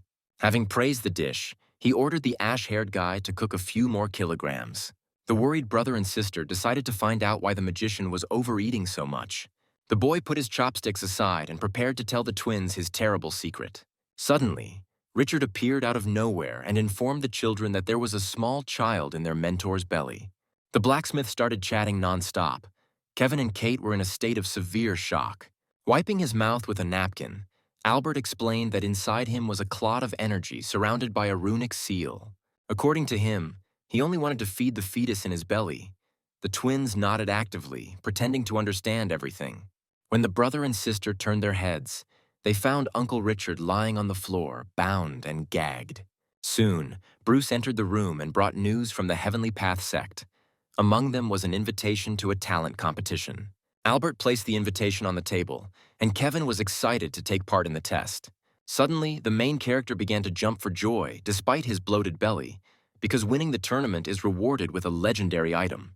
His rapture was interrupted by the fact that he tripped and fell. The guy needed help to get up. The master was taken away in a wheelchair by a doll, and the students were unhappy with the magician's carelessness. On the ship flying to the tournament site, he had a hard time because Jack was driving his mentor crazy. One day, an annoying boy brought one of the students of the Spirit Mystery Sect to a depressed teacher. He introduced the main character to Kurt, who was interested in swords but was financially insecure. The student asked Jack not to call him poor, Chris's son insisted. Suddenly, Albert brought his palm closer to the swordsman's face to immerse the boy in his consciousness. The mentor asked the boy to close his eyes and not worry about anything. Soon, Kurt screamed loudly as his entire body was hit by a powerful stream of spiritual energy. When he opened his eyes, he saw an indescribably beautiful place around him. Hundreds of magical swords raced across the sky, and sharp blades protruded from the ground. The student noticed one that stood out from all the others with its unusual golden glow. Suddenly he froze, staring at the pillar of light that emanated from the blade. A few seconds later, Jack and Albert brought him out of his trance and asked Kurt about his deepest desire. He replied with tears in his eyes that he really wanted to immerse himself in the process of studying sword formations.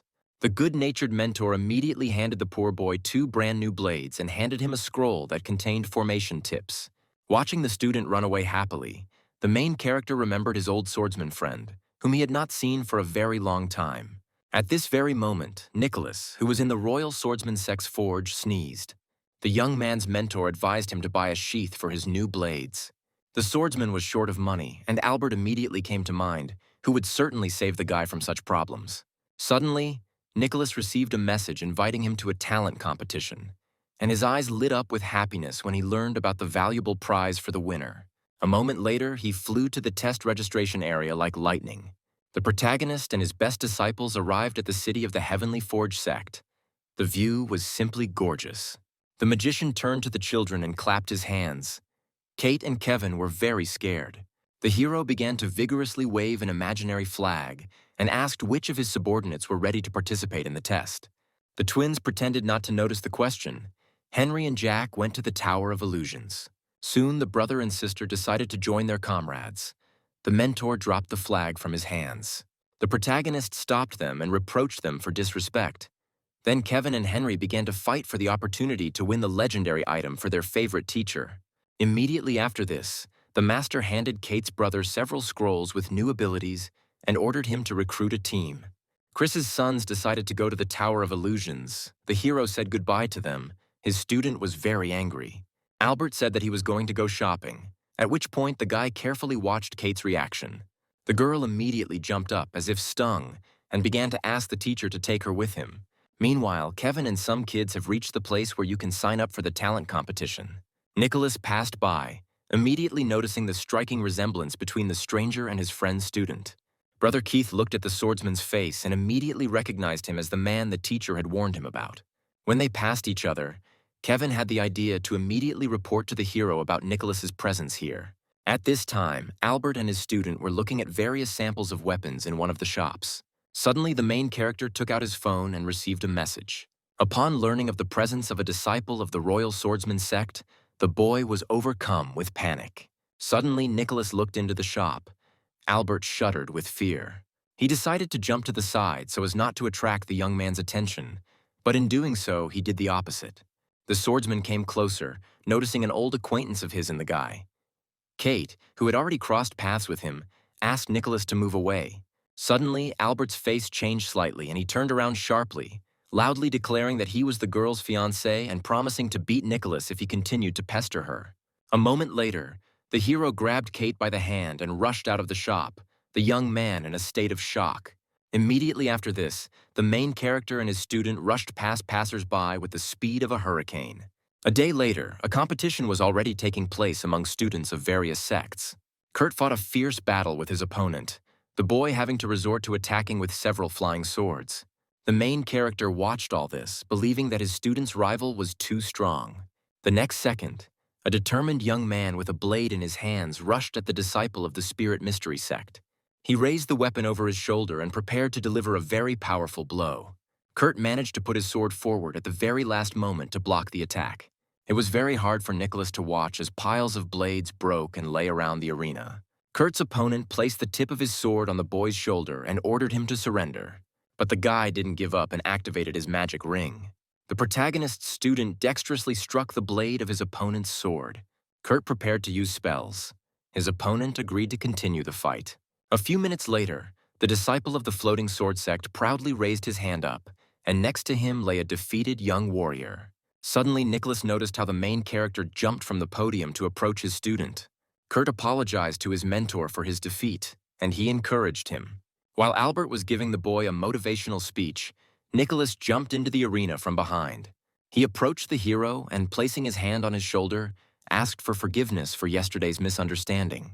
The main character changed his appearance to that of a little boy and explained that the swordsman had simply made a mistake. Nicholas apologized for the misunderstanding. Kurt was about to tell the truth, but the teacher shut him up. The young man ran away in shame. Albert finally dispelled the spell of changing appearance. A few hours later, the main character and the twins were sitting in one of the restaurants. Nicholas looked in. A moment later, the guy quickly burst into the establishment and grabbed the magician by the hand.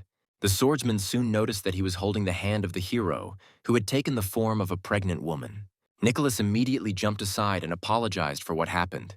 The visitors began to whisper among themselves. Everyone around started pointing fingers at the young swordsman. He was burning with shame and decided to run away. Albert continued to play the role, but was interrupted by Kevin, who informed him that Nicholas was wanted for a series of harassments. The hero began to jump for joy. Now the swordsman will not be able to get close to him. The next day, the referee rang the bell and announced the start of a new fight. A big guy named Trevor entered the arena against Nicholas and immediately recognized him as the wanted pervert. The brute tried to attack him with his powerful hand, but the swordsman managed to dodge. The warrior began to deliver a hail of blows to the young man. Nicholas was not at all afraid. On the contrary, he looked resolutely at his opponent and pulled his sword from its sheath. Thanks to the blade, the guy created a protective field and repelled several of Trevor's blows. The brute did not give up and began to deliver even more attacks with his powerful fists.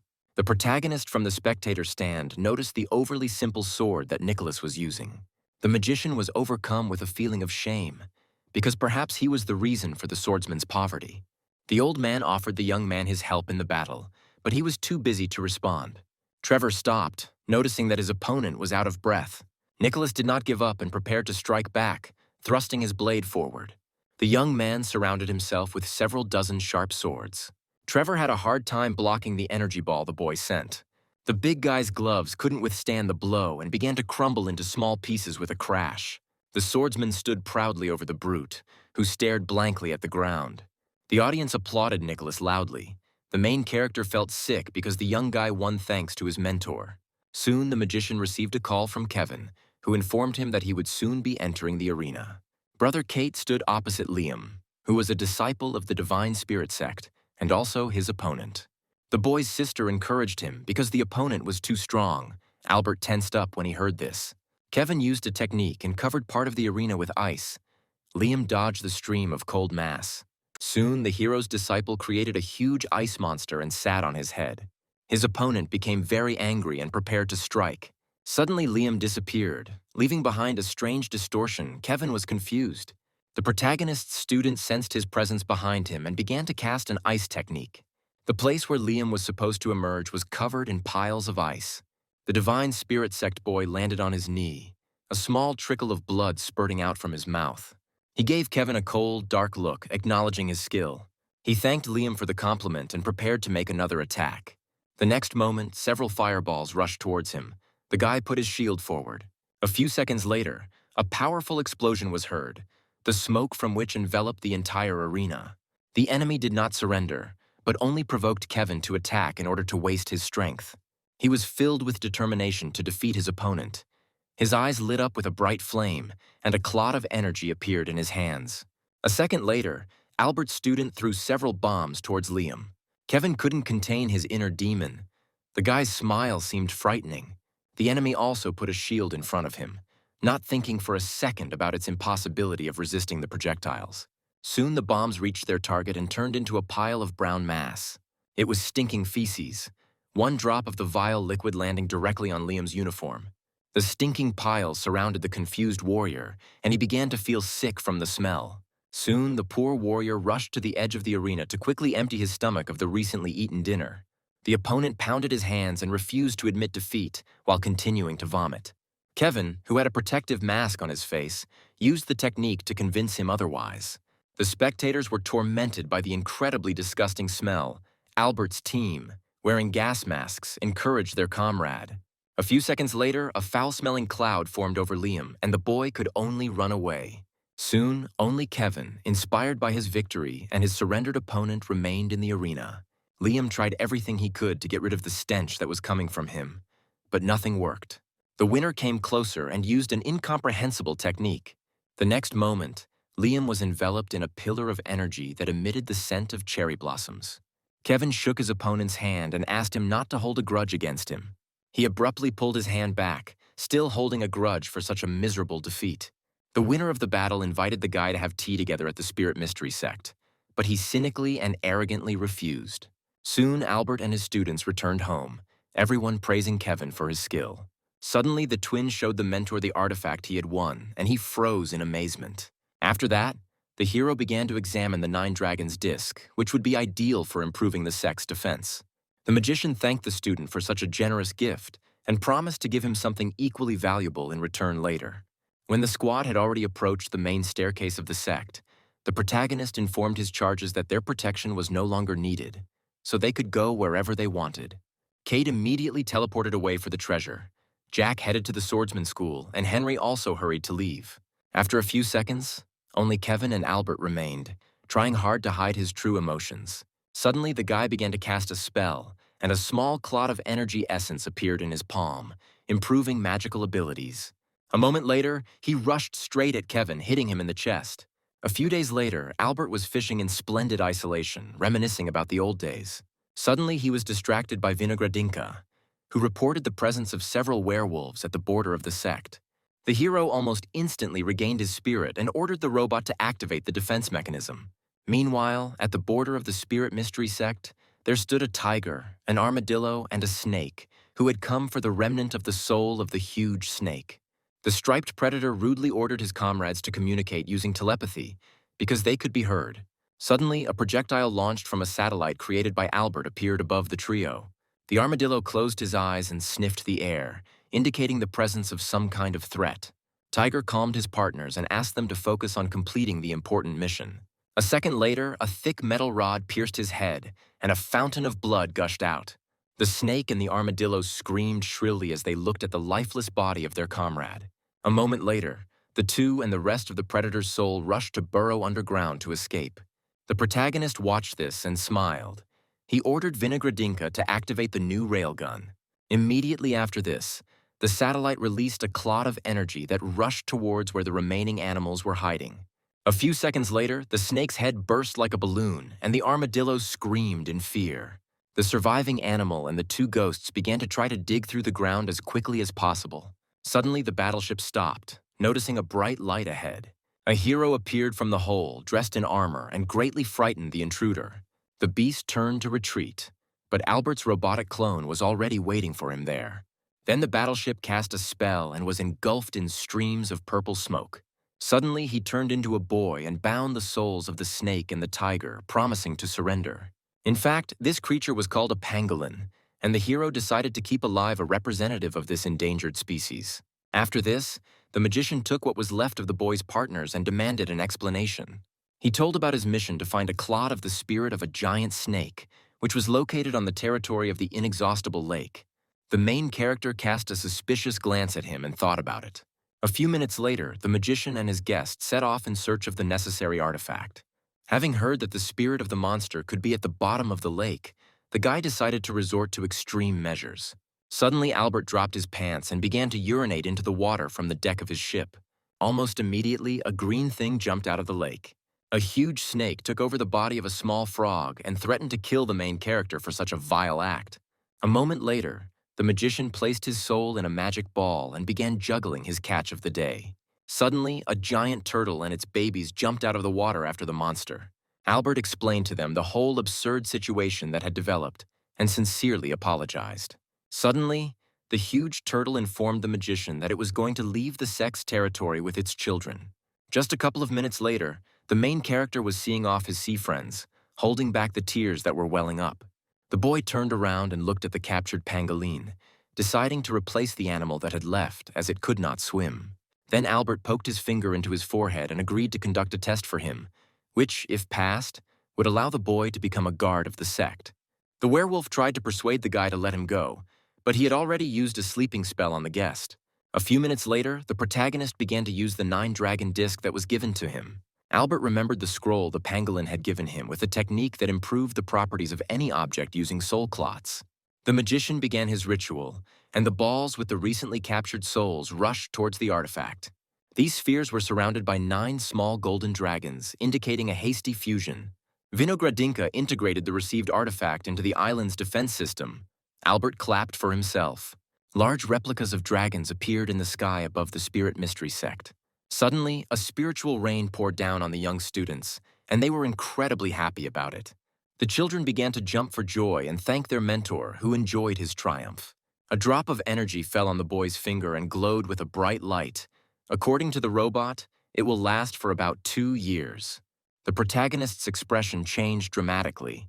Now he needed even more souls of dead werewolves to prolong the effect. Meanwhile, the badgers working in the mine were informed of a new task from their owner. The warlike beasts dropped their tools and enthusiastically agreed to help exterminate the werewolves. That same evening, the hero called a representative of the Thousand Paths Sect and asked him to take his doll on the expedition. At this moment, Albert was lying on a sun lounger and sipping delicious orange juice. His interlocutor escorted the doll on board, and it was required to explore the area beyond the edge of the sky. Soon, the protagonist quickly hung up the phone, clearly showing disdain for the representative of the Thousand Paths Sect. A couple of months later, all the expedition members were vigorously discussing what they had seen. The hero's robot was scribbling a report. The Sect disciple pestered the doll with questions because he had always been silent. Even though the robot wasn't paying attention, the guy kept jumping around him. Suddenly, a powerful explosion thundered near the side of the ship. The doll did not move. Everyone ran to their cabins. The student tried to drag the robot to a safe place, but it did not give in. The advisors of the Thousand Paths Sect's mentor insisted on fleeing from the opponents. The master called his subordinates spineless and did not listen to them, pressing the red button. The attacked ship was covered in a protective aura just before the next shot. The ship shook from another blow, and the crew miraculously managed to stay on their feet. The gun operator could not figure out the controls, and the instructor expressed dissatisfaction with the unprofessionalism of his students. The master was filled with anger, so he headed towards the exit of the cabin to fight off the enemy. The students tried to dissuade the teacher.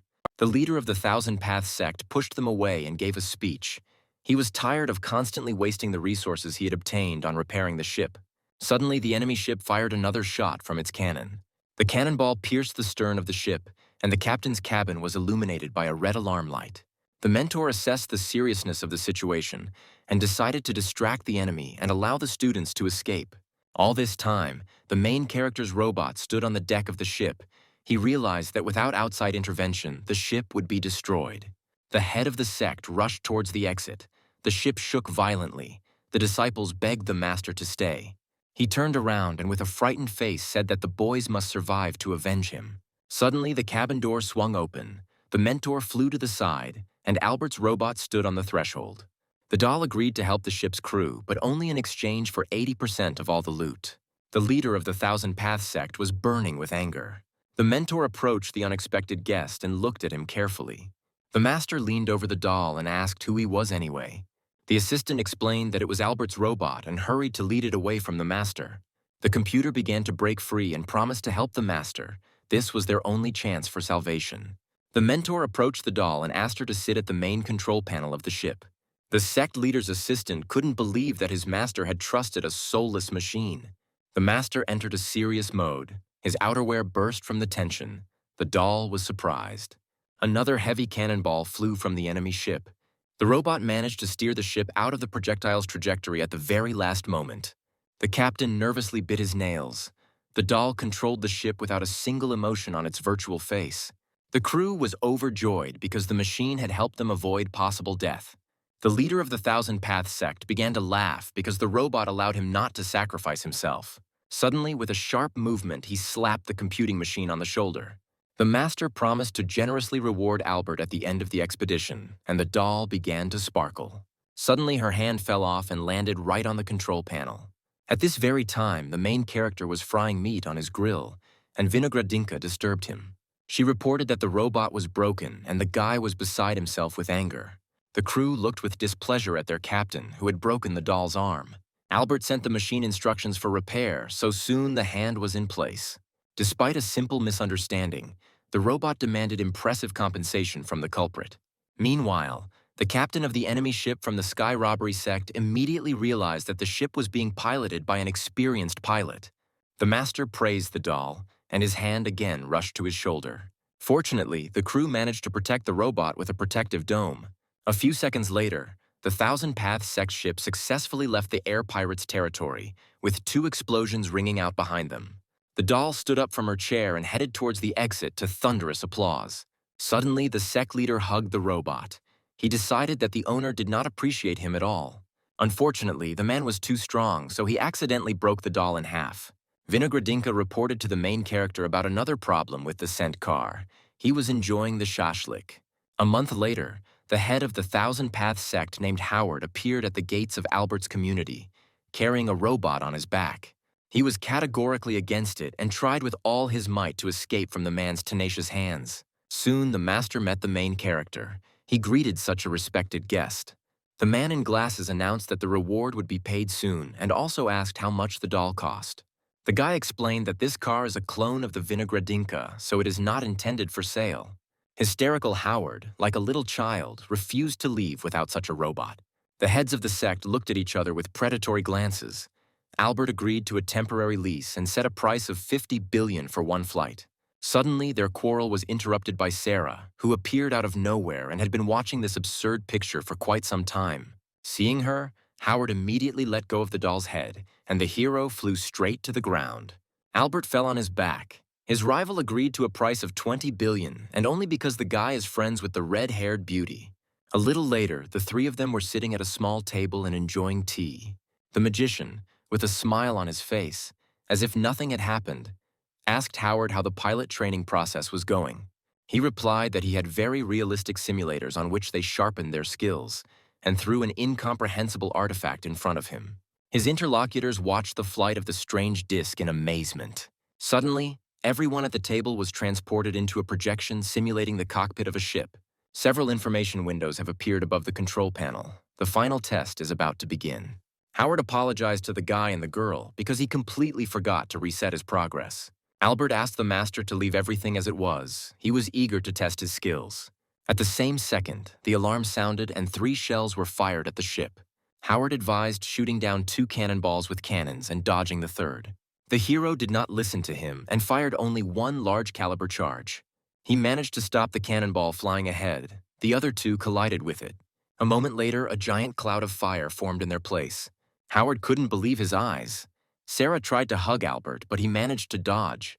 The leader of the Thousand Paths sect admitted that he was a failure because the newcomer was able to pass the test that he had been struggling with for a long time. Meanwhile, the fire warrior did not give up her attempts to hug the main character tightly. The guy boasted that he managed to achieve such a result thanks to Vinogradinka. The magician stood in a victory pose, his proud face expressing satisfaction with himself. Suddenly, Howard put his hand on his shoulder, interrupting the protagonist. The man dragged Albert along with him and invited his entire sect to join the Thousand Paths sect. Suddenly, the guy suggested doing everything the other way around. The master stopped and decided to think about this proposal with his students. The hero blurted out such stupidity only as an example. Howard soon flew away. The main character waved after him. Perhaps the students of the Thousand Paths sect would no longer want to deal with the magician. Sarah calmed Albert down and took out a ring with a ship sealed inside, which she offered as a gift to the skilled pilot. Unexpectedly, she set a condition. The girl must become a full-fledged mentor of the guy's sect. Finally, the beauty playfully winked at the main character and went about her business. The hero was glad that she did not propose marriage, but suddenly a strange glow appeared over the house. A familiar voice asked if the guy had found a new love. Albert immediately recognized the guest as his bride and explained that she had misunderstood everything. She flew in riding on a giant bird, and the girl suggested that they arrange it right now. After that, she looked at her beloved with a besotted look. The guest then rushed towards her fiancé to hug him very tightly. The fetus inside the boy's belly began to hurt as she approached. Despite this, he was ready to endure any pain, so he plunged into the arms of his beloved. Suddenly, a terrible pain pierced the hero's stomach. But in order to get out of the situation, he began to spin around in a dance with Lily. The girl noticed a strange rumbling in the magician's stomach. He said that he was simply very hungry. A little later, Albert, Richard, and Steve were quietly watching Lily as she carefully prepared dinner. She turned around and happily announced that everything was ready. Meanwhile, the guys pretended that they weren't spying on her at all. The main character thanked his beloved for her care. Steve sniffed the smell coming from the prepared dinner. There was a dead octopus floating on the plate. The dish looked exotic and a little disgusting. Lily suggested that they start eating quickly, and the boys felt a sense of anxiety. Suddenly, Richard grabbed the boy and hurried away so as not to spoil the romantic atmosphere between the lovebirds. Lily covered her face with her hands to hide her embarrassment. The hero was crying because he didn't want to try her cooking at all. Soon, the girl noticed that her fiancé had not touched the prepared dinner at all. Her face was so pitiful that the guy had to brazenly lie so as not to upset his bride. Lily scooped up some of the disgusting mass with a spoon. A tentacle was sticking out of it. The magician tried to hold back his gagging. The girl didn't pay any attention to his emotions. The spoon was getting closer with every second. A few moments later, a pile of this stinking concoction ended up in the protagonist's mouth. Lily watched her fiancé for a moment, expecting praise for the dish he had prepared. Albert couldn't hold back his tears because the food tasted as disgusting as it looked. The boy decided not to give up, so he forced himself to swallow the food, his mouth burning with pain. Suddenly, he felt a strange feeling coming from his stomach. The fruit inside the hero glowed with happiness. He liked this concoction. A little later, Lily reached her hand to the magician's lips to wipe away the broth that remained on them. Suddenly, Albert stopped her and licked his lips, eating the rest of the food. The girl became embarrassed and screamed a little in surprise. The protagonist licked his lips again because this dish was rich in spiritual energy. The guy asked Lily where she got the ingredients and noticed that she was sitting on the floor. The girl blushed with shame and abruptly looked away from her beloved. She replied that the octopus was a gift from her mentor, and one look at Lily's beautiful face made the hero's heart jump out of his chest.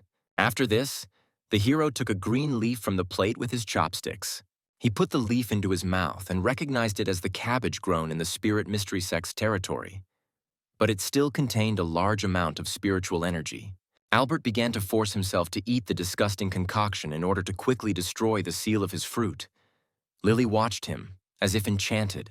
Soon, the main character finished his dinner, praised his beloved, and asked her to cook this dish every day. The girl didn't know his true intentions, so she decided that the guy liked the taste of the food and became embarrassed, smiling sweetly. Richard and Steve were secretly spying on everything that was happening, and they were frightened by their comrade's behavior. A few days later, it was time for Lily to leave, and Albert burst into tears, not wanting to let go of his bride and her healthy cooking. Suddenly, the girl declared that if it weren't for her mentor, she would have stayed with her beloved until the end of her days. The next moment, Lily came closer and kissed Albert on the cheek with care. The big bird has already arrived for its passenger, who promised to return again soon. The main character looked after his beloved. He will miss her very much. Suddenly, he received a message from Kate. She really wanted to meet her mentor's fiancé. She also reported that she had collected all the resources needed to create a legendary item. Suddenly, a random passerby crashed into the girl, his face hidden by a hood. When Kate turned to look at him, the stranger was nowhere to be found. She didn't pay attention to such a trifle and hurried home. A few minutes later, she was already flying in her super-fast fighter. Suddenly, the sky was covered with black storm clouds, and Kate felt uneasy. One of the lightning bolts hit the plane directly, breaking it in half. Fortunately, the girl foresaw this turn of events and managed to escape. At that very moment, a storm eagle appeared in the sky, heading towards Kate. She managed to assess the situation and prepared for a fierce battle. The bird aimed at the girl. She managed to create 2 more clones of herself.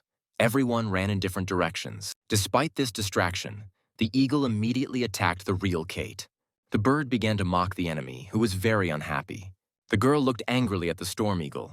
Now she decided to quickly defeat the enemy. Suddenly, Kate's magic ring didn't work, which left her in great shock. She ran away, avoiding the shots of the bird of prey, and had to call her mentor for help. Luckily, she managed to summon several battle dolls. Meanwhile, the main character was peacefully fishing and was disturbed by a message from a student who was in trouble. Albert immediately ordered Vinogradinka to find a way to solve this problem. Kate was soon joined by a robot clad in impenetrable armor. It was a clone of the mentor that he was remotely controlling. Storm Eagle would be in trouble. A moment later, the girl, the hero's clone, and several dolls decided to fight the vile bird. Suddenly, the monster released lightning towards the wooden warriors. The doll put forward a shield and parried the enemy's attack. The hero's clone began to absorb lightning energy into his metal palm. The teacher ordered Kate to stand back and just enjoy the show. Suddenly, the clone directed lightning energy towards his student. It enveloped her. The next moment, wings of spiritual energy similar to those of a thunder eagle grew out from her back. A second later, the mentor created several magical threads that looked like strings. Immediately after this, the clone of the main character tugged one of them with his metal finger. The impulse that came from her, like a bullet, wounded the bird, and streams of blood gushed from its body. Albert threatened the monster with his fist. No one dares to offend his students. Kate, who had recently received beautiful wings, rushed to her teacher to hug him tightly. Suddenly, the robot placed his cold hand on the girl's shoulder. The clone glared at her and reproached her for not being able to handle a simple bird. A few days later, the doll led Kate straight to the main character, with her magic ring lying on the table next to him. The girl began to try her best to prove that her real ring had been replaced, so she was almost defenseless. Albert looked closely at the magical decoration, noticing the true talent of the one who made and replaced it. The guy felt like a real detective and asked the student to show her recent memories. A recording appeared on the screen in which Kate was calling the hero. At that moment, the girl turned around, although nothing happened. Suddenly, the main character noticed strange vibrations of the flashlight, despite the complete absence of wind. Because Kate didn't pay attention to such important details, the mentor put her to sleep. Her consciousness was transferred to a training illusion, where it was necessary to find all the differences among identical images. The girl's head was spinning. She begged the magician to let her out of here. In reality, Albert looked at the fake ring and decided to go in search of the clever thief. That same evening, 2 guys in raincoats were discussing a bunch of treasures that were in the ring that Kate had stolen. Suddenly, one of the thieves noticed that something strange was happening with the artifact. The next moment, a mass of stinking filth shot straight at him. The guy's partner started vomiting from the unbearable stench. He tried to get rid of the nasty smell, but nothing worked. Meanwhile, Albert and Steve were walking down the street, holding scrolls with these disgusting techniques in their hands. They felt very cool. At this time, Jack was in Heavenly Sword City, training aspiring swordsmen. One girl fell to the ground, no longer able to stand in a fighting stance. The teacher ordered the assistant to take her to his field residence so that she could rest. The guy looked after them. He didn't want to admit that she wouldn't be able to continue her studies. A red-haired boy named George and a talented student named Cole stood out from the crowd. 3 hours ago, Jack had read the notice board, where he had found an offer to become a teacher at the Heavenly Sword Academy for 3 years and several contracts to kill werewolves. The boy wanted to visit the Great Vault, so he began to count how many monsters he needed to get the required number of points. He was interrupted by a stranger who called killing monsters a dangerous and expensive idea. Then Jack turned around and asked if there were easier ways to earn a lot of points. The stranger promised to tell about one of them, but only for 100 spiritual stones. The swordsman, without thinking for a second about the correctness of his actions, paid the guy. He offered Jack to become a teacher in order to be able to visit the vault by having his students win the tournament. After listening to the stranger, the swordsman handed him some more spiritual stones as a token of gratitude. Soon he set off on his journey and thanked the boy as he said goodbye. After some time, the swordsman met with a representative of the Heavenly Sword Academy and offered his candidacy as a mentor. As proof of his professionalism, the guy demonstrated that he had an aura of a fairly high stage of development. Finally, he asked the man to allow him to teach the Earth-ranked B class. Already in the present, George and Cole, who remained standing in the rack, were very tired. The other students watched in amazement as they became one with their blades. A few seconds later, the aura of these talented boys dissipated and they fell unconscious into the doll's arms.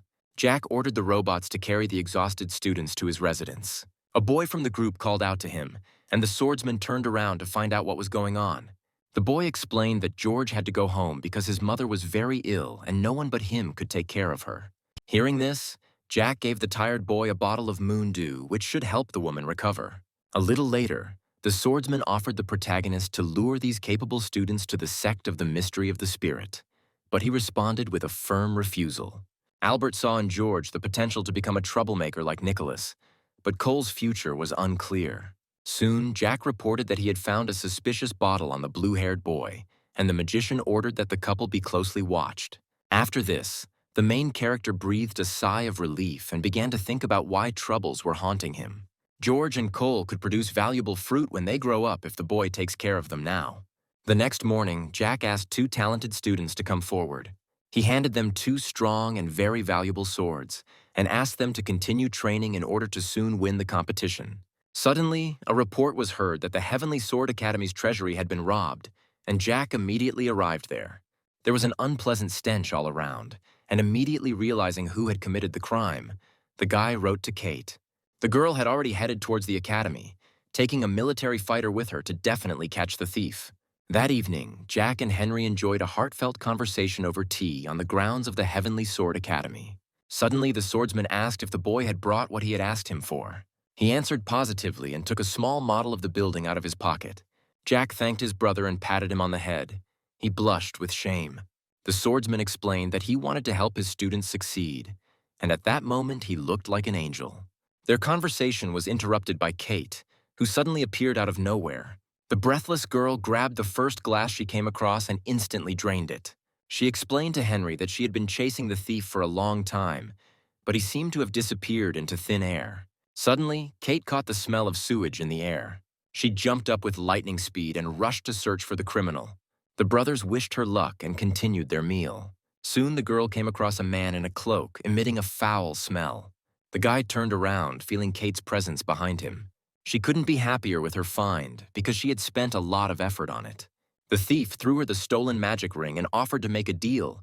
She should rid the guy of the unpleasant smell. Kate decided to do something a little different and summoned some battle dolls.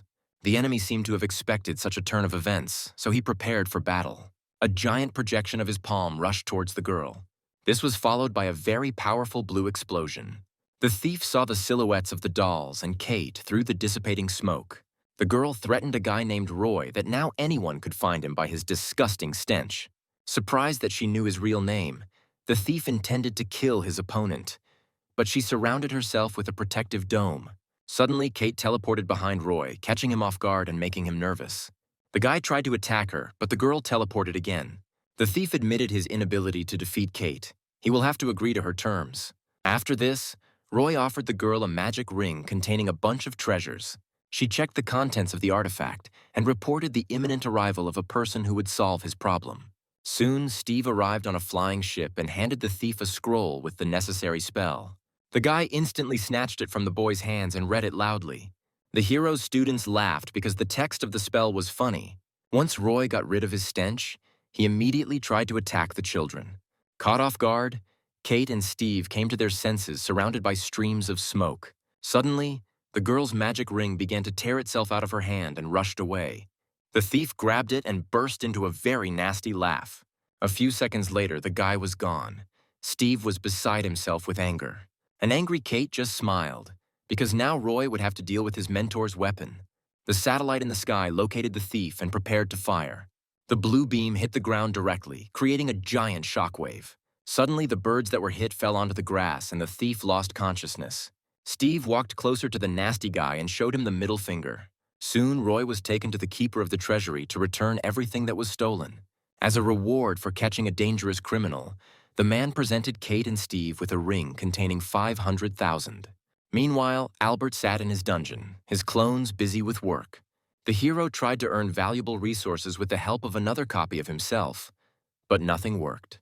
The clones rudely asked the guy to concentrate on his work. The magician pointed out that he supplies the copies with energy, so they should have no complaints about him. Suddenly, Albert fell out of his chair and gave himself a bump, which delighted the clones. Immediately after this, Vinogradinka reported the valuable catch of badgers and the discovery of a powerful werewolf in the form of a white tiger. The guy remembered that recently one of the dolls came across the corpse of a similar animal. Then the hero ordered Vinogradinka to place the carcass in a special place that would not allow the flesh to begin to decompose. A second later, the magician opened the door and hurried to examine the werewolf. In the laboratory, he discovered a dragon egg that had been taken from the carcass of a tiger. Albert hugged him and ordered him to be taken to his room. He was eager to get his own personal dragon.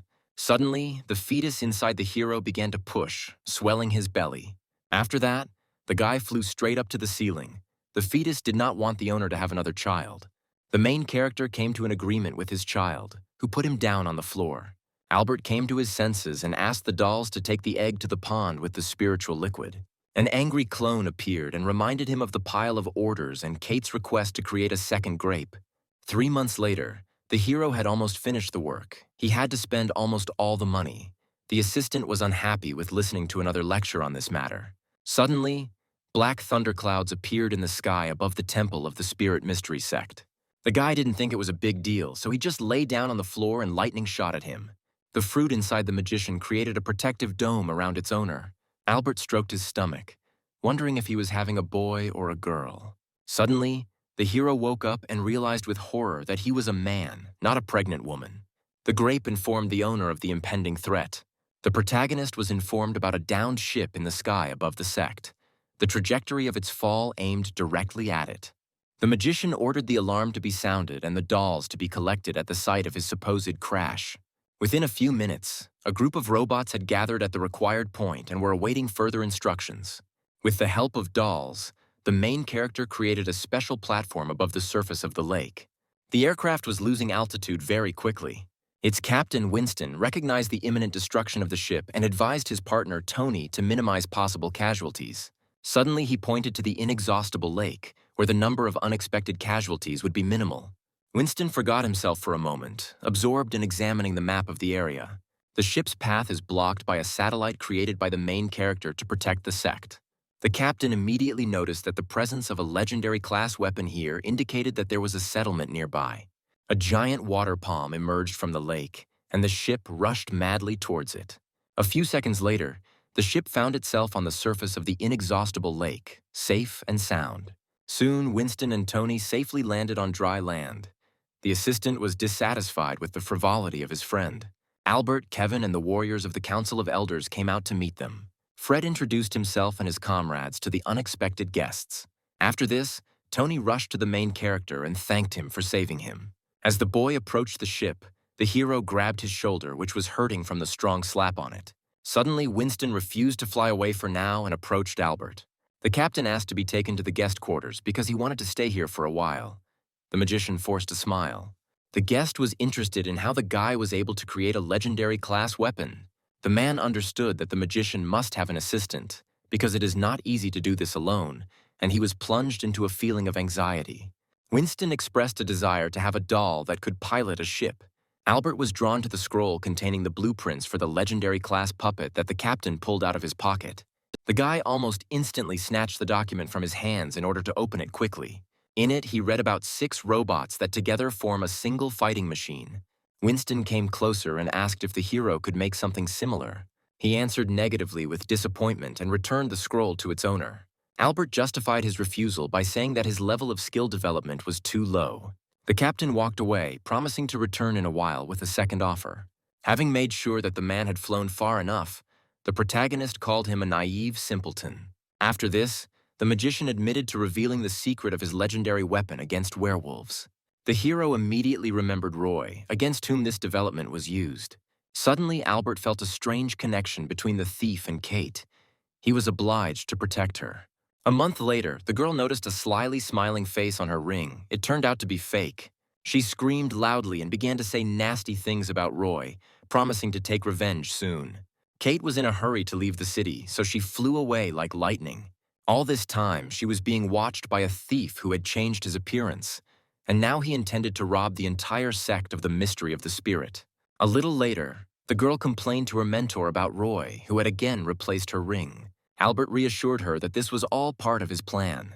He told her about 8 more artifacts that the thief must steal from her. Kate took the rings in her hands and went about her business. When she was about to leave the territory of the Spirit Mystery Sect, several lightning bolts struck the protagonist. This was necessary to complete the process of creating the energy-producing pearl. The guy entrusted it to his clones. After a time, Albert's copies were installed in the center of the disc of 9 dragons. Then the silhouettes of these noble and powerful creatures burst out from there. After this, spiritual rain poured down on the sect's disciples again. A golden silhouette of a certain deity appeared next to the main character, signaling Mason's breakthrough. The teacher noticed a dim spot in the creature summoned by his ward. The dragons immediately rushed to help the guy and flew closer. The creatures helped the student restore the integrity of the deity's silhouette. Suddenly, Sarah appeared to the protagonist and explained that dragons would be able to create a drop of essence of the 5 elements in 100 years. Albert called it the best thing that could happen in his case. Sarah got too close to the guy and asked him to create a personal formation for her. She drilled him with her playful gaze and said she wanted to install it in her bathroom. The magician admitted that this was impossible and quickly ran away. The next morning, the doll handed Mason the necessary tools and sent him on a journey as ordered by his mentor. The warrior took out his phone to find out the purpose of his first mission. The first goal was to go to the City of Lust and visit the Pavilion of Caresses. The guy couldn't believe his eyes. When the warrior reached the right place, at first he did not notice anything strange about it. An unfamiliar girl immediately approached Mason and grabbed his hand, scaring him a little. Inside the Pavilion of Caresses, the guy saw a stage on which dancers were performing. His gaze was immediately drawn to a beautiful girl in a red dress. The next moment, the dancers jumped straight into the crowd of spectators. The beauty in the red dress hugged Mason and advised him to relax and not think about anything. The warrior asked the girl to move away from him and not interfere with the fulfillment of an important mission. Half an hour later, she jumped out of his room and asked other workers to replace her. At this time, 2 other girls were trying to massage Mason's back, which was hard as granite. On leaving the establishment, the administrator asked the guy to pay 300,000 spiritual stones for the services rendered to him. The big guy put the money on the table and decided never to visit such establishments again. The disgruntled workers shouted nasty things at him, but Mason was busy studying his new assignment. He needed to kill 10,000 werewolves, so he went to a reference agency to find out where large concentrations of them were located. The office worker offered the guy to buy a scroll with all the necessary information for 2,000 spiritual stones. When the deal was completed, the warrior asked if the agency had any information about him. His interlocutor used a technique previously unknown to him and prepared to answer. He told Mason some secrets which surprised him greatly. In exchange for this information, the greedy worker demanded 100,000 from the guy. Soon, the dissatisfied big man left the place, thinking about his stupidity. Suddenly, he noticed something flying past him. When Mason turned around, he saw that the street was completely empty. Immediately after this, the warrior noticed that his magic ring had been replaced with a fake. The only right decision was to contact the main character, and the big guy did just that. After listening to the student's story, Albert was beside himself because the agency knew suspiciously a lot about his sect. Grapevine hastened to shut up the owner because she felt that someone was eavesdropping on him. The hero immediately realized that the theft of Mason's ring was the work of Roy, who had already obtained 5 such artifacts. Everything was going according to the magician's plan, so he decided to go about his business while waiting for events to develop. At this very time, Mason finally reached the outskirts of the City of the Eternal Tree thanks to the portal. He still didn't believe that his magic ring had been stolen in broad daylight. Out of anger, the boy kicked a small stone that fell under his feet. It flew down and did not make the sound of hitting the ground for a long time. The big man looked down and turned pale. A terrifying picture appeared before him. He was at the top of a tree that was breaking through the clouds. Mason let out a loud scream. Apparently, he was terribly afraid of heights. Vinogradinka advised the guy to remain calm and meet with the head of the sect as soon as possible. The big guy couldn't believe his ears as to why Kate had come to this place. Meanwhile, she finished her fruit salad, enjoying every spoonful. Suddenly, the girl became dumbfounded and very scared. Mason appeared before her and greeted the chief in a friendly manner. Kate fell off her chair, and when she got up, she asked the guy not to scare her like that again. A little later, the big guy ate several plates of delicious and exquisite food, and the girl was interested in his progress in fulfilling his mission. The warrior slammed his fist down on his plate, remembering the poor service in the city of lust. The caring head of the sect suggested that Mason get to a place with a large concentration of werewolves. Suddenly, she looked inside her robe and became nervous. The worried warrior came closer to find out what was going on. A moment later, he received a blow to the head from Kate, and she became upset with his behavior. A little later, the girl took out a magic ring and explained that she had been robbed again. After comparing the fake artifacts, the guy realized that they were the work of the same thief. Kate pulled out 4 more rings and suggested that they ignore it for now. During their journey, Roy cleverly stole several artifacts from her. After this, Kate called the main character and asked about the next stage of the plan. He happily reported the completion of the preparation of his spell. Suddenly, Roy, who was trying to escape the crime scene, began to emit foul gases. He couldn't believe that Albert and the disciples of his sect had once again fooled the hapless thief. The guy's disguise was blown, and people ran away to avoid the smell he was giving off.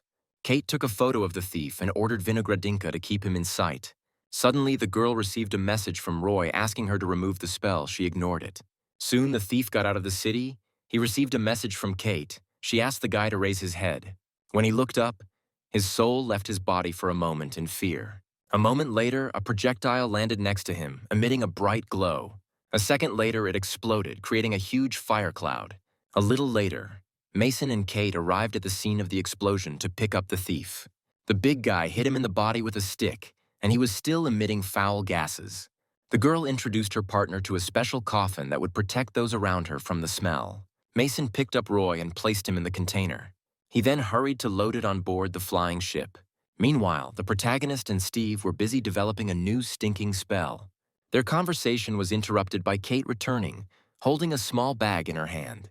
The girl handed the returned rings to the mentor, but her face showed displeasure. The head of the sect did not like the fact that she had to play a less-than-ideal role in the teacher's plans, which were clearly devised by Steve. The boy clung tightly to the magician to protect him from the distraught Kate. Albert hastened to calm the girl, upset by his constant presence next to the stinking Roy. As an apology for such torment, the mage gave her her improved shield, spiritual tincture, and a new battle doll.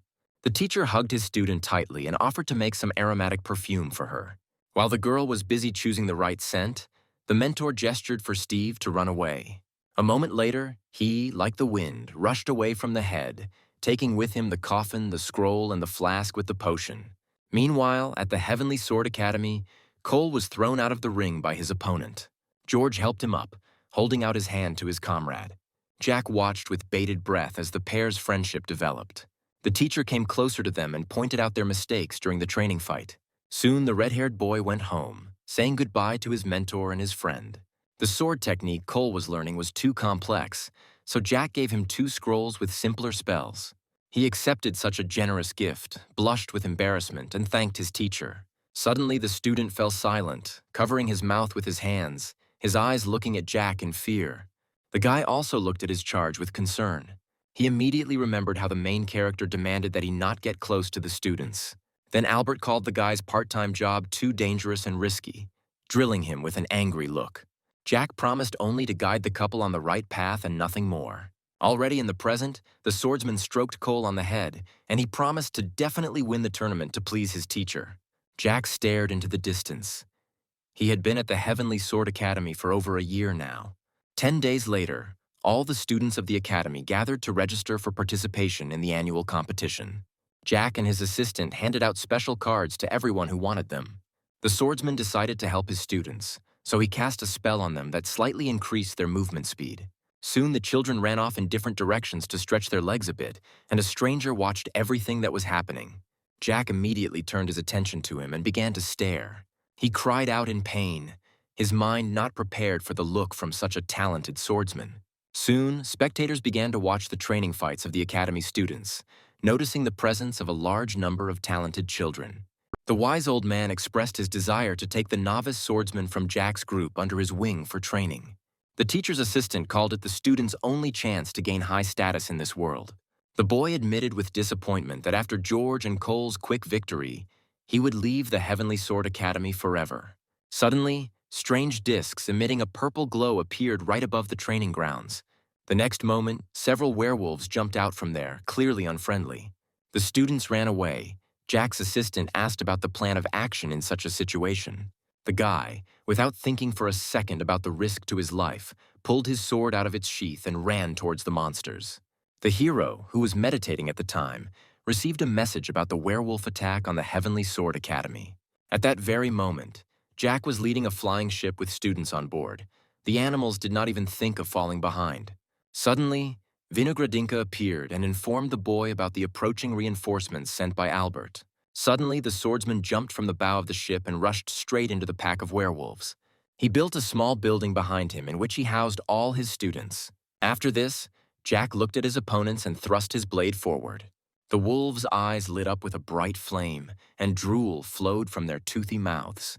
Their leader surrounded himself with a red aura. The swordsman prepared for a mortal fight.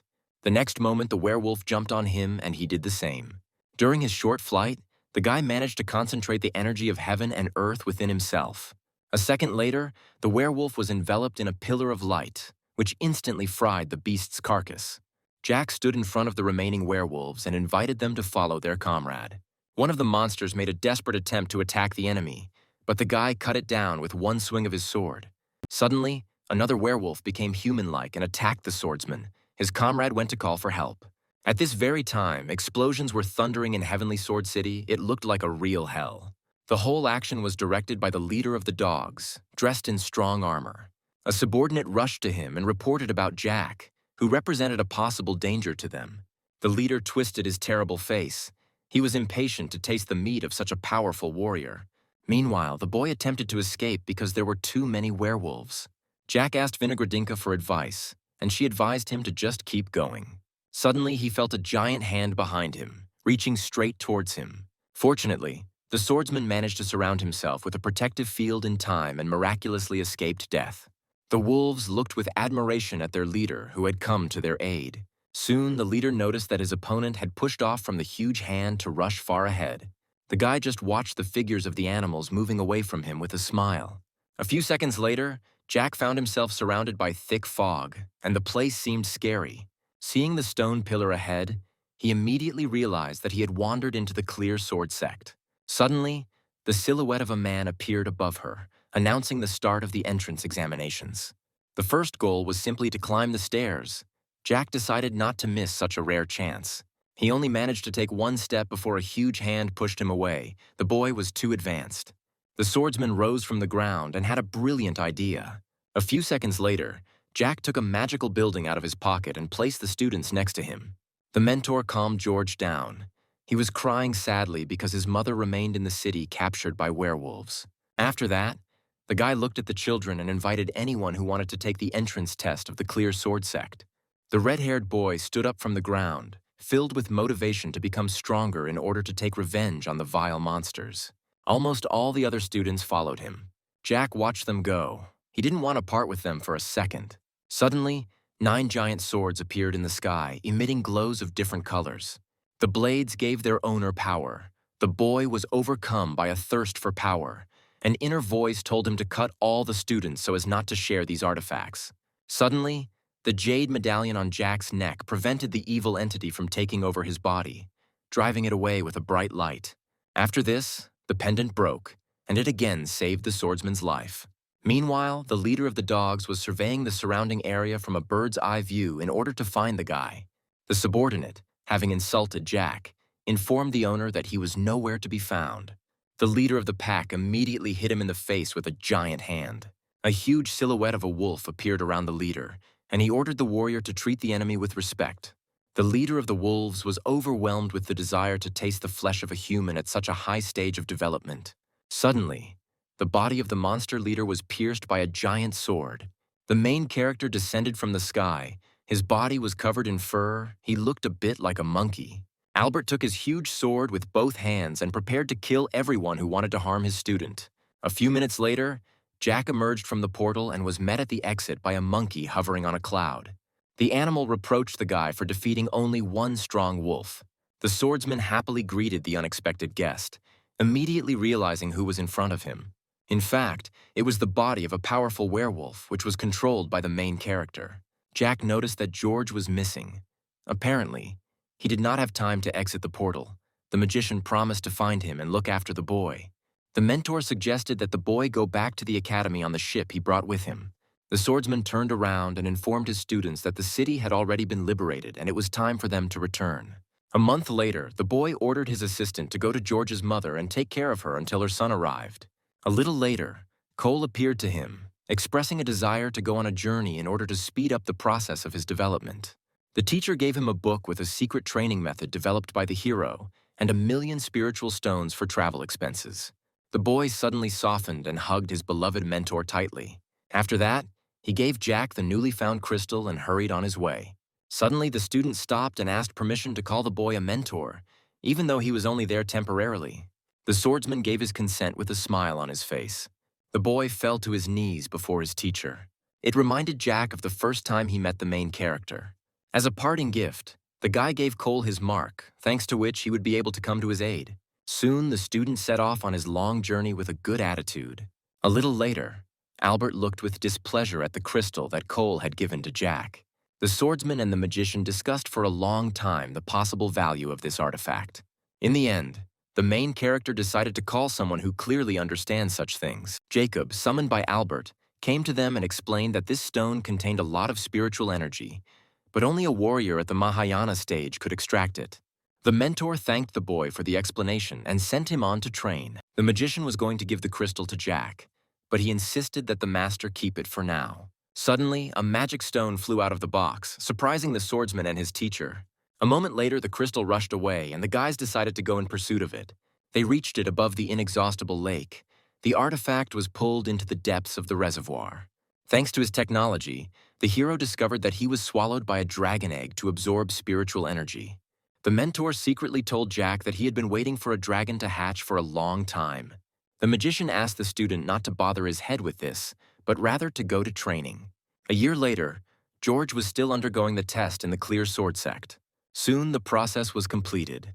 The boy had mastered all 9 magical swords and now wanted to return home. Several hours later, the student successfully traveled back through the portal. Right at the exit of the teleport, a doll with a scroll in its hand, left by the teacher, was waiting for him. After reading the document, the warrior found out that his beloved mother was still alive and had long been waiting for his return in the city of the Heavenly Sword. The battle doll brought a flying boat and invited the boy to board. On the way, George read Jack's letter over and over again. Soon, bitter tears of joy rolled down his cheeks. He was incredibly proud of the nobility and kindness of his mentor. When they arrived at his house, the student immediately jumped to the ground and ran to see his mother. He squeezed his sick mother's hand tightly and pressed himself against her to warm her with his own warmth. The woman happily announced that she could now leave this world in peace, because she had finally found peace. The son did not intend to watch his mother die, so he gave her a pill that he obtained from the Clear Sword Sect. When the mother swallowed the medicine, something strange began to happen to her. Her whole body was enveloped in a blue aura. Suddenly, the woman rose into the air, her hair no longer dull and turned red. George's mother recovered and regained her youth, and tears of happiness formed in her eyes. The boy burst into tears, realizing that his mother was no longer in any danger. The woman hugged her beloved son tightly, who had suffered too much. When George went outside, he saw Jack in front of him, which made him incredibly happy. The mentor greeted his student and asked how his mother was feeling. Suddenly, the boy stopped and fell to his knees in front of his teacher. Jack immediately ran up to him and asked him to get up. George asked the swordsman to become his personal mentor, the boy holding a box in his hands. Meanwhile, the main character, walking through the territory of his sect, sensed the approach of danger. His magical intuition immediately told him that it was connected with Jack. At this time, the guy tried to dissuade George from joining the Spirit Mystery sect. The boy fell to his knees and offered the swordsman tea to make him change his mind. Jack froze in his tracks because Albert had given him no instructions for such a situation. Having weighed all the pros and cons, the The guy came to the conclusion that he had no other choice but to accept the student into the sect. Meanwhile, the hero admitted that his attempt to predict Jack's fate had failed. That evening, George's mother, Mia, prepared a delicious dinner as a treat for her son's new mentor. The swordsman was amazed by the taste of the beef in soy sauce, which embarrassed the woman. The guy was distracted from his wonderful meal by a red-haired boy who asked him what to do next. After thinking for a moment, Jack suggested that the student go on a journey with him and then return to the Clear Sword sect. He promised to return in 3 months and, blushing, asked to put some pieces of tasty beef in his bag. A little later, the swordsman returned home and tried to sneak a peek into the hero's room, but he noticed him and invited him inside. Jack announced that Cole and George had become his personal students, which infuriated the magician. The master grabbed the boy by the ear and began to scold him for disobedience. After this, the student offered Albert to try the meat Mia had cooked as a token of apology. After eating just one piece of beef, the main character couldn't stop praising its wonderful taste. Having finished dinner, the magician turned to Jack to give him an important instruction.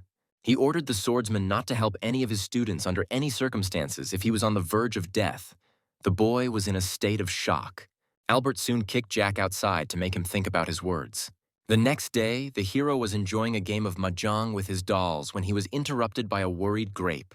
She reported on the difficult situation in the werewolf world, and the master stood up from his chair. Suddenly, he turned around sharply and ordered the wooden warriors to freeze and not peek at his knuckles. A little later, the robot explained to the owner that badgers could defeat a powerful monster and conquer an entire region. The boy, without hesitation, agreed to help his little friends. Unfortunately, they need to enlist the help of an old man who demands a legendary item in return, which upsets the hero. A few minutes later, the robot, controlled by Albert, reached the badgers, who begged him to help them. As an apology for the inconvenience caused, the animals offered the magician a bag of spiritual stones. The protagonist accepted their gift and offered to give the Elder One legendary item every 100 years. A little later, when Richard was busy creating new armor in his forge, there was a knock on his door. Albert handed him the money he had received from the badgers and asked him to make the necessary item. Immediately after this, the boy returned to playing mahjong and skillfully beat his dolls. Waking up the next day, the protagonist received a telepathic message from the blacksmith. Richard, who had not slept all last night, happily announced that he had developed a new formula for creating legendary items. He fell asleep instantly as soon as he approached Albert. The boy hurried to visit the blacksmith's workshop in order to find out the formula. After studying it, the hero admitted that Richard had just wasted his time and effort because it was complete nonsense. The alloy was not suitable for forging legendary items, but was perfect for creating skyships, and the magician's spirit was lifted. After this, the main character quietly crept into the room where the tired blacksmith was resting. He grabbed Richard and began to wake up the sleepy poor fellow. A moment later, Albert kissed his friend for creating the material that would help fulfill his dream of a personal ship. The next day, the hero carefully studied the purple crystal, and Richard was watching him. Thanks to the shiny surface of the mineral, the boy noticed the blacksmith behind him. He turned and invited his friend inside in a friendly manner. Albert and Vinogradinka created a drawing of the future ship. Richard couldn't wait to look at it. The blacksmith knew of a great place that was ideal for building a ship, so he hurried there. Suddenly he stopped and thought, remembering that he was not yet able to make an entire aircraft. Then the blacksmith began to meditate right in his friend's dungeon, so as not to lose a second of valuable time.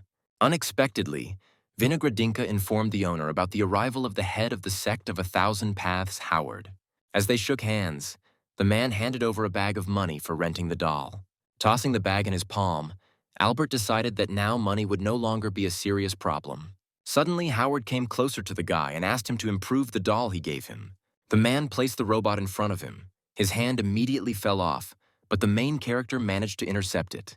While the hero quietly attached the doll's hand back, Howard complained that he could not cope with 3 or more enemy ships. Albert considered the man a stupid blockhead who didn't understand what he was talking about. The protagonist decided to be polite and tactful, so he asked the head of the 1,000 Paths sect what he proposed to do. Howard smiled and said that he wanted to take Grape on the expedition, not a soulless doll. The guy was a little angry. He didn't want to put his assistant in danger at the request of this fool. A moment later, the hero grabbed his doll and gave the man a firm refusal. Suddenly, Howard pressed himself against Albert's leg like a dog and offered him the magic ring in exchange. The main character took the artifact in his hands and examined it carefully. Soon, the man and the magician agreed that the boy would improve the doll and exchange it for a ring. Already in the dungeon, Albert asked Vinogradinka to upgrade the puppet, but she didn't like such a request. Then the hero poked her monitor with a bag of money that would help with her own upgrade. Having heard the refusal again, the guy promised to spend all his resources on improving Vinogradinka's brother. The robot became alarmed. She agreed to help.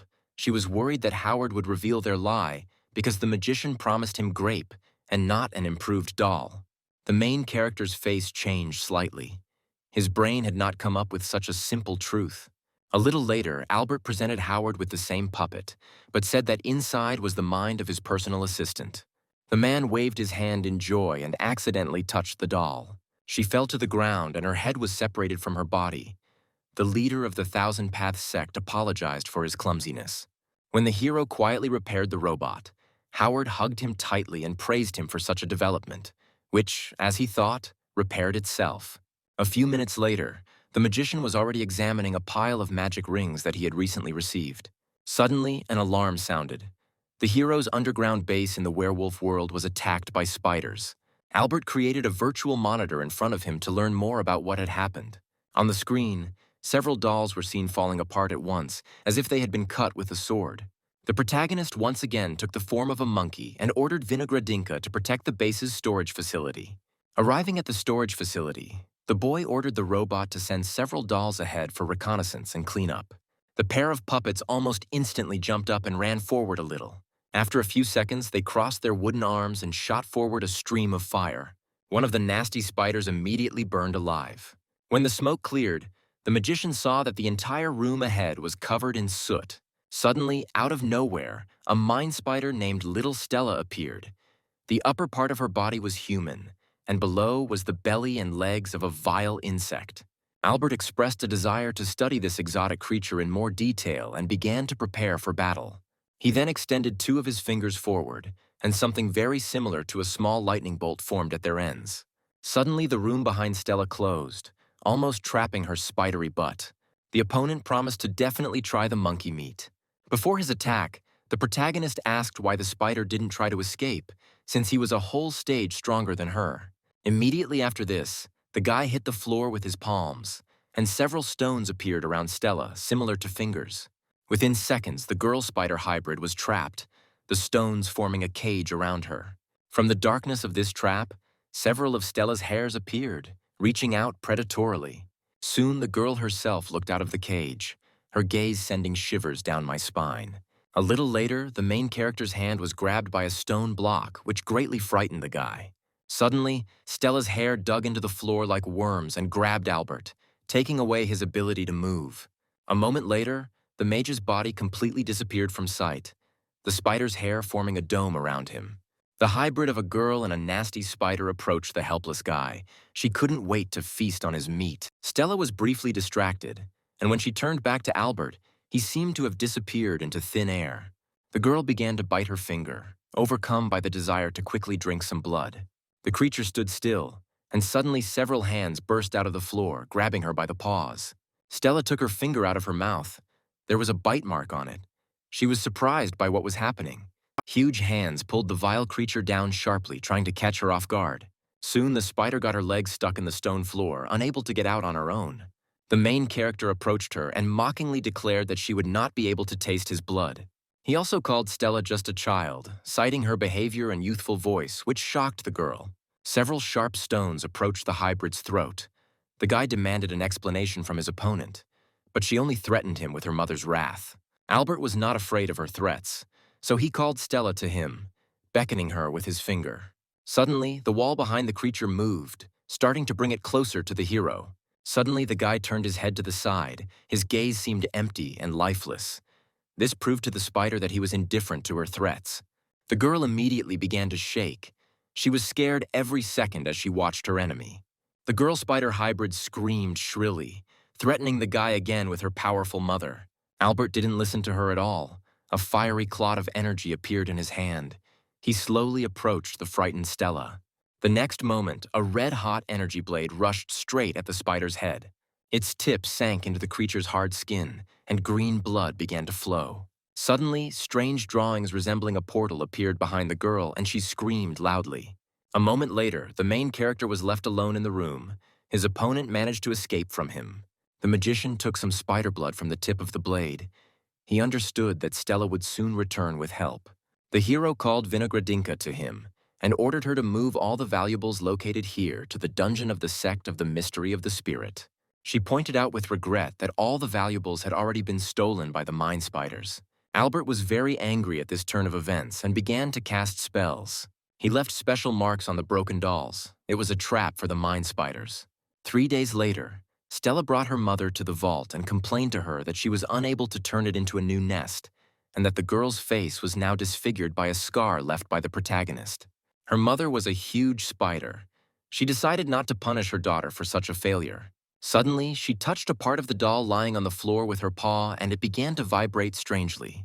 Meanwhile, the hero handed the leader of the impenetrable badgers a scroll, which contained instructions on how to summon wooden dolls, as well as a detailed plan for creating a new underground base. They were distracted by a powerful explosion that occurred at the site of a storage facility recently captured by spiders. Albert, with a smile on his face, imagined how the vile 8-legged creatures were torn into small pieces. Vinogradinka laughed. Unfortunately, Stella and her mother survived with minor bruises, and the Spider Queen promised to take cruel revenge on the guy. At this time, Howard was in the Heavenly Forge Sect, where his ship was upgraded, increasing its speed. The blacksmith offered the man to increase the number of guns, but he refused since the ship's hull could be damaged. Then the head of the Thousand Paths Sect began to kiss the hands of the master who helped him improve the ship. The blacksmith then offered Howard to repair the werewolf ship he had captured, pointing his fingers behind his back. The man did not want to spend extra money on this, so he pretended to have completely forgotten about one very important matter. The master shouted after the running man that he already knew about his acquaintance with the skilled blacksmith. A little later, the Thousand Paths Sect's ship's cannon fired. Howard couldn't stop smiling as he watched the screen that captured the moment the enemy ship was destroyed. The man was happy that he would be able to defeat even more air pirates if he acquired a couple more wooden robots. But the Albert doll reminded him of his financial problems. These words pierced the heart of the Thousand Paths Sect leader like an arrow. His suffering was interrupted by a message about the discovery of a nearby star located in the center of the meteorite belt. The captain ordered the crew to go there immediately.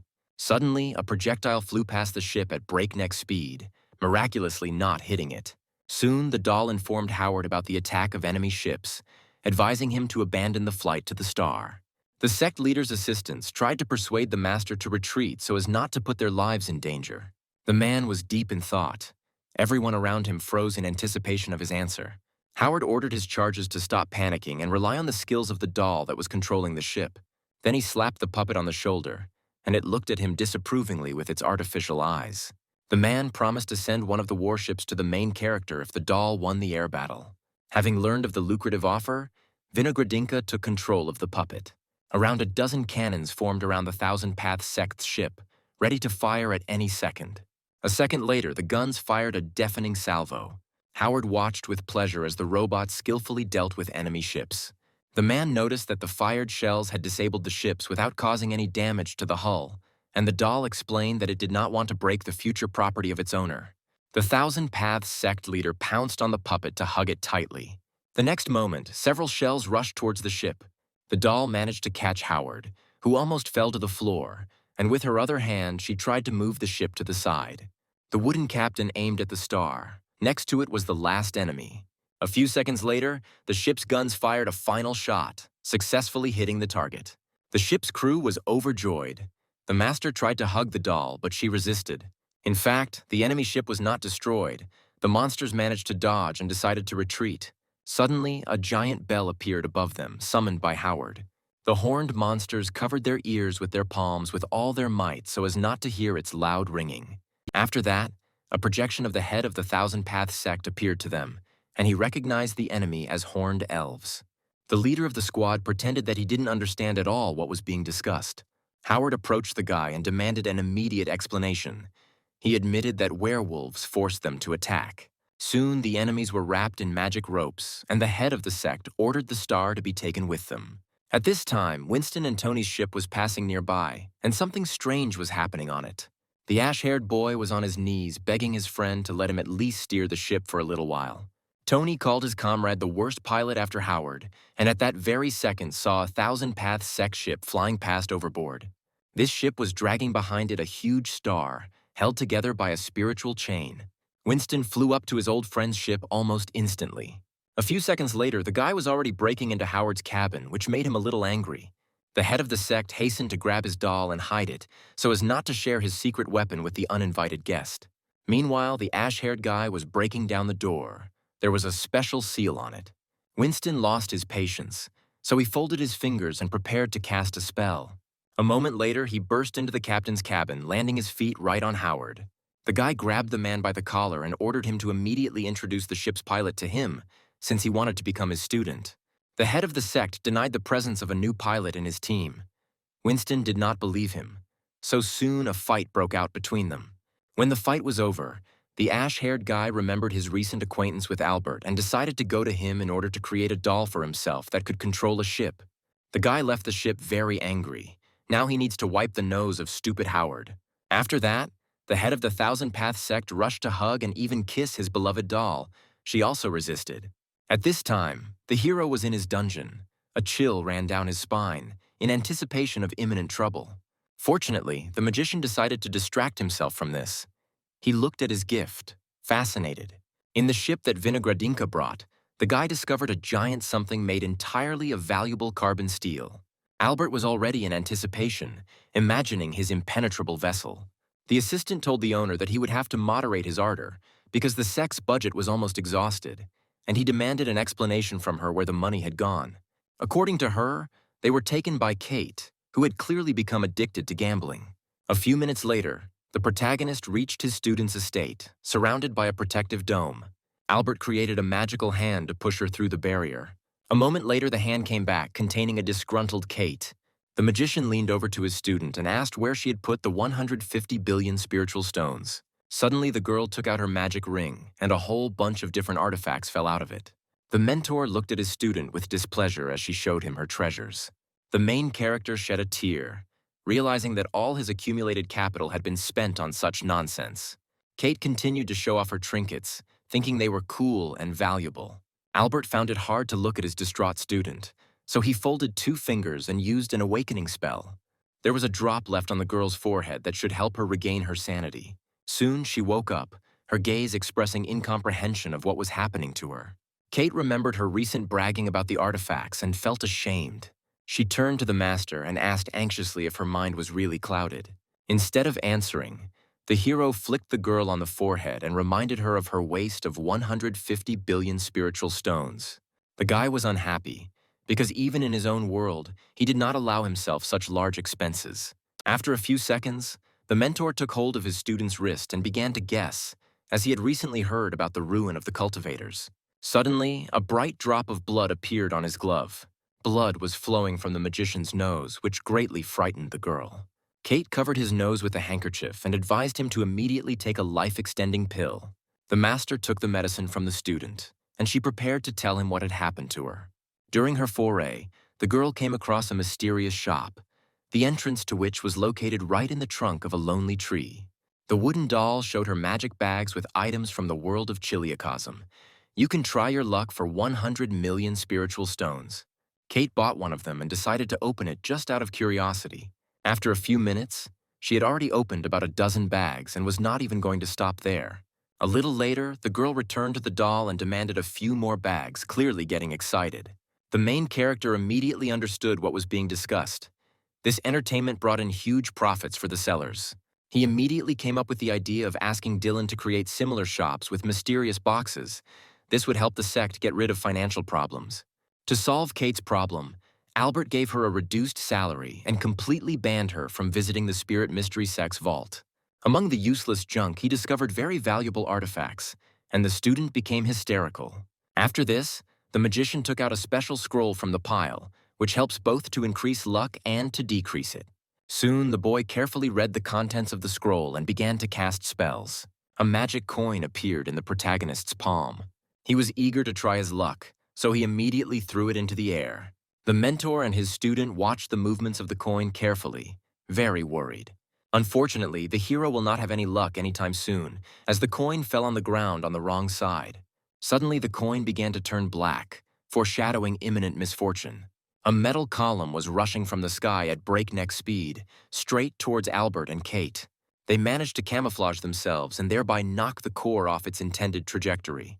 When the hero decided to hide in a pond with spiritual liquid, the column rushed towards them again. A few moments later, the projectile hit the ground right between the protagonist's legs. After this, a huge turtle crawled out of the pond, and the guy and his student were perplexed. Suddenly, she shot a magic sphere from her mouth.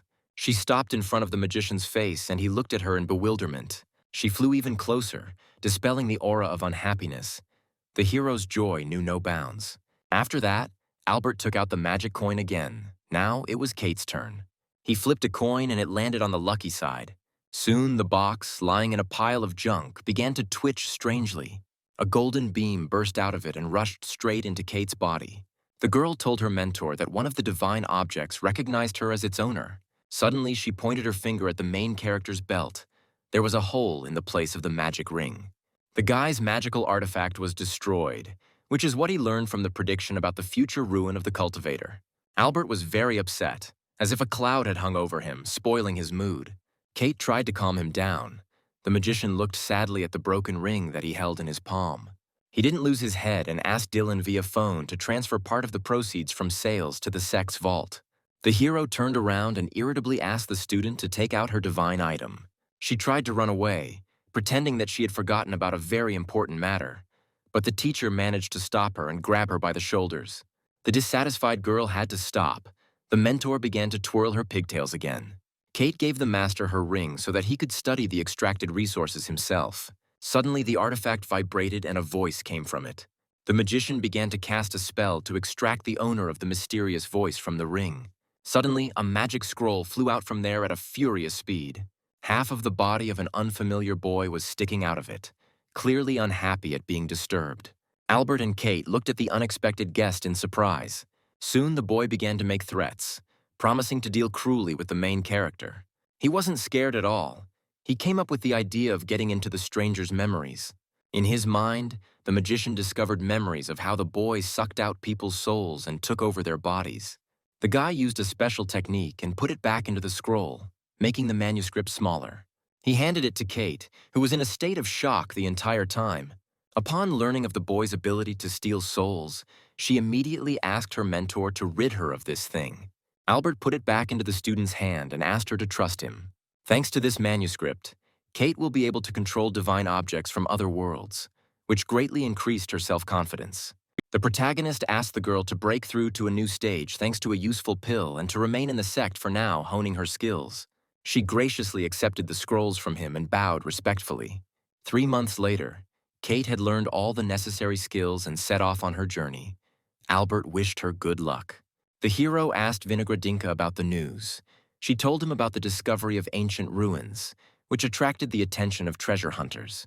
Realizing where exactly his student was rushing to, Albert took a lucky coin out of his pocket and tossed it. He was lucky enough to share the technique he had created with his student. The magic bird rushed after Kate, trying to catch up with her. A few seconds later, the feathered creature reached its target, and the girl felt a slight burning sensation on her back. She immediately realized that the caring mentor shared a piece of his energy with her.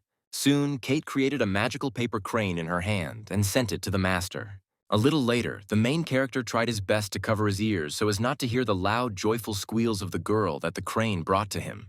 The grape reminded the owner that he had sent his luck to his child, who could be any of the sect's disciples. The boy was not happy with his mistake. An idea came to his mind, and a few minutes later, the magician reached the pond with spiritual liquid and dipped his face into it. At the bottom of the pond, he saw a giant turtle sleeping soundly. The hero began to wake her up and demand that she give him another magic sphere. His actions frightened her greatly. The poor animal screamed and clutched her heart. Albert pulled his head out of the pond and looked at his reflection with tears in his eyes. The turtle can only use this spell once every 10 years. The grape was worried about her master's health, so she brought a doll who carefully covered him with a warm towel. Bitter tears flowed from the boy's eyes in streams. His gaze became empty. At this time, Kate again came across the fortune shop, where she was greeted by the wooden seller. The girl thought about it and decided to visit her again. As she entered, she smiled sweetly at the doll. A few days later, The student returned to Albert and showed him some rather valuable things that she had managed to get from the surprise bags. The disgruntled protagonist pointed out to Kate that some of the weapons she had obtained were simply broken. The magician grabbed the girl by the cheeks and scolded her. He didn't like her gambling addiction. As punishment for her misdeed, the boy ordered her to collect very rare resources. The student had a very long and difficult journey ahead of her. The hero's plan was to keep her away from the Sect's finances for as long as possible, when suddenly he received a message. In it, Jack reported that George had been subjected to a dangerous spell, and Albert ordered them to fly to him immediately. The magician looked at the sky and sighed sadly. He blamed fate for all his problems. Meanwhile, Jack and his disciple were rushing to get to the Spirit Mystery Sect as fast as they could, and the boy looked very bad. The student thought about his rapidly approaching death, and the mentor tried to encourage him. Suddenly, George asked the swordsman to stop, after which he handed him the key to the portal leading to the Clear Sword Sect. The boy's strength began to leave him. Jack looked at him in fear and screamed. Suddenly, he noticed a familiar flying ship in the sky. Albert was on the ship, and he ordered his student to immediately climb on board. The worried swordsman asked his mentor to help poor George quickly. After this, the main character began to examine the boy's body using special equipment. He soon explained that the curse was cast by poisonous frogs, causing the afflicted's body to reject the essence of the spirit. Jack became nervous, realizing that this threatened George with a complete loss of magical abilities. He would become a mere mortal. The protagonist said that there was only one way to reverse the process, but the chances of success were only 10%. An exhausted George told the magician that he was ready to risk his life to save him. The guy also warned that this process would be very painful for the boy. A pangolin sat down next to the red-haired boy. They were surrounded by a seal, and puppets summoned by the hero stood near it. Jack wanted to get closer to his student, but Albert managed to grab him by the collar because being inside the field is too dangerous. A moment later, the main character flew away from the ship, dragging the swordsman along with him. A strange funnel, similar to a tornado, formed directly above the ship. Jack was worried about George. The master assured him that everything was fine. The cursed boy's body was surrounded by a red aura. Meanwhile, the frog that cast the spell was wrapped in chains, and a stream of blood gushed out from its body. George's body was pierced by hellish pain, but he tried his best to control himself. The vile amphibian immediately realized what was happening, so it began to resist the influence of the seal. At this time, the damned boy fell to the floor. His body could not bear such torment. He began to pitifully call for help from his mother. Suddenly, George stood up, his eyes filled with pain. Jack hoped that the process of lifting the curse was finally complete, but the magician replied that it was only just beginning. The exhausted frog promised to take revenge on the boy and suck out all his spiritual energy. At that very moment, a chain burst out of her chest, tearing through the flesh. She rushed forward and pierced through all the frogs that were nearby. Meanwhile, George was lost in his consciousness, imagining it as an endless lake. He tried to come to his senses. The excruciating pain had only just now left his poor body. Opening his eyes, the boy saw a beautiful girl in front of him. Suddenly, she started tickling him. George finally came to his senses. Behind the girl, several more beauties appeared, wanting to join their friend. They began to massage the boy, and his body felt warmth and care again. A frightened Jack nervously watched what was happening to his student. The next moment, a red beam hit the main character's ship directly. At that moment, George raised his head and screamed hysterically. The swordsman began to worry that Albert might accidentally kill the poor boy. The magician stated that the process was almost complete, and there was no turning back. A strange mark appeared on the cursed boy's forehead, emitting a golden glow. A few seconds later, a huge magic sword appeared from there. The blade flew into the sky and absorbed the seal. Meanwhile, the frog's soul burst out of its body, thereby killing the vile creature. The red aura absorbed the souls of the amphibians that cast the curse. When the magic sword absorbed this red aura, something strange began to happen. A moment later, all 9 swords that George had obtained from the Clear Sword Sect were floating in the air above him. The hero advised Jack to visit his student quickly, and magical tears began to flow from the master's eyes. The swordsman suggested that his mentor also visit the rescued boy, but he refused. The tired, red-haired boy finally opened his eyes, his beloved teacher holding him in his arms. Jack smiled and was glad that George had escaped, keeping his magical abilities to himself. The swordsman sat down on the edge of the ship and, looking into the distance, thanked Albert.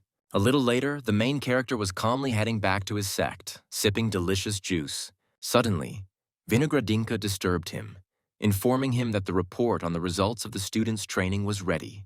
From it, the magician learned that right now Mason was traveling the world in the company of a bunch of girls and killing werewolves, which greatly surprised him. A month ago, a defenseless girl lay on the ground and trembled with fear. Several vile monsters, reminiscent of pigs in appearance, loomed over her. Suddenly, behind them, the figure of a formidable warrior appeared, who could not calmly look at the girl in trouble. A moment later, the brute sent all 4 monsters flying into the air with one blow of his mighty fist. After that, he began to approach the poor girl. She was a little frightened by his frowning look. Their gazes met. The stranger became excited, anticipating a dialogue with her savior. The girl began to thank the hero, but to her surprise, Mason simply walked past as if not noticing her. The lady stood in front of the big man, trying to get his attention. She explained that she was a novice at the abode of pleasures, but she had nothing to thank her savior with. Mason walked past again and advised the girl to teach her friends how to give a good massage, but she was in a stupor. The warrior went further. The novice of the abode of pleasures took out her phone and began to write to her friends. A few minutes later, several beauties joined her, trying to get Mason's attention. They admired the calmness with which the thug beat up the werewolves. Suddenly, he turned around and shouted loudly, asking what they wanted from him. Within seconds, he was surrounded by a crowd of beauties, trying to persuade him to get close. After reading about this, the main character burst into hysterical laughter. He was impatient to find out how events would develop further. Meanwhile, the girls were very tired. Trying to please Mason, he demanded to give him a massage and help him freshen up. With the help of Vinogradinka, the hero found out the identities of these girls. They were members of a squad of professional seductresses who lure talented students from various sects. The magician had an idea, so he took out his phone to contact the people he needed. Almost all the students received a message from the main character.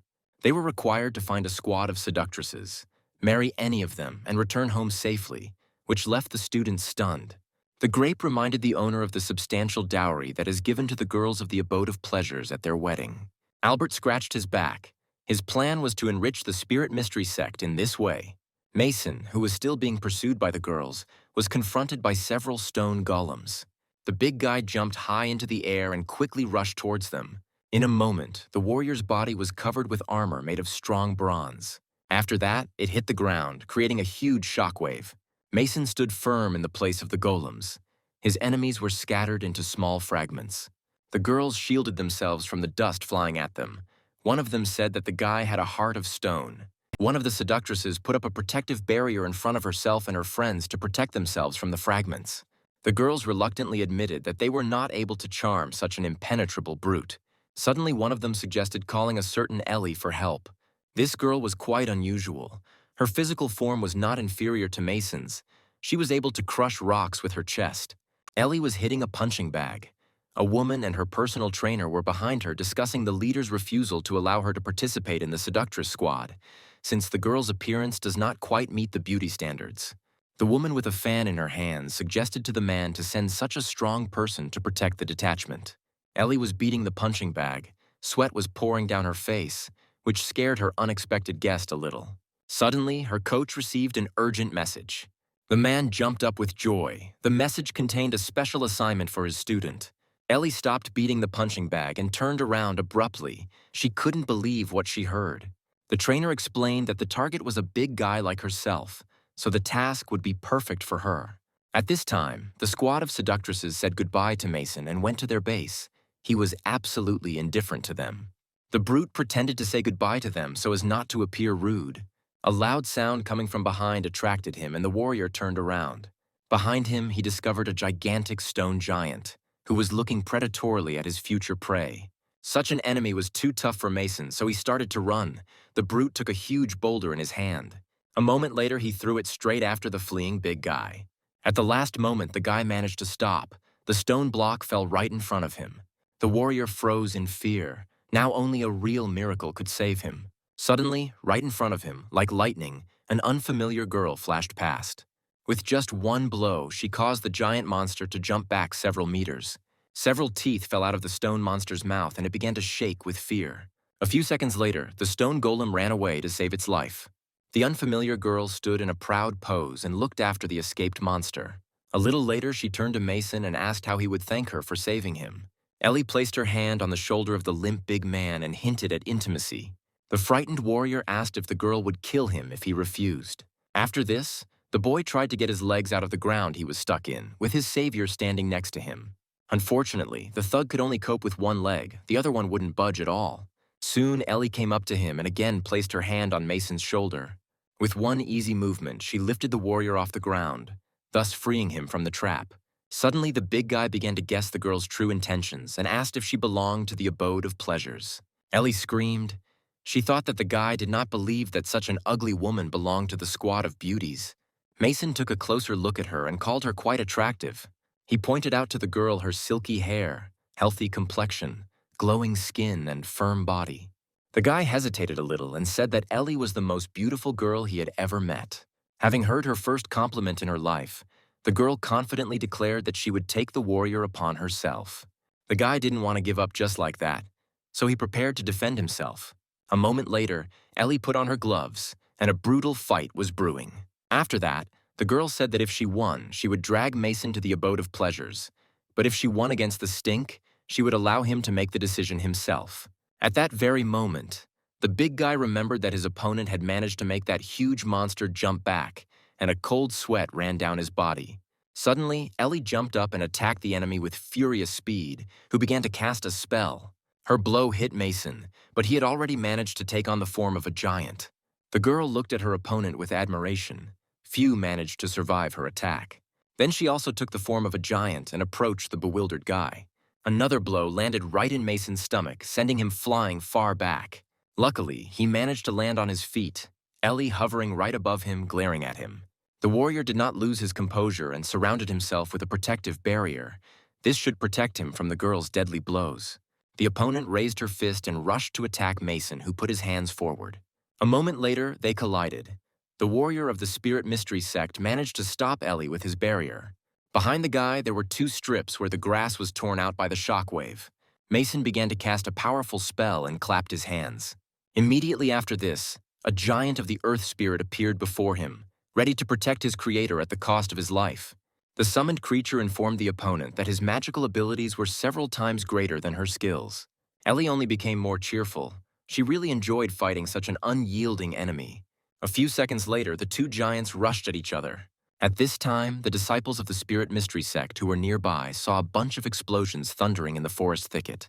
The main character burst into loud laughter. Soon he calmed down and began to wipe away the tears that had appeared in his eyes. Looking at the pumped-up girl, he admitted that in the abode of pleasures there was a seductress for absolutely every taste. Vinogradinka predicted that their confrontation would not flow into anything more. Albert did not understand how a soulless machine could understand human feelings. Meanwhile, Ellie continued to pound her opponent, who had no choice but to use his last trump card. Immediately after this, the guy took the form of a horned demon armed with a huge hammer. With one movement of his hand, he launched the powerful weapon straight at his opponent. A moment later, the hammer was able to knock the girl out of the giant's body and she was defeated.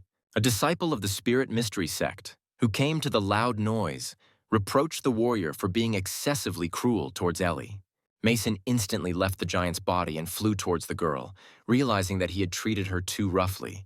His opponent landed hard on the ground and began to caress her bruises. Unexpectedly, the warrior carefully extended his hand to the poor girl to help her up. She grabbed his hand and asked him to quickly put forward his condition because she had lost. Soon, Mason thrust his fist forward and invited Ellie to train together.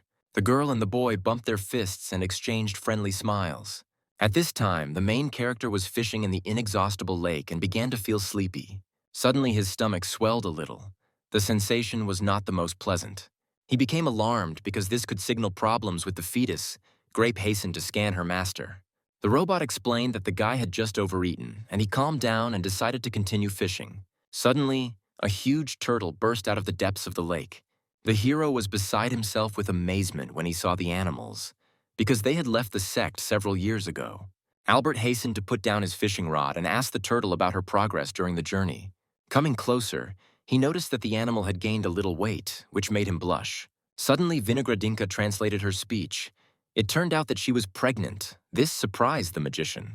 Having learned that the child's father was a dragon, the main character began to dance with joy. The guy suggested that the turtle settle in a pond with a spiritual liquid that would have a beneficial effect on the development of the fetus. When they came to the artificial pond, they saw another turtle there. Albert lifted her into the air with magic, demanding that she give up her seat to a pregnant woman. As the mother entered the water and enjoyed the stream of spiritual liquid flowing down from above, her children hurried to join her. The main character stopped them. He didn't want the baby turtles to interfere with their mother carrying her offspring. Suddenly, the huge turtle lifted its head up and began to suck in spiritual energy from literally everywhere. The hero's students almost flew away from the beast's powerful breath, managing to grab their master's sleeve at the very last moment. Soon, the turtle buried its muzzle in the water. It was worried that this amount of spiritual energy was not enough for it.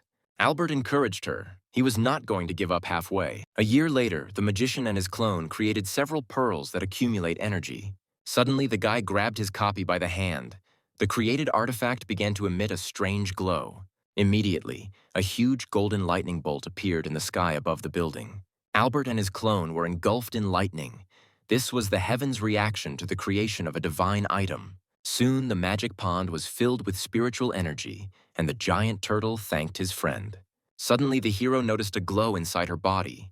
Emitted by future children, anything could come out from there.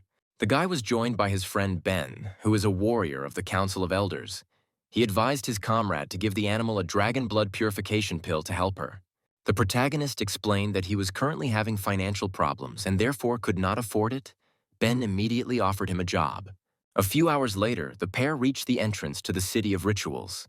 Only after passing through the central gate did Albert freeze with his mouth wide open. Right in front of him, a huge fiery phoenix was flying in the sky, and a stone hammer was sticking out of a lonely rock. Soon the magician and his companion met the old man who ran the temple of blacksmiths. The elderly man said that he had heard about the hero's talent from Ben. Albert's attention was drawn to the legendary void-taming hammer standing in the middle of the room. The old man explained that they usually only accept students after entrance exams, but for the boy, he was willing to make an exception. After this, the elderly man patted the protagonist on the shoulder and handed him a special pass. He gave Albert a menacing look and offered to forge legendary items for them for a while. The magician immediately realized where this was going, so he lied about having to go home to get his things. A little later, the main character returned to his dungeon, where his disgruntled clone was, wanting to get to work as soon as possible. The boy hugged his copy and offered him to become a blacksmith in the City of Rituals. Soon they said goodbye. The clone was incredibly happy to finally get away from his master. 2 months later, the hero's copy was busy forging weapons and armor to order. A whole line of people wishing to order legendary items from the master had gathered outside the doors of his forge. Albert's clone finally finished forging and wanted to take a little vacation. He walked up to the door. As soon as he opened the gates, he was immediately overwhelmed by a pile of scrolls with orders, and the guy started crying. At this time, the Spirit Mystery Sect's mentor was fishing in his favorite spot as usual. He received a bunch of messages with orders. He decided to choose the most profitable ones. The magician noticed a very strange order, apparently. The customer was Nicholas. Meanwhile, this young man was staying at the inn of the City of Rituals. His mentor offered the student to pay for the order with fake drawings of swords. Arthur interrupted the boy and explained that his drawings were perfect for forging. Using Nicholas's hand, the old man drew an ancient rune on the table. The mentor asked the student to just wait until his order was accepted. The guy had serious doubts about the success of his deception. For the next few hours, the swordsman sat in one place and barely moved. His teacher was burning with impatience. After some time, Nicholas admitted that their scam had failed because no one was taking on the order. Meanwhile, the representative of the City of Rituals talked to the main character in the forged temple and asked why the guy refused this tempting offer. He said that he was not interested in such an order, so he asked his interlocutor a similar question. He blew on his mug and explained that he himself had a sufficient number of the same ancient drawings. Albert stopped eating his cookies when he heard this. The interlocutor said that his father was one of the greatest blacksmiths. Soon, a representative of the City of Rituals showed the hero a bunch of valuable artifacts that he carried with him. With a smile on his face, he explained that before his ascent, the caring father bequeathed everything he had to his son. Albert theorized that his family used a specific rune combination to create legendary items. Only upon seeing the magic runes in the guy's hands did his interlocutor open his mouth in amazement. After this, the main character handed his new acquaintance a piece of energy from these runes. Looking at her, the guy remembered his father and shed a stingy tear. Then, a resident of the city of rituals named Sean tightly embraced the mentor of the Thousand Paths Sect, and now they became sworn brothers. After that, he happily jumped out of the room, wanting to try out Albert's gift as soon as possible. Near the city of rituals, Cole fought fiercely against the werewolves who attacked him. Nicholas, who was flying past, immediately noticed him. Arthur declared that there was nothing special about him. The boy dealt with all the enemies. The swordsman immediately realized that he had learned from the best. The old man ordered the student to immediately go to the city and try to reduce the price for the order, since the guy had serious money problems. A few seconds later, the swordsman descended towards Cole, contrary to his mentor's words. The boy greeted his unexpected guest and told him about his training in the way of sword formations. Suddenly, Nicholas handed him a magic bag containing his old blades. Cole could not accept such a generous gift, but the young man insisted on it, after which he left the promising swordsman. Left alone, the boy finally decided to open the bag he had received, his face expressing surprise and confusion. Inside, he found a rusty blade. Nicholas gave it everything he had, which made the boy cry. After this, Cole called his mentor and asked him to recommend a good blacksmith. At this time, the main character was enjoying fishing again. Vinogradinka informed him about a new order. Albert laughed when he learned of Jack's request to help his student with money from the Spirit Mystery Sect's vault. The mage studied the information about Cole. Judging by it, the boy had an impressive supply of spiritual stones.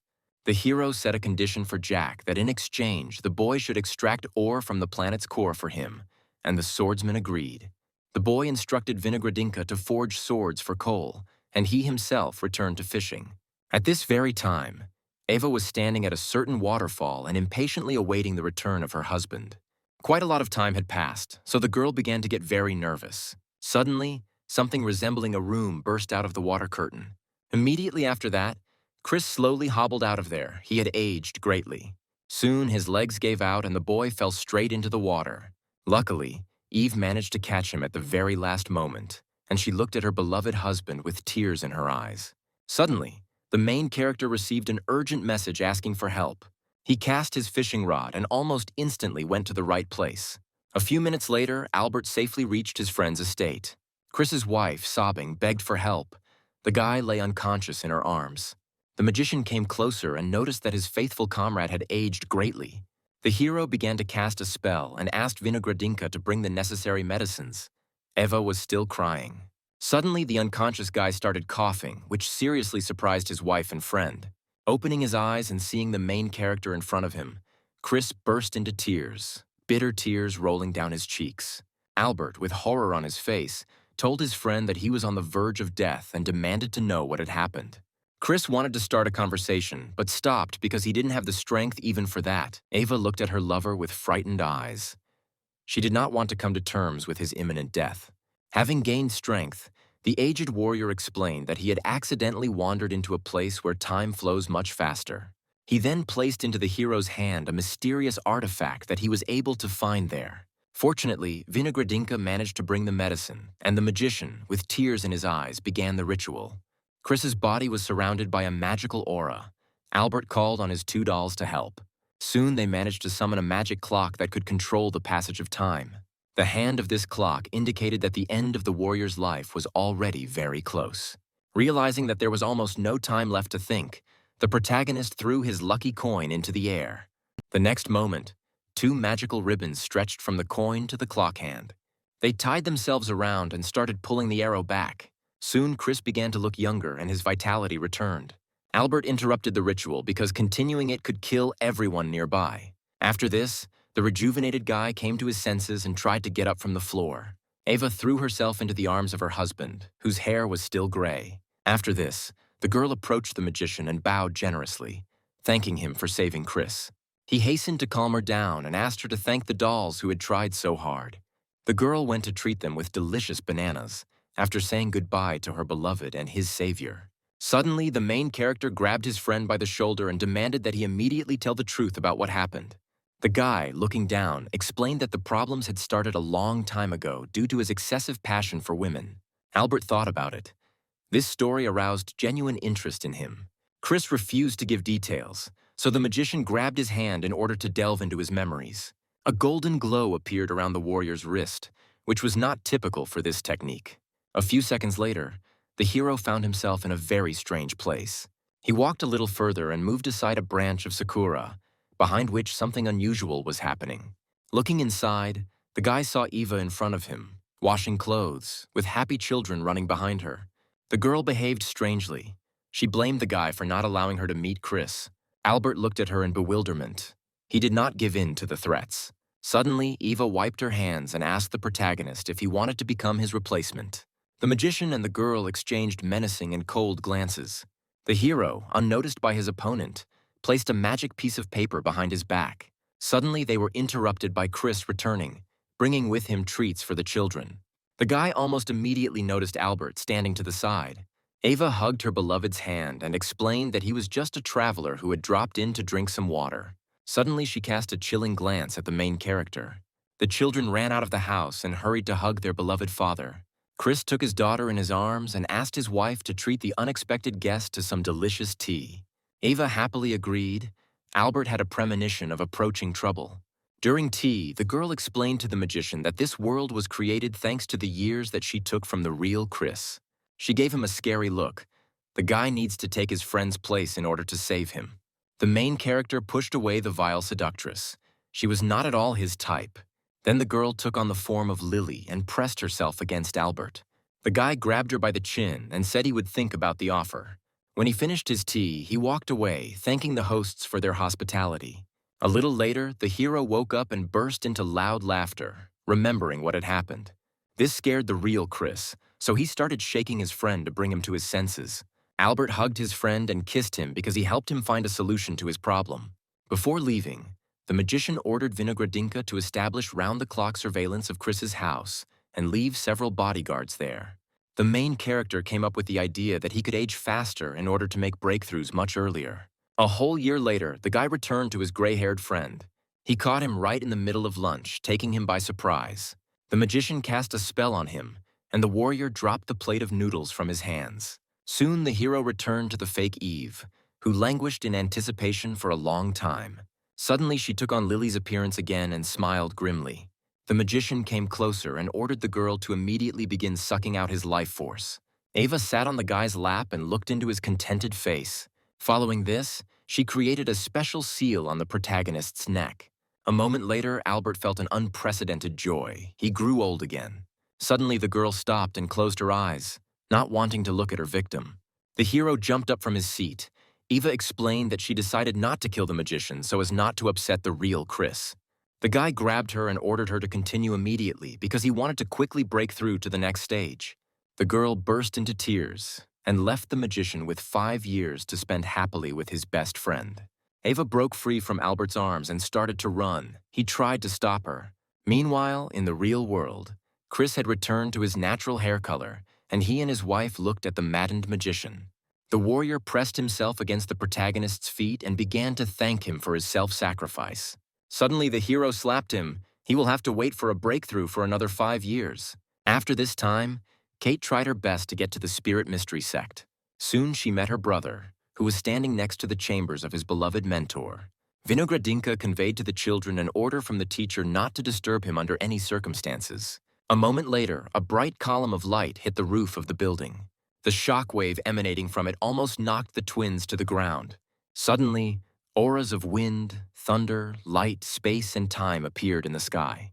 At this point, the protagonist tried to focus on his breakthrough. Suddenly, he felt an unpleasant burning sensation in his body. Spiritual energy surrounded his chest. A black paw burst out from the fruit he had been carrying for so long. A second later, the shell broke and a cute and kind panda appeared before the magician. She flew up to the protagonist's aura and began to rub her cheek against it. A cloud that looked very much like a panda's head appeared in the sky above Albert's house. Kevin and Kate watched this unusual natural phenomenon in amazement. Soon, the rejuvenated mentor finally came out of his room, holding a cute animal in his arms. The children bowed to him. The girl looked at the cute creature and instantly fell in love with him. The teacher closed his eyes and, blushing with shame, said that this was his own child. At that very moment, Thunder rumbled in the sky and lightning flashed, as if to confirm his words. Meanwhile, Kevin couldn't stop poking the stuffed panda, which she didn't particularly like. Suddenly, the animal went wild and attacked the boy. Albert and Kate were very scared. Looking at the aggression with which the panda attacked the boy, the hero came up with a use for the animal. The mage sighed, remembering his duty to improve all the Sect's projects. Kate was able to drive the beast away from her brother. Thanks to fortune-telling, the guy learned about the imminent attack of werewolves on the Sect of the Mystery of the Spirit, which he told the twins about. To avoid this, he decided to move the entire island, which scared Kevin a little. The protagonist ordered Vinogradinka to return all the students to the Sect, and he allowed the children to invite their friends in order to wait out the storm. At this time, several human ships arrived at the passage to the werewolf world to give battle. On one of the ships were Ben and his older friend named Ryan. They were heatedly discussing the upcoming adventure. The guy warned about the impending monster trap that his friend had predicted. The elder immediately flared up and burned the scroll with the message from Albert, not trusting these fears. Ben immediately apologized to his superior and asked about the reinforcements that were arriving soon. Suddenly, Ryan looked at him with disapproving eyes and began to suspect him of being a spy for the werewolves. The guy cried out in surprise and, raising his hands, began to prove the opposite.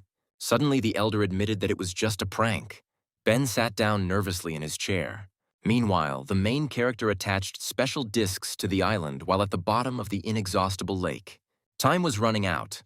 Instead of 36, he managed to install only 8. They had to move the island. Suddenly, the entire underwater surface began to emit a blue glow. Albert asked Vinogradinka about the possibility of transferring the protective system, but she answered negatively.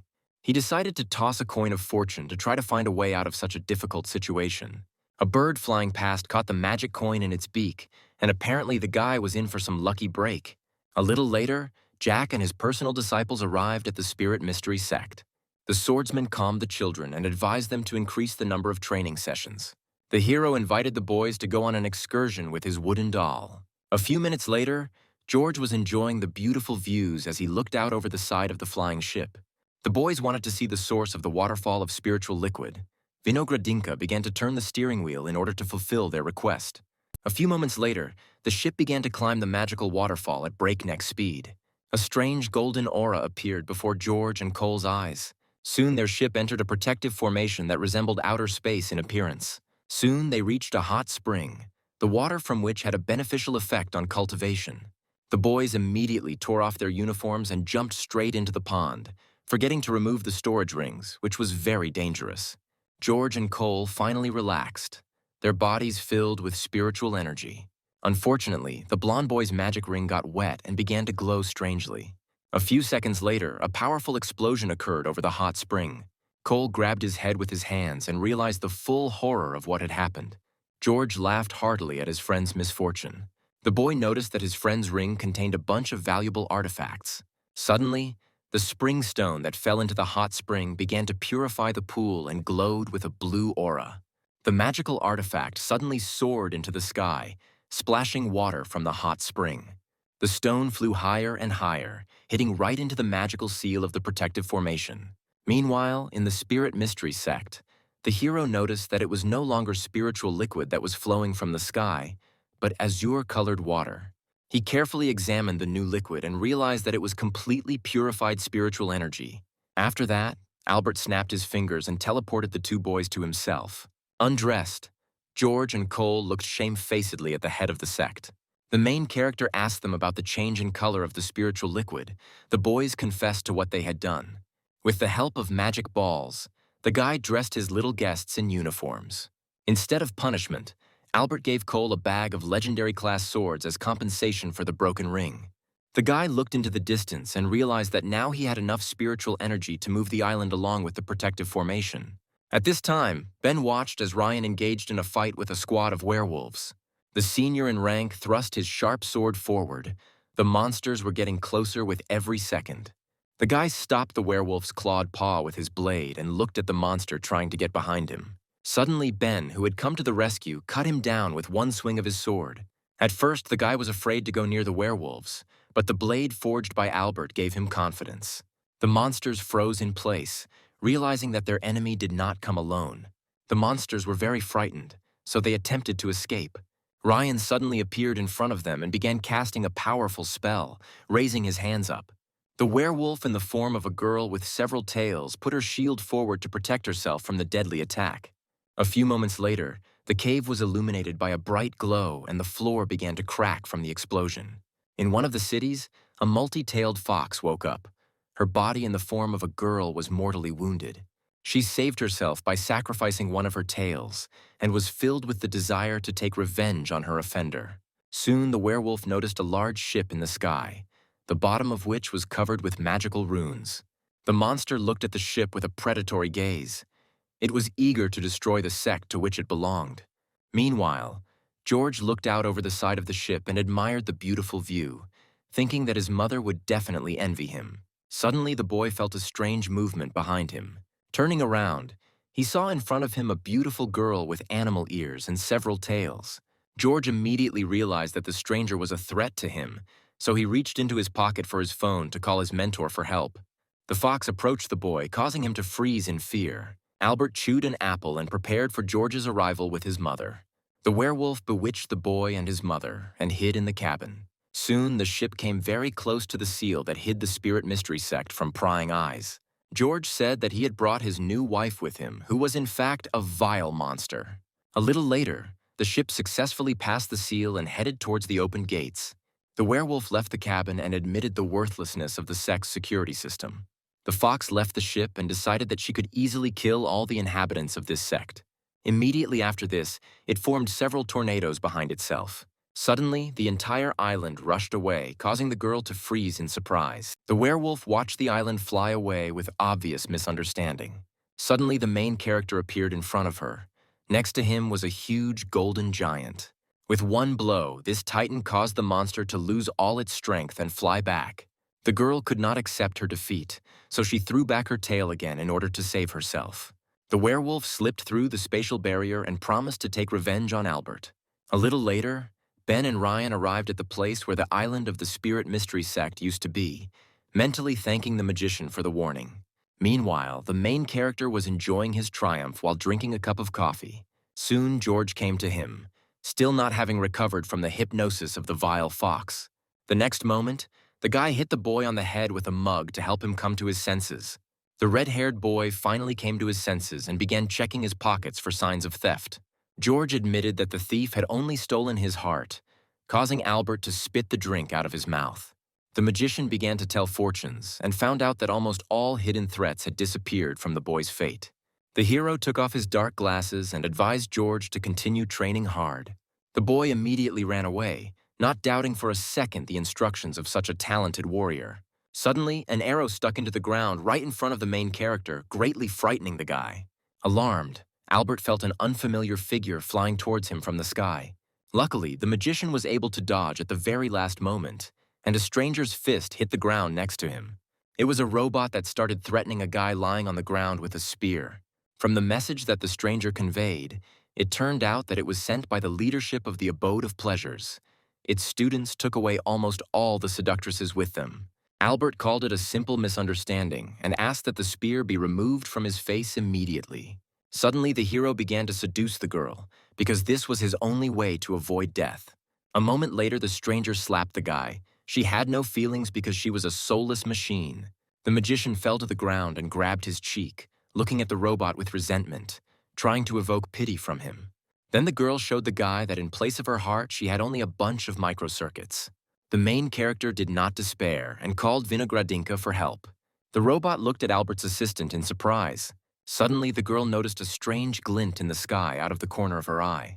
A few seconds later, a deadly beam from the werewolf crusher fell upon her. After this, the hero looked at the body of the robot, which had stopped showing signs of life. Suddenly, Vinogradinka asked permission to take her body after the repairs. A little later, the magician put a special protective cover on his assistant while he was repairing the stranger's body. Vinogradinka didn't like her new outfit at all. Soon, the main character turned to her and began to stretch out his hand. After this, the guy began to merge the girl's body and create Vinogradinka. As a result, he created a beautiful girl dressed in a maid's costume. Albert looked at her lovingly. He couldn't wait to hear the beautiful voice of his improved assistant. When the girl opened her mouth, speech flowed out of her mouth, very similar to the speech of a drunken boor. The guy grabbed his head and burst into bitter tears. He rushed to his computer to quickly change Vinogradinka's voice. Soon the girl greeted her master with a sweet and pleasant voice. The protagonist asked the maid to sit on a chair nearby to check her motor functions. Vinogradinka sat down on him and spread her legs like an impolite man. The magician turned away, ordered her to learn how to behave like a real girl from one of the Sect's students, and drove her away. She walked towards the exit with a confident gait, thinking about a suitable candidate for the role of her teacher. A little later, Kate congratulated the Sect's assistant on acquiring a new body, and she told her about her problem. The girl smiled slyly and happily agreed to help her friend. After this, Albert finally left his dungeon and breathed a sigh of relief. Suddenly he bumped into Vinogradinka. She blushed with embarrassment. The beautiful maid looked down and said that she was ready to demonstrate her skills to her master. She then rudely threatened the guy and ordered him to behave more appropriately. The main character was killed by her behavior. He immediately understood who his assistant was addressing. Then the girl decided to take a couple of lessons from the masculine Ellie. The magician was horrified. Soon the hero grabbed Vinogradinka by the shoulder and led her to Kevin's house. He then pointed to Naomi, who was the student's wife, and ordered the girl to copy her behavior. The maid watched for a long time as the guy and Naomi cheerfully discussed various topics. She also watched their lunch, the couple feeding each other sweetly. Just before going to bed, Naomi began to feel like someone was watching them. That evening, Vinogradinka wrote down everything she saw in a special diary. Soon she was already giving the main character a skillful massage, giving him true pleasure. The girl also fed the owner, and he was in seventh heaven. Suddenly, after a hearty dinner, Vinogradinka took off her outerwear, surprising the magician. She instantly ran towards the head of the spirit mystery sect. Then the girl fell down on the bed next to him like a log, and the frightened guy asked her to behave more appropriately. Vinogradinka quickly got dressed and apologized to her beloved owner for her thoughtless act. The next morning, the maid happily informed the magician that their island had finally reached its destination. Suddenly, the hero thought about something important and remembered it, which he forgot about again at that very second. At the same time, Lily flew to her husband and was very scared of his disappearance and the disappearance of the entire island. The next day, the girl was flying at breakneck speed over the surface of the lake on her bird. She looked around in fear because she had attracted the attention of a dangerous werewolf. A huge, aggressive eagle was chasing Lily, holding the corpse of a hare in its powerful paws. Suddenly, a spatial rift appeared right in front of the fleeing girl. Meanwhile, the main character lay on Vinogradinka's lap and enjoyed the way she scratched his head.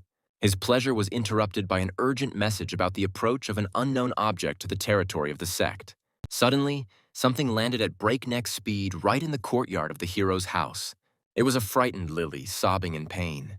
The girl didn't know where exactly she had ended up, so she prepared to defend herself. Suddenly, a surprised Albert emerged from the building behind her.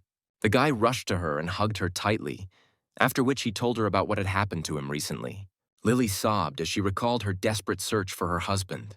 The girl suddenly fell silent when she saw an unfamiliar girl in the main character's room. Her attention was drawn to the girl's revealing pose and her strange outfit. The magician called Vinogradinka to him so that she could help his wife heal her wounds. Lily glared at her husband's assistant, mistaking her for his mistress. A moment later, the wounded girl grabbed the guy by the arm and threw him over herself onto the ground. Following this, Lily dealt her lover a powerful blow as punishment for what she believed to be betrayal. Soon, Albert's body had been hit by several dozen blows. She believed that he had moved the island to escape from his wife and his mistress. The hero hurried to tell her about the new body for Vinogradinka. Lily stopped. The robot cautiously greeted his master's beloved. After this, the hysterical girl continued to beat the magician, deciding that he was cheating on her with a soulless doll. Suddenly, the main character got out of his wife's clutches and pushed her towards Vinogradinka. They collided with each other. Albert's assistant picked Lily up and offered to treat the wounds right away. The girl pressed herself against the robot and felt peace. A little later, the hero visited his beloved and caring servant. Grape blew gently on Lily's sore knee to ease the pain. The maid also offered her 2 new outfits to replace the torn dress. Then she winked sweetly at the girl and said that she knew absolutely all the women's tricks. After a few seconds, Lily looked at the robot as if it were a caring mother. The next day, the hero tried to find the important scroll, but couldn't, so he called Vinogradinka. The assistant refused, arguing that she was busy shopping with Lily. The protagonist crossed his arms and thought about the strange friendship between his wife and the robot. The next day, Vinogradinka gave her mistress a new hairstyle, turning her into a real beauty. Suddenly, Lily grabbed the maid by the hand and promised to talk to her husband about taking her with him. At this time, Albert was enjoying the view of the waterfall. Being in his gazebo, he was distracted by his wife's voice. A second later, he was already lying on the floor, knocked down by his beloved. She came close to his face, causing him to be dumbfounded, and asked him to give her the grape. The guy suddenly came to his senses and responded with a firm refusal. The girl, not satisfied with this answer, threw a tantrum. After this, a saddened Lily asked her husband to create another such robot. Seeing tears on his beloved's face, the hero allowed her to use Vinogradinka whenever she wanted. Hearing this, the girl immediately threw herself into the tight embrace of her beloved husband. Albert and Lily kissed, and a red-haired girl watched from the side. A little later, Sarah returned home and began to meditate in her chambers. The memory of the kiss between the main character and his wife kept popping up in her mind. The girl's evil side offered her to get rid of Lily and take her place. Sarah's good side dissuaded her from this, because then the magician would never forgive the girl, and they would not be able to be together. An evil spirit crept up behind her and declared that only she could console Albert if he lost his beloved. The nasty side of the red-haired girl put her hands on her neck, trying to win her over to her side. A moment later, Sarah went completely mad. Her gaze became empty and frightening. Now she decided to get rid of Lily. Meanwhile, Henry sensed the presence of a demonic aura near the spirit mystery sect. Arriving at Sarah's estate, he discovered a giant demonic spirit in the sky above her house. The hero's student assessed the situation and decided to use the aura sealing technique. A transparent sphere formed around the demonic spirit, preventing it from escaping. The evil entity began to resist, gradually destroying the protective field. Henry put his hand to his chin and admitted that he was not strong enough to contain his spirit. Within seconds, the demonic aura destroyed the magic sphere and burst out. The boy was not going to give up, so he swung his magic sword, using the reincarnation technique. Soon the evil spirit disappeared, the darkness dissipated, and Sarah's estate was once again flooded with sunlight. Henry decided to find out what was going on, so he went into the girl's room. She sat on her small sofa, her hand on her chest, sobbing bitterly, her eyes shining strangely. The red-haired lady calmed down and demanded an explanation from the unexpected guest about what was happening. The guy explained that the girl was possessed by an evil spirit, so he built a magical field around her. Sarah got up from the sofa and advised him to leave quickly with his field. The boy threw up his hands and declared that it was impossible to do this. Suddenly, the girl became very aggressive and rudely ordered him to get away. The guy walked up to her, looked closely into her eyes, and expressed his concern about her condition. He leaned over and said that he had transported himself and her to a world without spiritual energy using the reincarnation technique. Hearing this, Sarah exploded like a bomb and raised her hand to slap Henry. The guy managed to grab her by the wrist. Then he approached her and told her that he would really like to know more about her inner demon. Soon the boy headed for the exit, having first suggested that the girl meet again in a couple of days. Henry put his hands behind his head and said that in this world the girl would need to eat like a normal person. Suddenly, Sarah's stomach growled and she grabbed it, feeling very hungry. After a few minutes, the girl looked around her room but did not find any food. Looking out the window at the small shop, she admitted with disappointment that she now had to find her own food. A little later, Sarah went outside. Vendors were enticing customers with delicious food. This made her stomach rumble even more. Suddenly, her keen sense of smell caught a very pleasant aroma. Following him, she came across a friendly man who offered her some donuts. Having bitten off only a small piece of this delicacy, the girl felt an amazing taste. Her eyes lit up with delight, and her mouth opened in surprise. The seller demanded that the hungry lady immediately pay 20 coins for this portion. The girl had been using spiritual stones all her life, so she didn't quite understand what he was talking about. Then Sarah tried to find her magic ring in order to pay with artifacts, but it was nowhere to be found. The man took her for a swindler. The red-haired lady did not lose her composure and stated that she was an honorary warrior of the Council of Elders, and therefore was ready to fulfill any wish of the seller. The angry man demanded that she immediately pay for the donut she had eaten, calling the girl crazy. Passers-by watched Sarah put on a real show with grins on their faces. Suddenly, her hysteria was interrupted by the stranger placing his hand on her shoulder. He was a very nice guy who paid for the girl and invited her to get to know him better. Sarah suddenly pushed him away, declaring that she had no intention of starting a relationship with a mere mortal who would die in 50 years. The persistent guy again put his hand on her shoulder and asked the beauty's name. The red-haired girl was not so simple, so she grabbed the stranger's hand and twisted it behind his back. The next moment, Sarah received a rather strong blow to the head. The guy's assistant hit her with a heavy club. She fell to the ground, and the scoundrels decided to sell her to a brothel. After some time, she was bought by a woman nicknamed Mommy Grace for only 10 gold coins. The red-haired girl lay tied up on the cold floor, being starved into working. Poor Sarah closed her eyes and cried bitterly, tears slowly streaming down her face. A few days later, Grace's mom received a rather strange visitor. It was Henry, bowing respectfully to such an important woman. The guy thought about what Sarah was doing now, not even imagining that she was in slavery to Grace. Two local girls discussed Henry's beauty, admiring his outstanding talents. Suddenly, the guy turned around, noticing in the hands of one of them a piece of fabric that looked like part of Sarah's clothes. The girls became embarrassed. A fleeting image of a red-haired lady appeared before his eyes. It seemed she was in trouble. A cold sweat ran down Henry's face, because he would have to explain her disappearance to the Council of Elders. That night, the girl finally managed to free herself from the ropes, but this did not solve the problem of the complete lack of food. She lay on the floor and remembered the old days. Suddenly, her thoughts were interrupted by a mysterious package that flew in from the window. In the strange package, Sarah found several cookies, and she finally had the opportunity to satisfy her hunger. The next moment, the door behind her swung open. The girl decided not to hesitate for a second. A few seconds later, the captive broke free and, holding the cookie in her teeth, rushed away from this damn place. Soon, the girl managed to get into the main hall of the brothel, where at that time there were a lot of visitors. Suddenly, Grace's enraged mother burst into the room, reported the disappearance of the captive, and ordered the main gate to be closed immediately. The poor girl was hiding around the corner.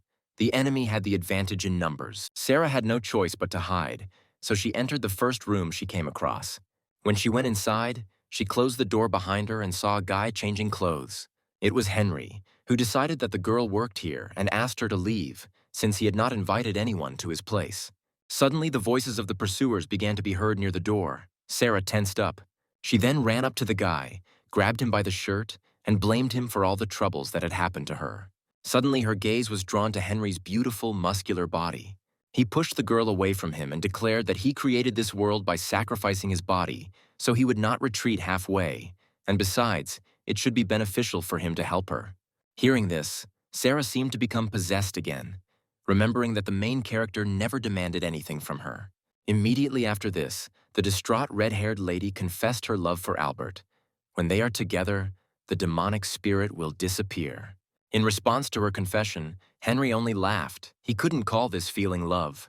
He looked closely at the possessed girl and called it nothing more than a desire to possess the hero. Sarah threw a real tantrum.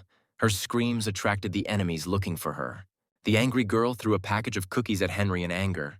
After that, she seemed to completely go off the rails and began comparing herself to Lily. Soon the guy walked towards her, his face looking quite frightening. He grabbed Sarah by the chin and called her a stupid girl who was used to getting whatever she wanted without paying attention to the opinions of others. The next moment, a pair of guards burst into the room, immediately recognizing the girl as the escaped prisoner. Henry watched with cold blood as Sarah was grabbed by the guards.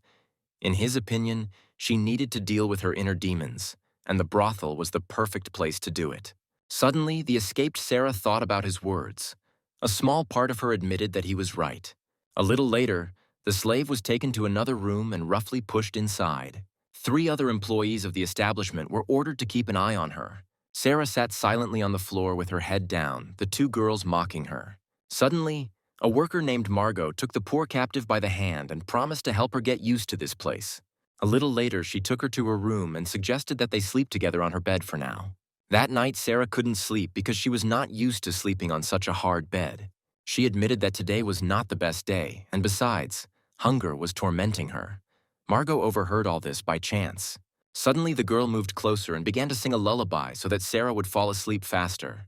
The red-haired girl clung to her new friend, the thought of escaping leaving her, because if she ran away, the mistress would cruelly punish Margot.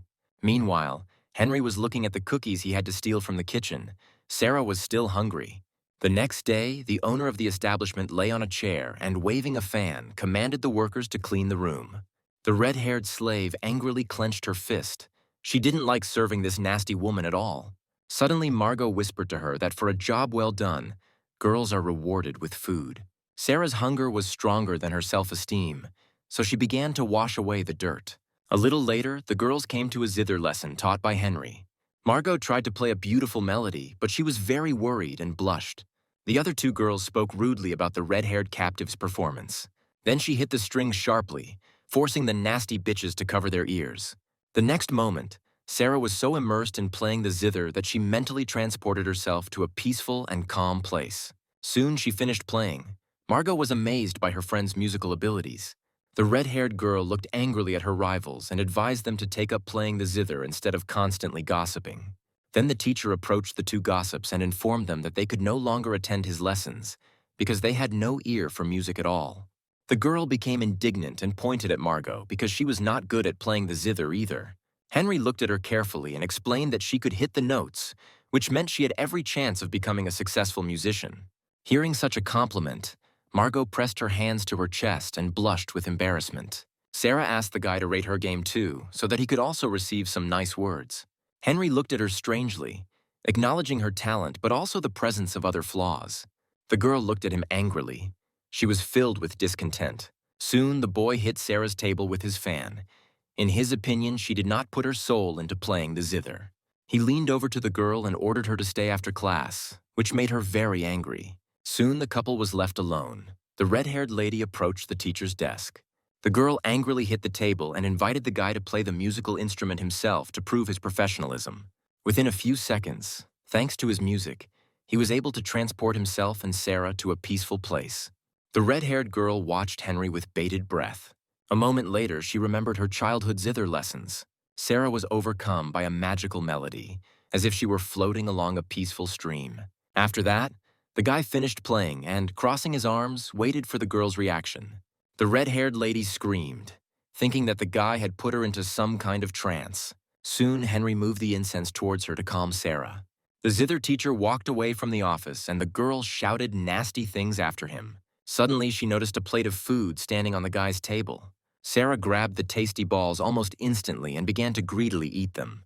Henry had been hiding around the corner all this time, and he noticed that the girl's inner demon had already retreated a little. When night fell, the red-haired lady asked Margot if she was asleep.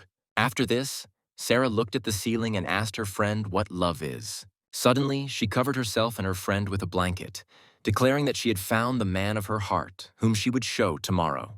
The next morning, Sarah and Margot looked out the window of the brothel at the street. The shy girl pointed out to her friend an inconspicuous noodle seller.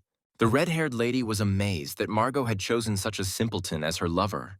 Recently, this shy guy returned the girl's scarf that she dropped from the balcony, and at that moment she fell in love with him. Suddenly, Sarah noticed a girl who approached the noodle seller, who, judging by the conversation, was his lover. At that moment, Megan's heart sank. She didn't know that this guy already had a loved one. The girl rushed away from the window. The red-haired lady grabbed her hand and tried to encourage her, saying that she was much more beautiful and earned more money. A sobbing Megan stopped and turned to her friend, declaring that looks and wealth cannot make a person fall in love with you.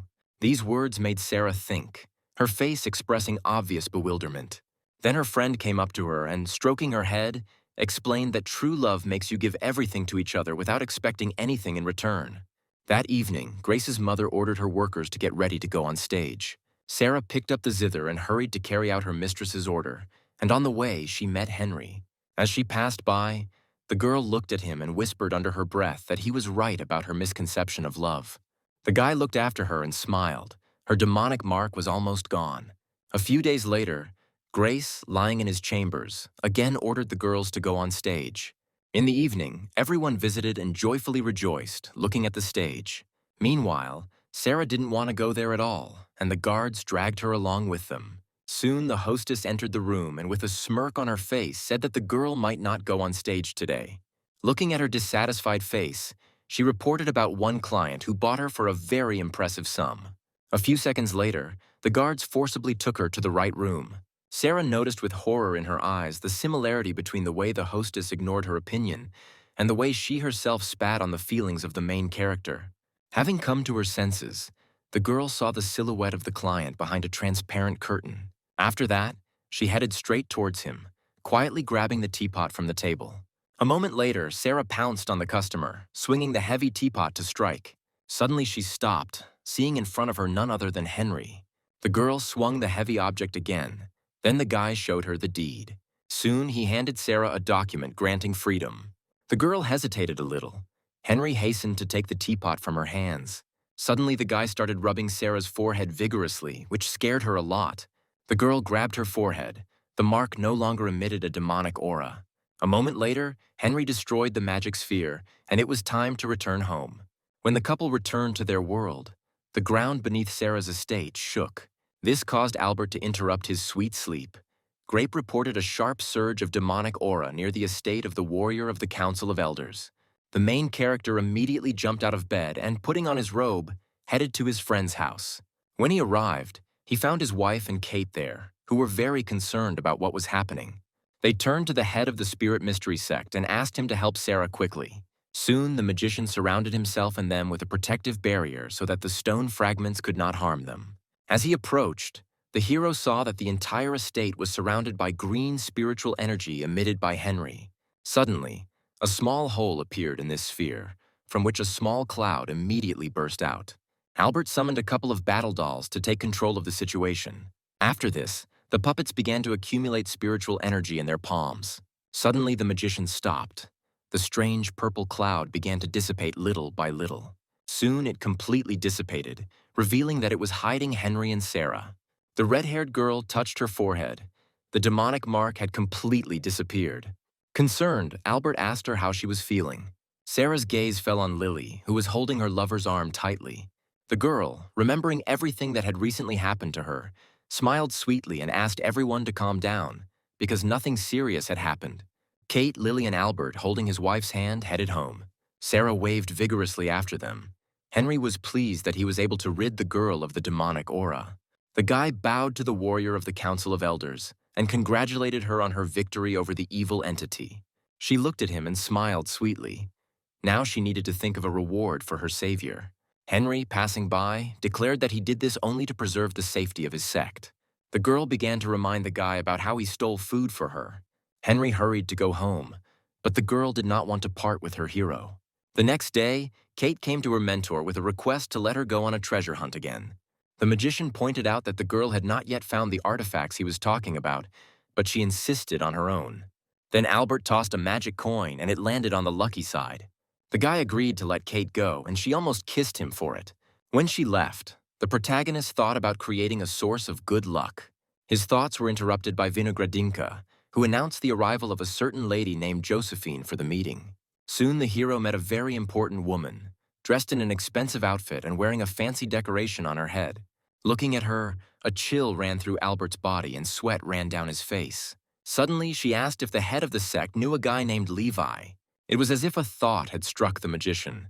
He remembered the one they were talking about, and he slammed his fist into his palm.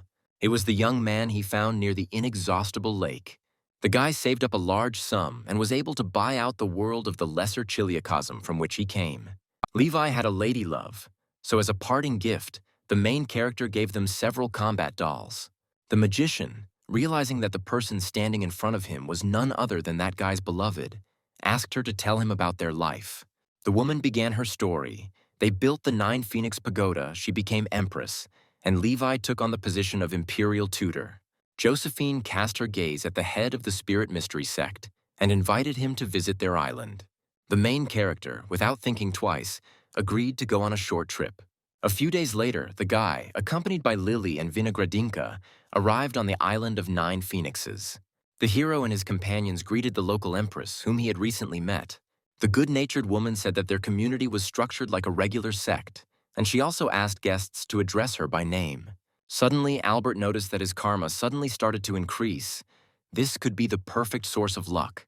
Josephine spoke about the community's past, where all the island's resources were previously drained by a few large families, leaving the common people to drown in poverty. Then the Empress showed the hero huge green fields, all of which they managed to achieve thanks to the dolls he gave them. Unexpectedly, Lily tugged her lover's sleeve. She whispered in the boy's ear that the locals had long outgrown these dolls. Suddenly, their walk was interrupted by two powerful explosions that thundered in the fields. The Miller family boy shot beams at the defenseless wooden puppet because people like her had brought his family's reputation down in the past. The doll bounced back and fell hard to the ground. The crazy guy's comrade recognized the puppet's immortality, and he decided to roast it to ashes. Josephine informed the guests that a powerful member had appeared in the Miller family, so they began to bother ordinary people a lot. The main character acknowledged his weakness. Since he cannot deal with the doll, Lily asked her husband to stand up for his creation.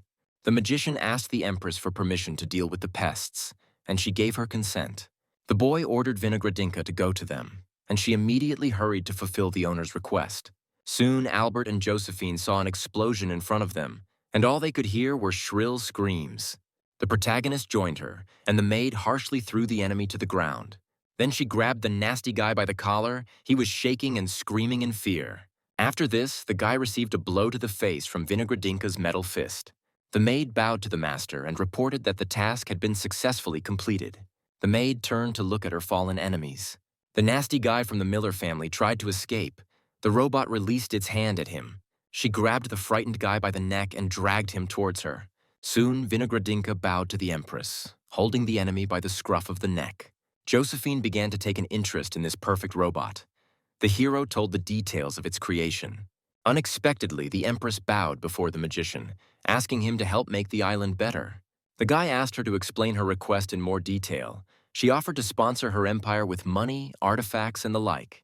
Then Albert clenched his fist and asked how this would benefit him. Josephine raised her head and, staring at the mage, offered to make her community a vassal of the Sect of the Mystery of the Spirit. Instead, the protagonist suggested that she simply send 20% of all income and karma points to the cult. The boy created a magical oath contract in his palm. Josephine found these terms good, so she immediately gave her consent and signed the contract. Immediately after this, Albert handed her a ring, inside of which were 10 dolls, various weapons, armor, ore, and much more.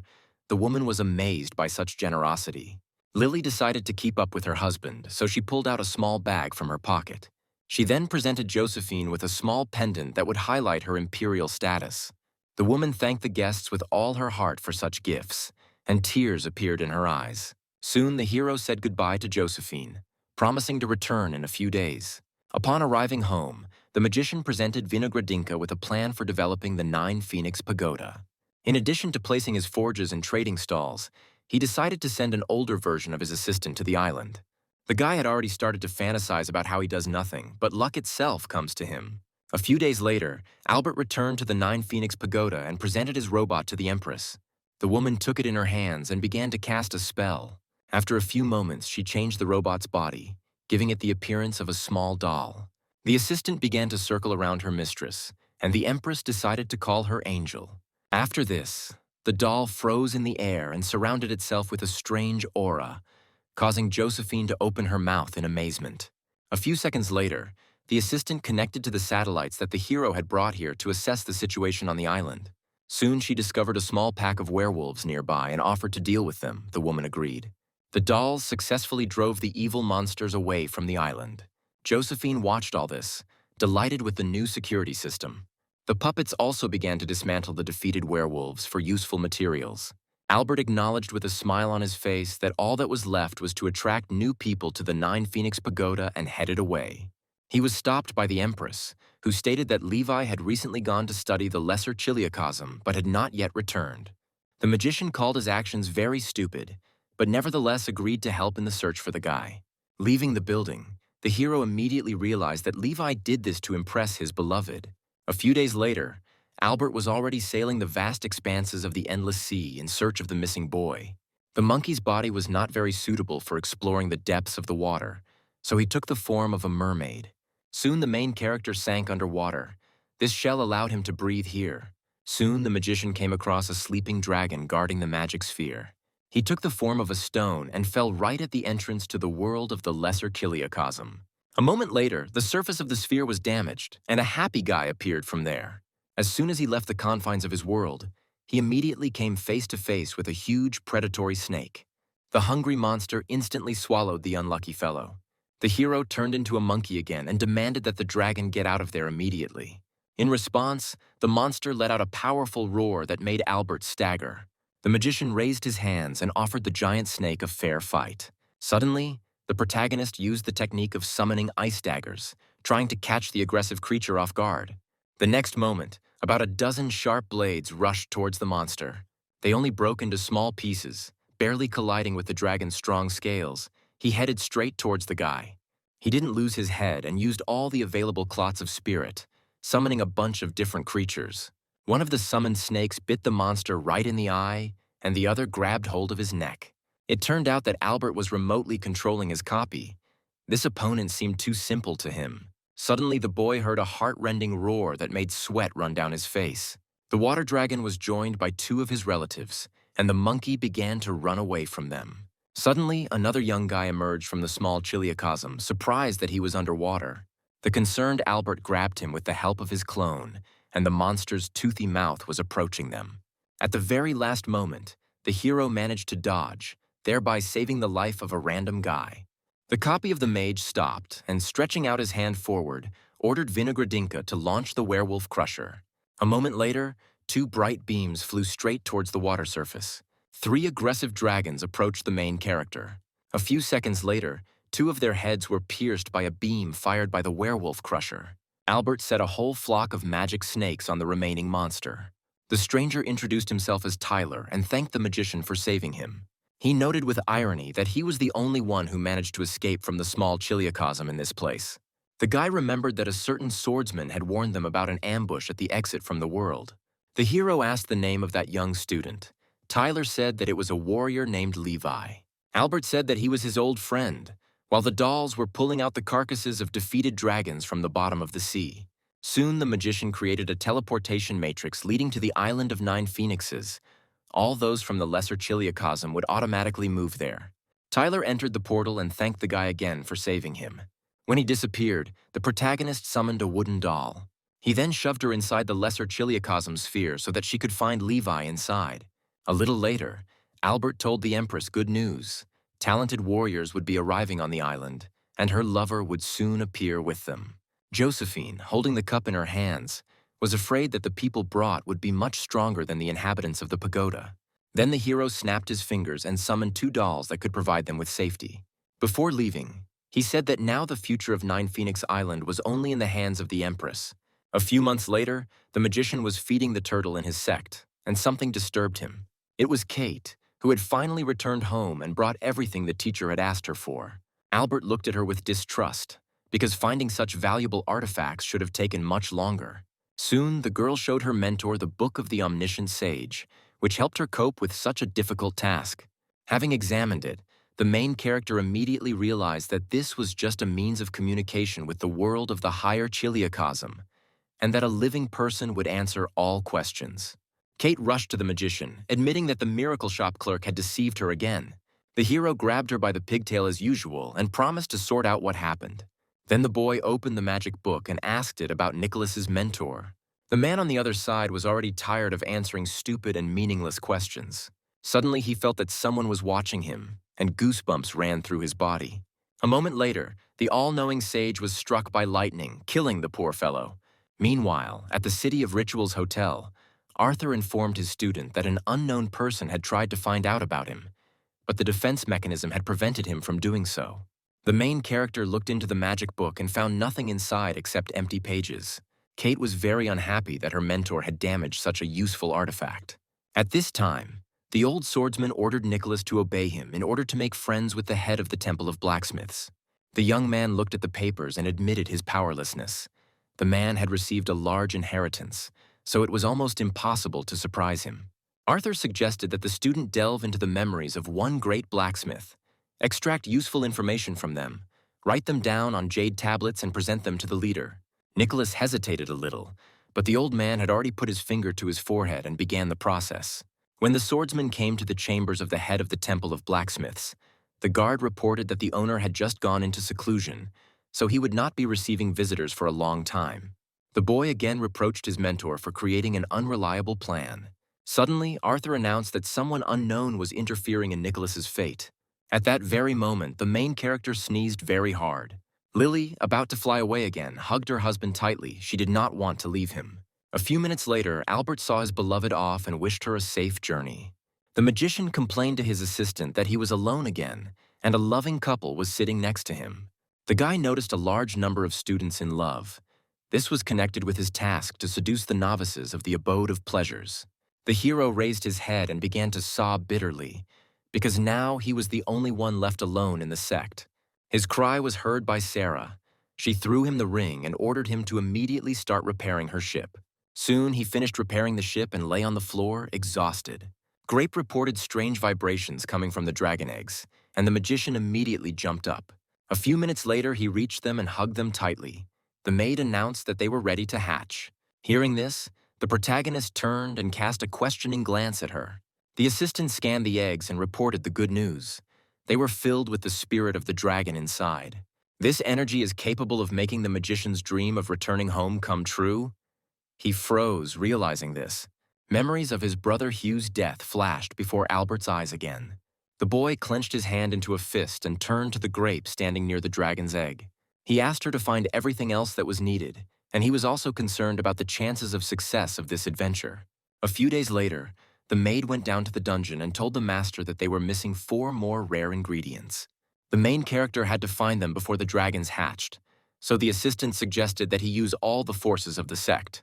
The guy looked at the scroll with the plan to return home and fell into thought. Almost having turned it around, he suddenly froze. He soon placed the parchment on the table and admitted that this was his personal whim, so he should not drag anyone else into it. The hero headed towards the exit of the room and suggested that Vinogradinka go fishing. Suddenly, Kate snuck in there. She was very interested to see what her mentor had been working on for so long. The girl studied almost all the unusual objects that were here. Finally, she got to the scroll that the main character was unable to open. Opening it, Kate froze in place. What she saw left her speechless. The next day, the girl showed the document she had found to her close friends. She showed them a page that had pictures of dragon eggs and detailed instructions on how to get home. Kevin immediately realized that their mentor came from another world.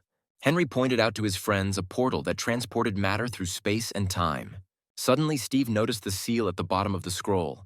Judging by it, the master rejected this plan. Jack gave a motivational speech and suggested that his friends help the teacher to repay his kindness. Then all 6 of them raised their hands up. They were filled with the desire to help Albert. Kate ordered Steve and Jacob to go to the auction to get some iron ore. After that, she sent her brother and Jack to get ice liquor, which is obtained from the bodies of animals living on the island of permafrost. Henry pointed to himself, demanding that his friend give him the task. She told him about the purple dew bottle that was awarded for winning the celebratory swim. The girl suggested to her friend to take Sarah with him. He was not too happy about it. Kate turned to him and gave Henry a thumbs up, wishing him luck. Immediately after that, she rushed at breakneck speed to search for the wind clot. A few minutes later, the girl reached a pond with spiritual liquid and stopped. Kate grabbed her head because she had no idea where to look for the artifact she needed. Suddenly, she had the idea to turn to Grape, who was sitting near the dragon eggs. The girl pressed herself against the robot and asked her for the location of the wind clot. Kate shut the maid's mouth and ordered her to keep quiet about the student's plans to help the teacher implement his plan. The robot whispered to her about the location of the artifact and advised her to take a partner with her. Soon, the girl reached the abode of the wind spirit she needed, where her companion was already waiting for her. It turned out to be none other than Nicholas. He offered Kate to share the future spoils right now. She only asked to leave her a clot of wind, and the swordsman readily agreed. Arthur expressed his concern about the girl needing such a rare and almost useless artifact. The student did not pay attention to it. Soon, Nicholas and his partner headed straight into the depths of the abode of the wind spirit. Kate looked at him strangely and thought for a moment, grinning sarcastically. 3 days later, they were already fighting a huge bird of prey. The swordsman could not hold back the monster for long, so he asked the girl to help him. She took out her rifle and prepared to slay the monster. The feathered enemy broke free from Nicholas's shackles and headed straight for Kate.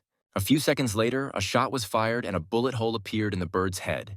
The carcass of the defeated monster immediately fell to the ground. The girl advised her partner to start taking the treasures, and she herself went after the wind clot, taking the magic jug in her hands. Nicholas began to examine the valuables lying on the ground. Arthur, who was behind him, laughed. As the swordsman stood up, his mentor placed his palm on his hand. The next moment, the old man managed to take possession of her. He used the boy's magic ring. The purple aura headed straight towards Kate, who was trying to summon a clot of wind. Noticing this, the girl turned around sharply and put up a protective barrier in front of herself. She looked darkly at Nicholas, deciding that greed had gone to his head. The swordsman tried to explain this misunderstanding, but Kate did not believe a single word he said. She pointed her finger at herself and said that only he himself could use his technique. Arthur began to reproach the student for being too kind, and the boy ordered him to shut up. The agreement between Kate and Nicholas was broken, so she decided to take his treasures for herself. The girl began to rummage through his loot and laugh. The guy's hand lay on the sheath, which contained a sharp blade. The swordsman then moved closer to the magical barrier that surrounded his partner. He looked at her again and removed his hand from the scabbard of his sword. Then Nicholas confessed to Kate that he didn't need a clot of wind at all. She called his actions brave, while the boy mentally cursed his mentor. The girl covered her face because a strong gust of wind was blowing on it and decided to return home. At this very time, Kevin and Jack had already chopped up a bunch of monsters, but still had not found the ice liquor. The blond boy wiped the bloodstains from his face, and the swordsman asked him to stop complaining. Soon, the figure of a hostile creature appeared before the warriors. Jack cut his body in half with one swing of his blade, but did not find the desired substance inside. The swordsman wiped the blood that had gotten on his face with his palm. Kevin stated in an offended tone that it was his prey. Meanwhile, Henry had already arrived at the swim site and had taken the form of a mermaid. Next to him sat Sarah, who had long wanted to swim in the water with such a tail. Seeing the sad expression on her partner's face, she decided to play a joke on him. A moment later, the girl hit the water with her tail, splashing it all over Henry's face. Sarah apologized and lied that she did it by accident. The guy didn't answer. Soon he fixed his hair and suggested to his partner that she moderate her ardor and get ready for the swim. She looked at him with her shining eyes and said that she was ready. The next second, the girl dived into the water and splashed her friend again. After that, Sarah swam away, laughing maliciously and leaving Henry to float around. A few minutes later, the host of the competition came onto the stage and all eyes were on her. She smiled sweetly and explained the rules of the swim to the participants. It turned out that they would have to swim with their tails tied to each other. Then Henry and Sarah became tied to each other. They need to get to the finish line without breaking the thread. The presenter showed the audience a bottle of purple dew that the winner of the swim would receive. Soon she announced the start of the competition, and all the participants immediately rushed forward. One of the pairs was in too much of a hurry to pass the first test, so they broke their thread, which got caught on a prickly seaweed. A worried Sarah stopped Henry and informed him that her fire spell didn't work very well in water, so she suggested finding a way around the first obstacle. Then the boy used his wind dagger technique and cut through the thorny thickets. He advised his partner to hurry up so as not to miss out on victory.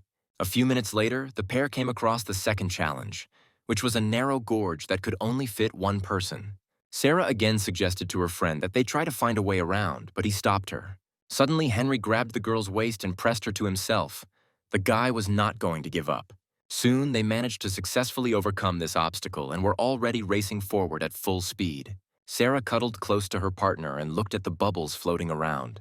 Suddenly, the guy turned to her, and she, without even hearing the words, forgave him for such unceremoniousness. Henry turned to her, ordered her to let him go immediately and continue on her way herself. A few minutes later, they crossed the finish line, and the presenter congratulated the couple on their victory. Surprisingly, the red-haired girl's face expressed obvious displeasure.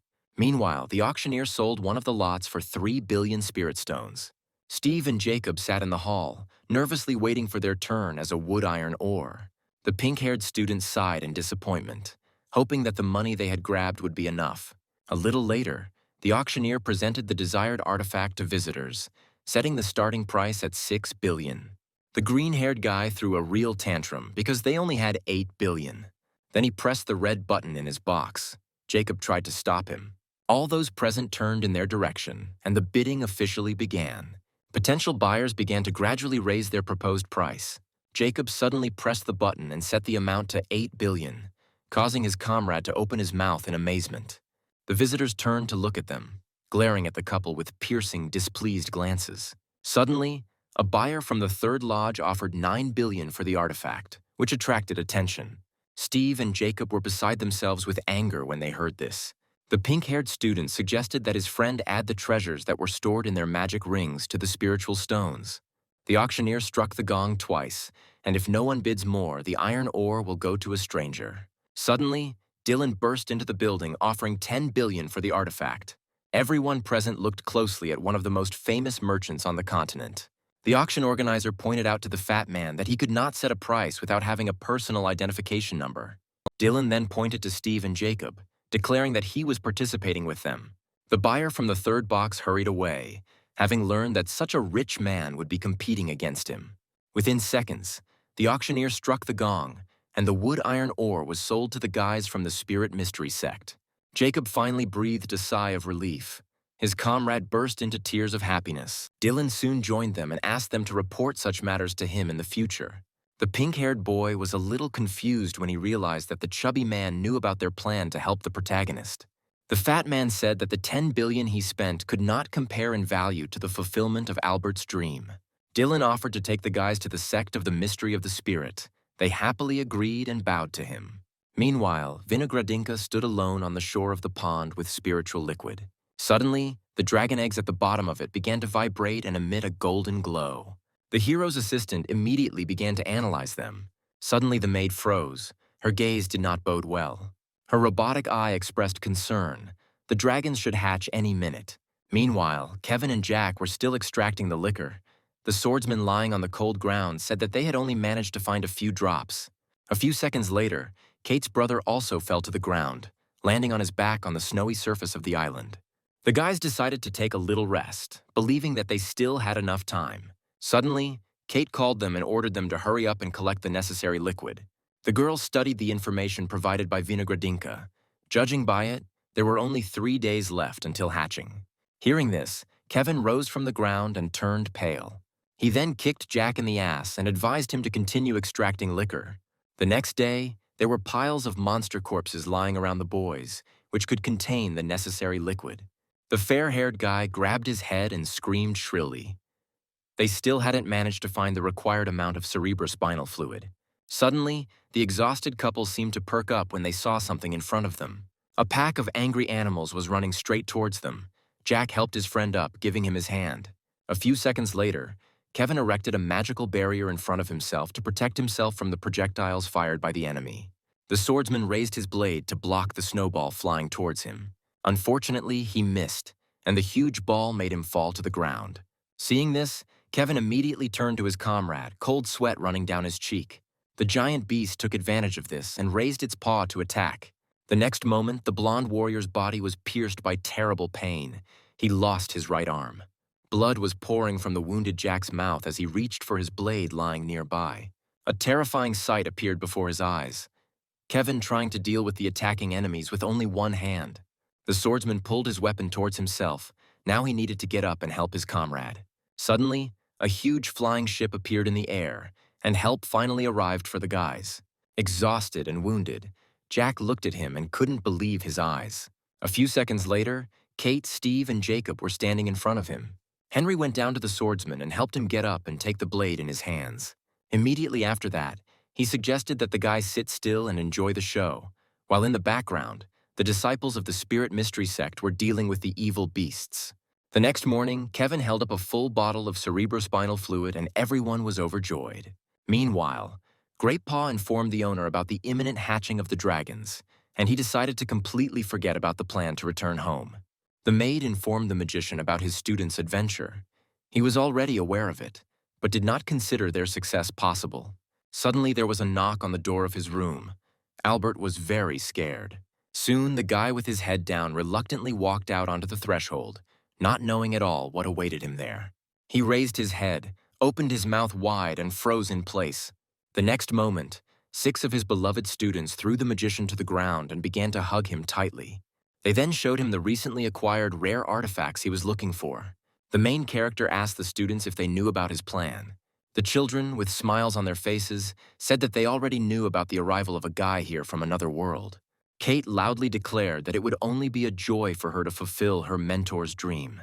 Albert looked at his students. Bitter tears appeared in his eyes. He then hugged all 6 tightly, the only way the magician could express his love to them. The next day, Grape told the owner about the imminent hatching of the dragons, and he ordered her to send the dolls to the defensive lines. The hero turned to the twins and informed them that during his movement the Sect's protective field would be disabled and would only be restored in an hour. The guy raised his index finger up and warned them about the possible threat that would threaten the island when it became visible to outside eyes. Kate and Kevin reassured their mentor by saying that they could easily handle any problems. The main character clutched his heart and burst into tears. The children seemed completely indifferent to his imminent departure. Then the fair-haired girl came up to him and hugged her beloved mentor tightly. She didn't want to let him go at all. The girl looked at the teacher, saying that his relatives must be very worried about him. Soon, all 6 of them came to see Albert off on his happy journey home. The hero looked at them with a fatherly gaze. He did not doubt for a second their ability to protect the sect of the mystery of the spirit. After these words, the guy entered the spatial portal and prepared to go home. Before leaving, the main character asked Vinogradinka to take care of his students.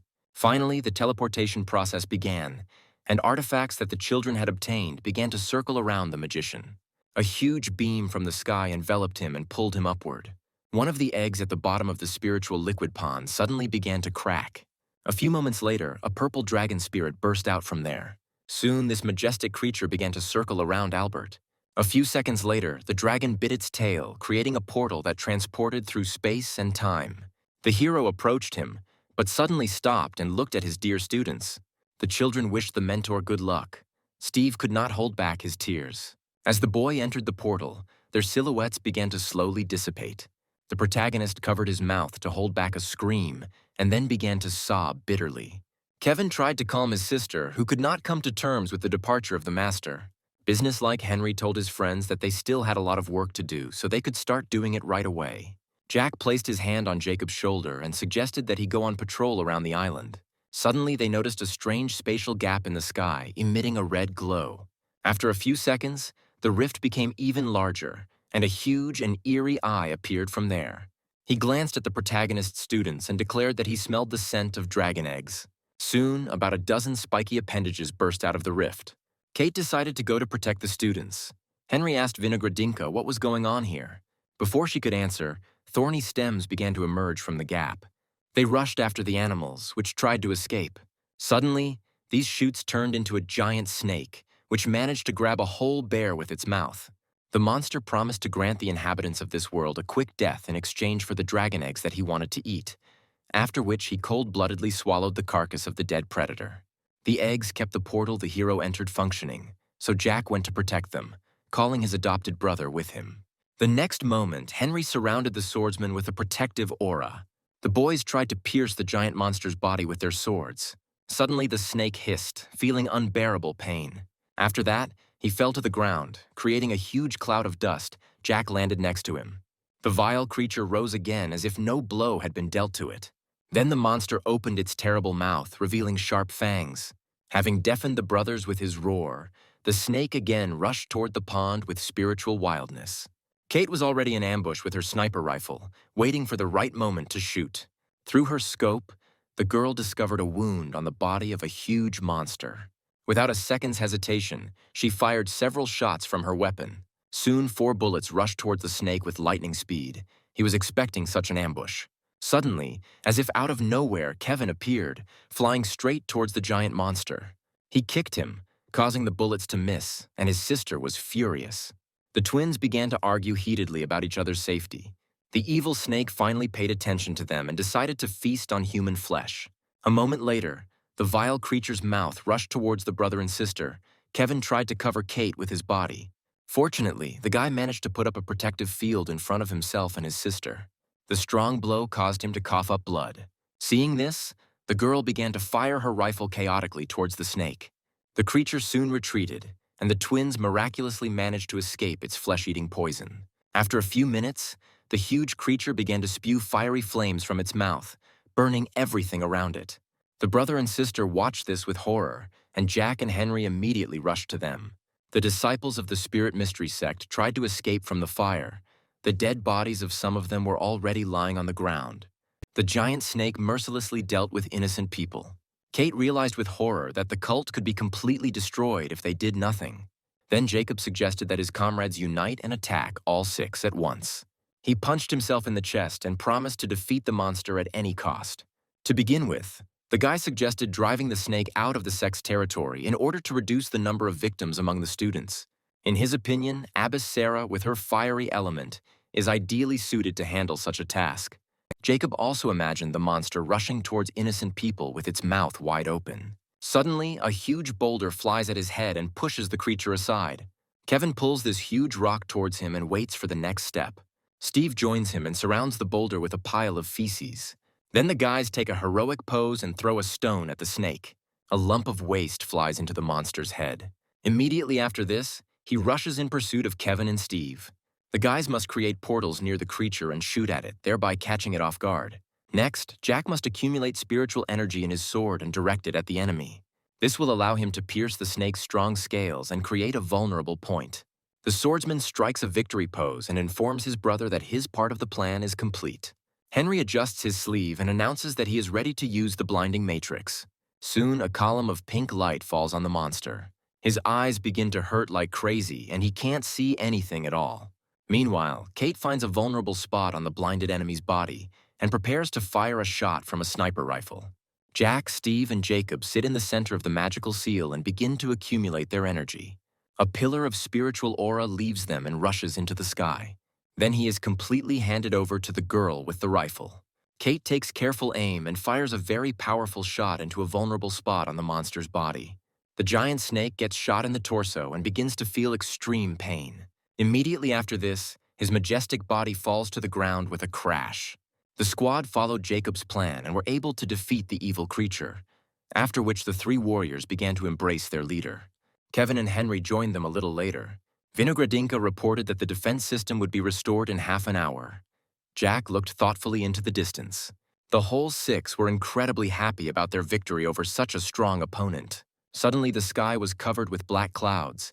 Lightning flashed and thunder rumbled. Henry noticed this and turned around sharply. He sensed the approach of a new danger. Suddenly, the guy saw a huge funnel in the sky above the mystery spirit sect and told his friends about it. The whole team looked in bewilderment at the devilry happening above their heads. Suddenly, a huge clawed paw appeared from this funnel. Immediately after this, a powerful tornado hit the sect, carrying the disciples into the sky. Jacob almost instantly used his technique and sent magical threads towards the poor guys. The children were surrounded by a magical net that prevented them from flying upward. The pink-haired boy couldn't withstand the power of the tornado alone, so his friends helped him hold the threads. Soon the children were brought back to dry land, this time without casualties. Suddenly, the giant funnel seemed to disappear. Kate looked up in bewilderment. The connection with Vinogradinka had been lost.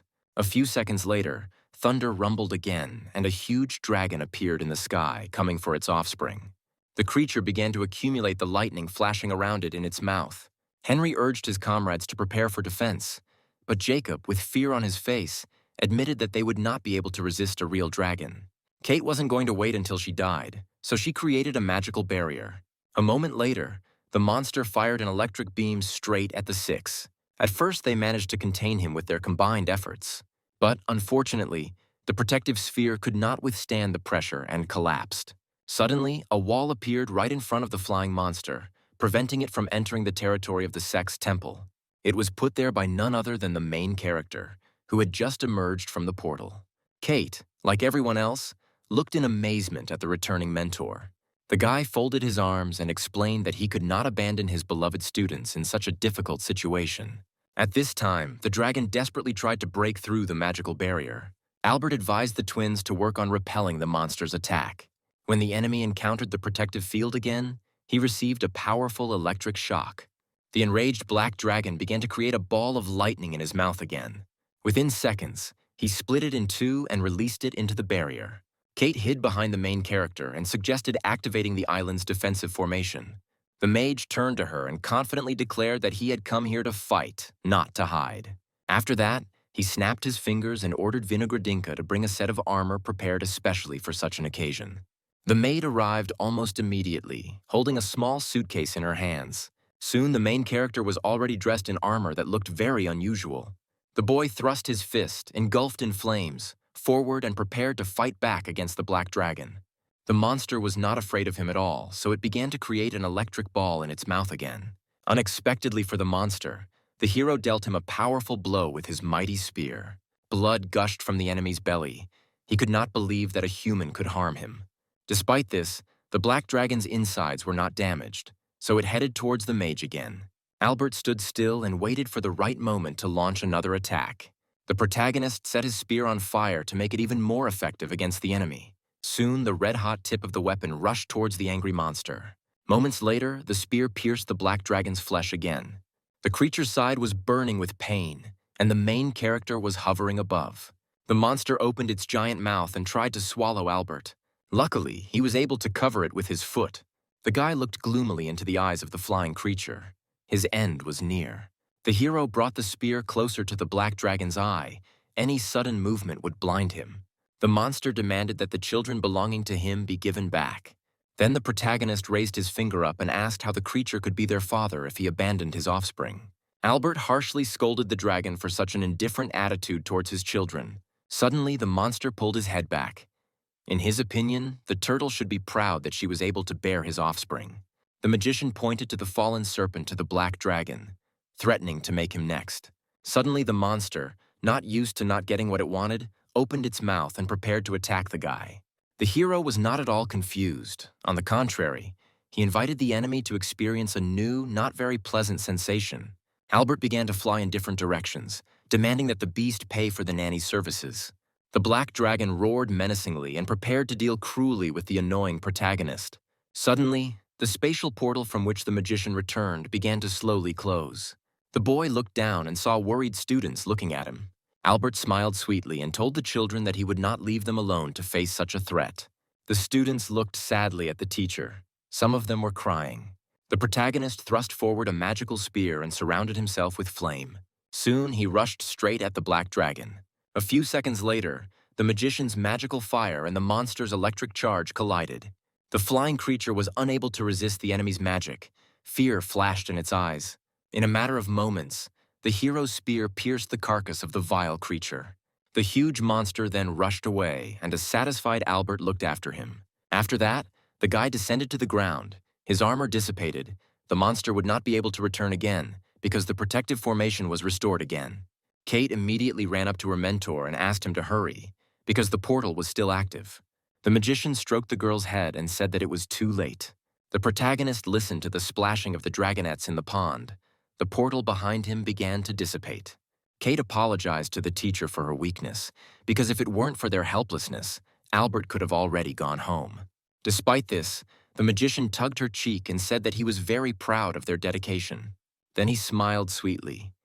This sect became as much a family to him as the real one from another world. A second later, Kate threw herself into the hero's arms, and the students were overjoyed at the teacher's return. Suddenly, Jacob and Steve looked at each other strangely, thinking of something. Soon the children took Albert by the arms and legs and began to rock their winner. Immediately after that, they threw the main character into it, congratulating him on his return to the Spirit Mystery Sect. The students smiled happily, and even tears of happiness appeared on Kevin's face.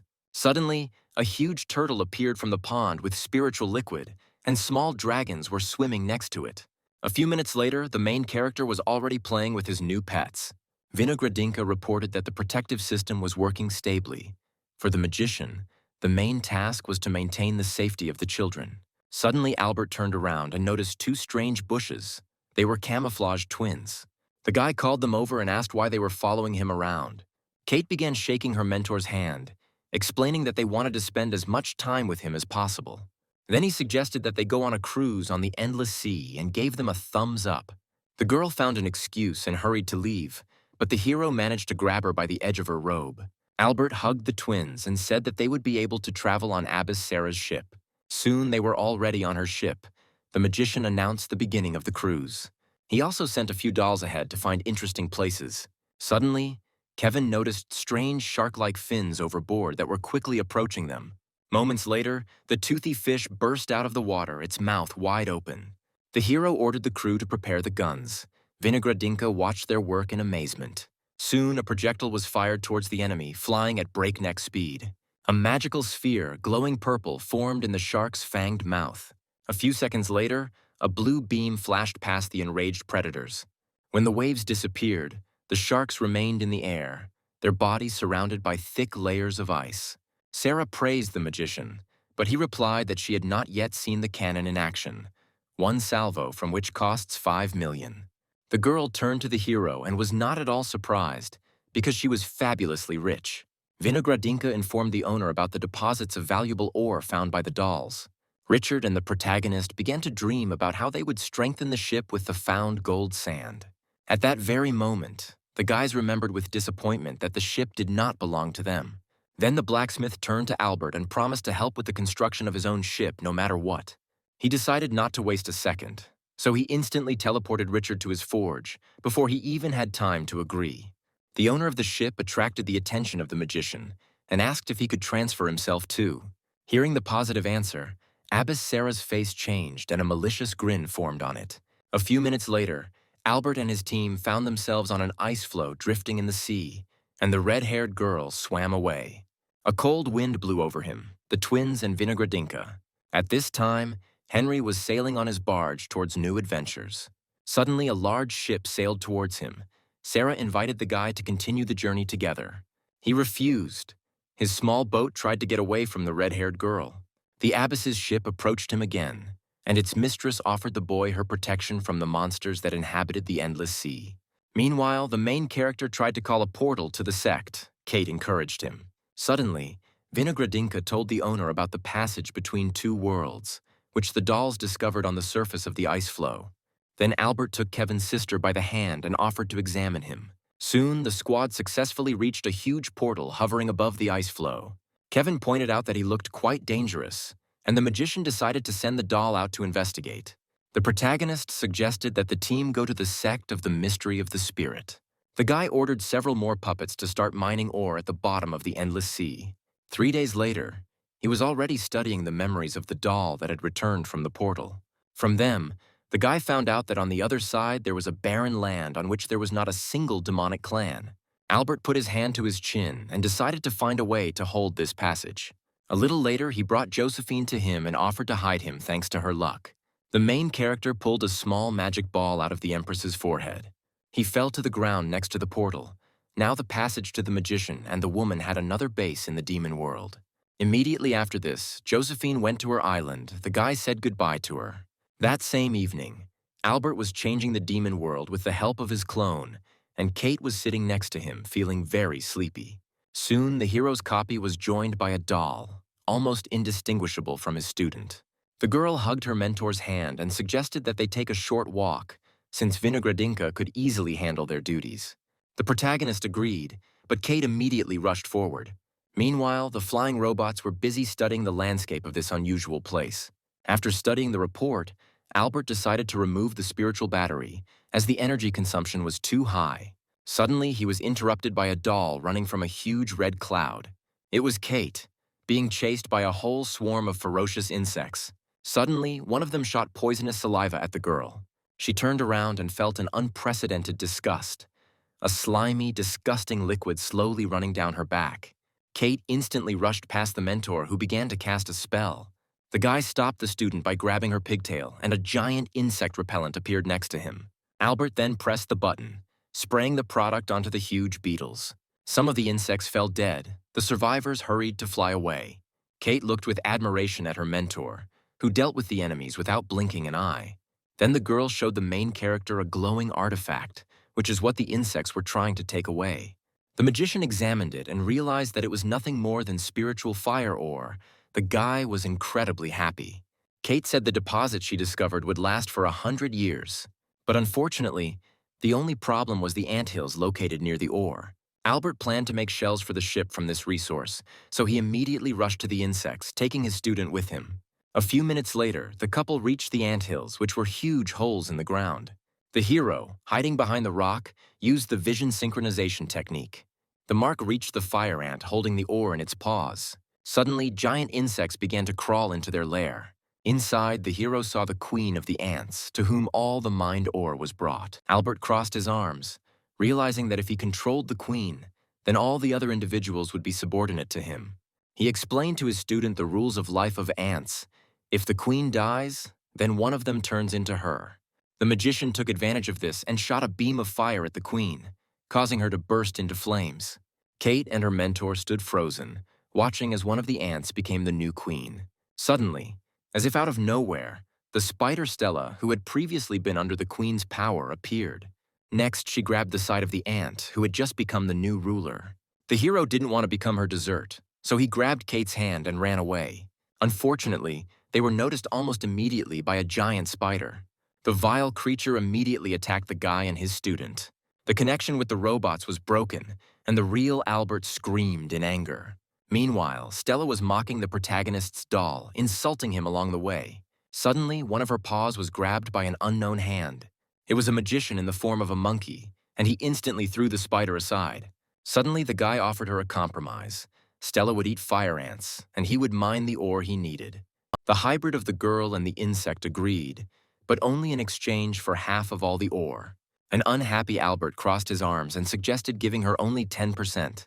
Stella came closer, poked her paw into his forehead, and said that she would only agree to 40%.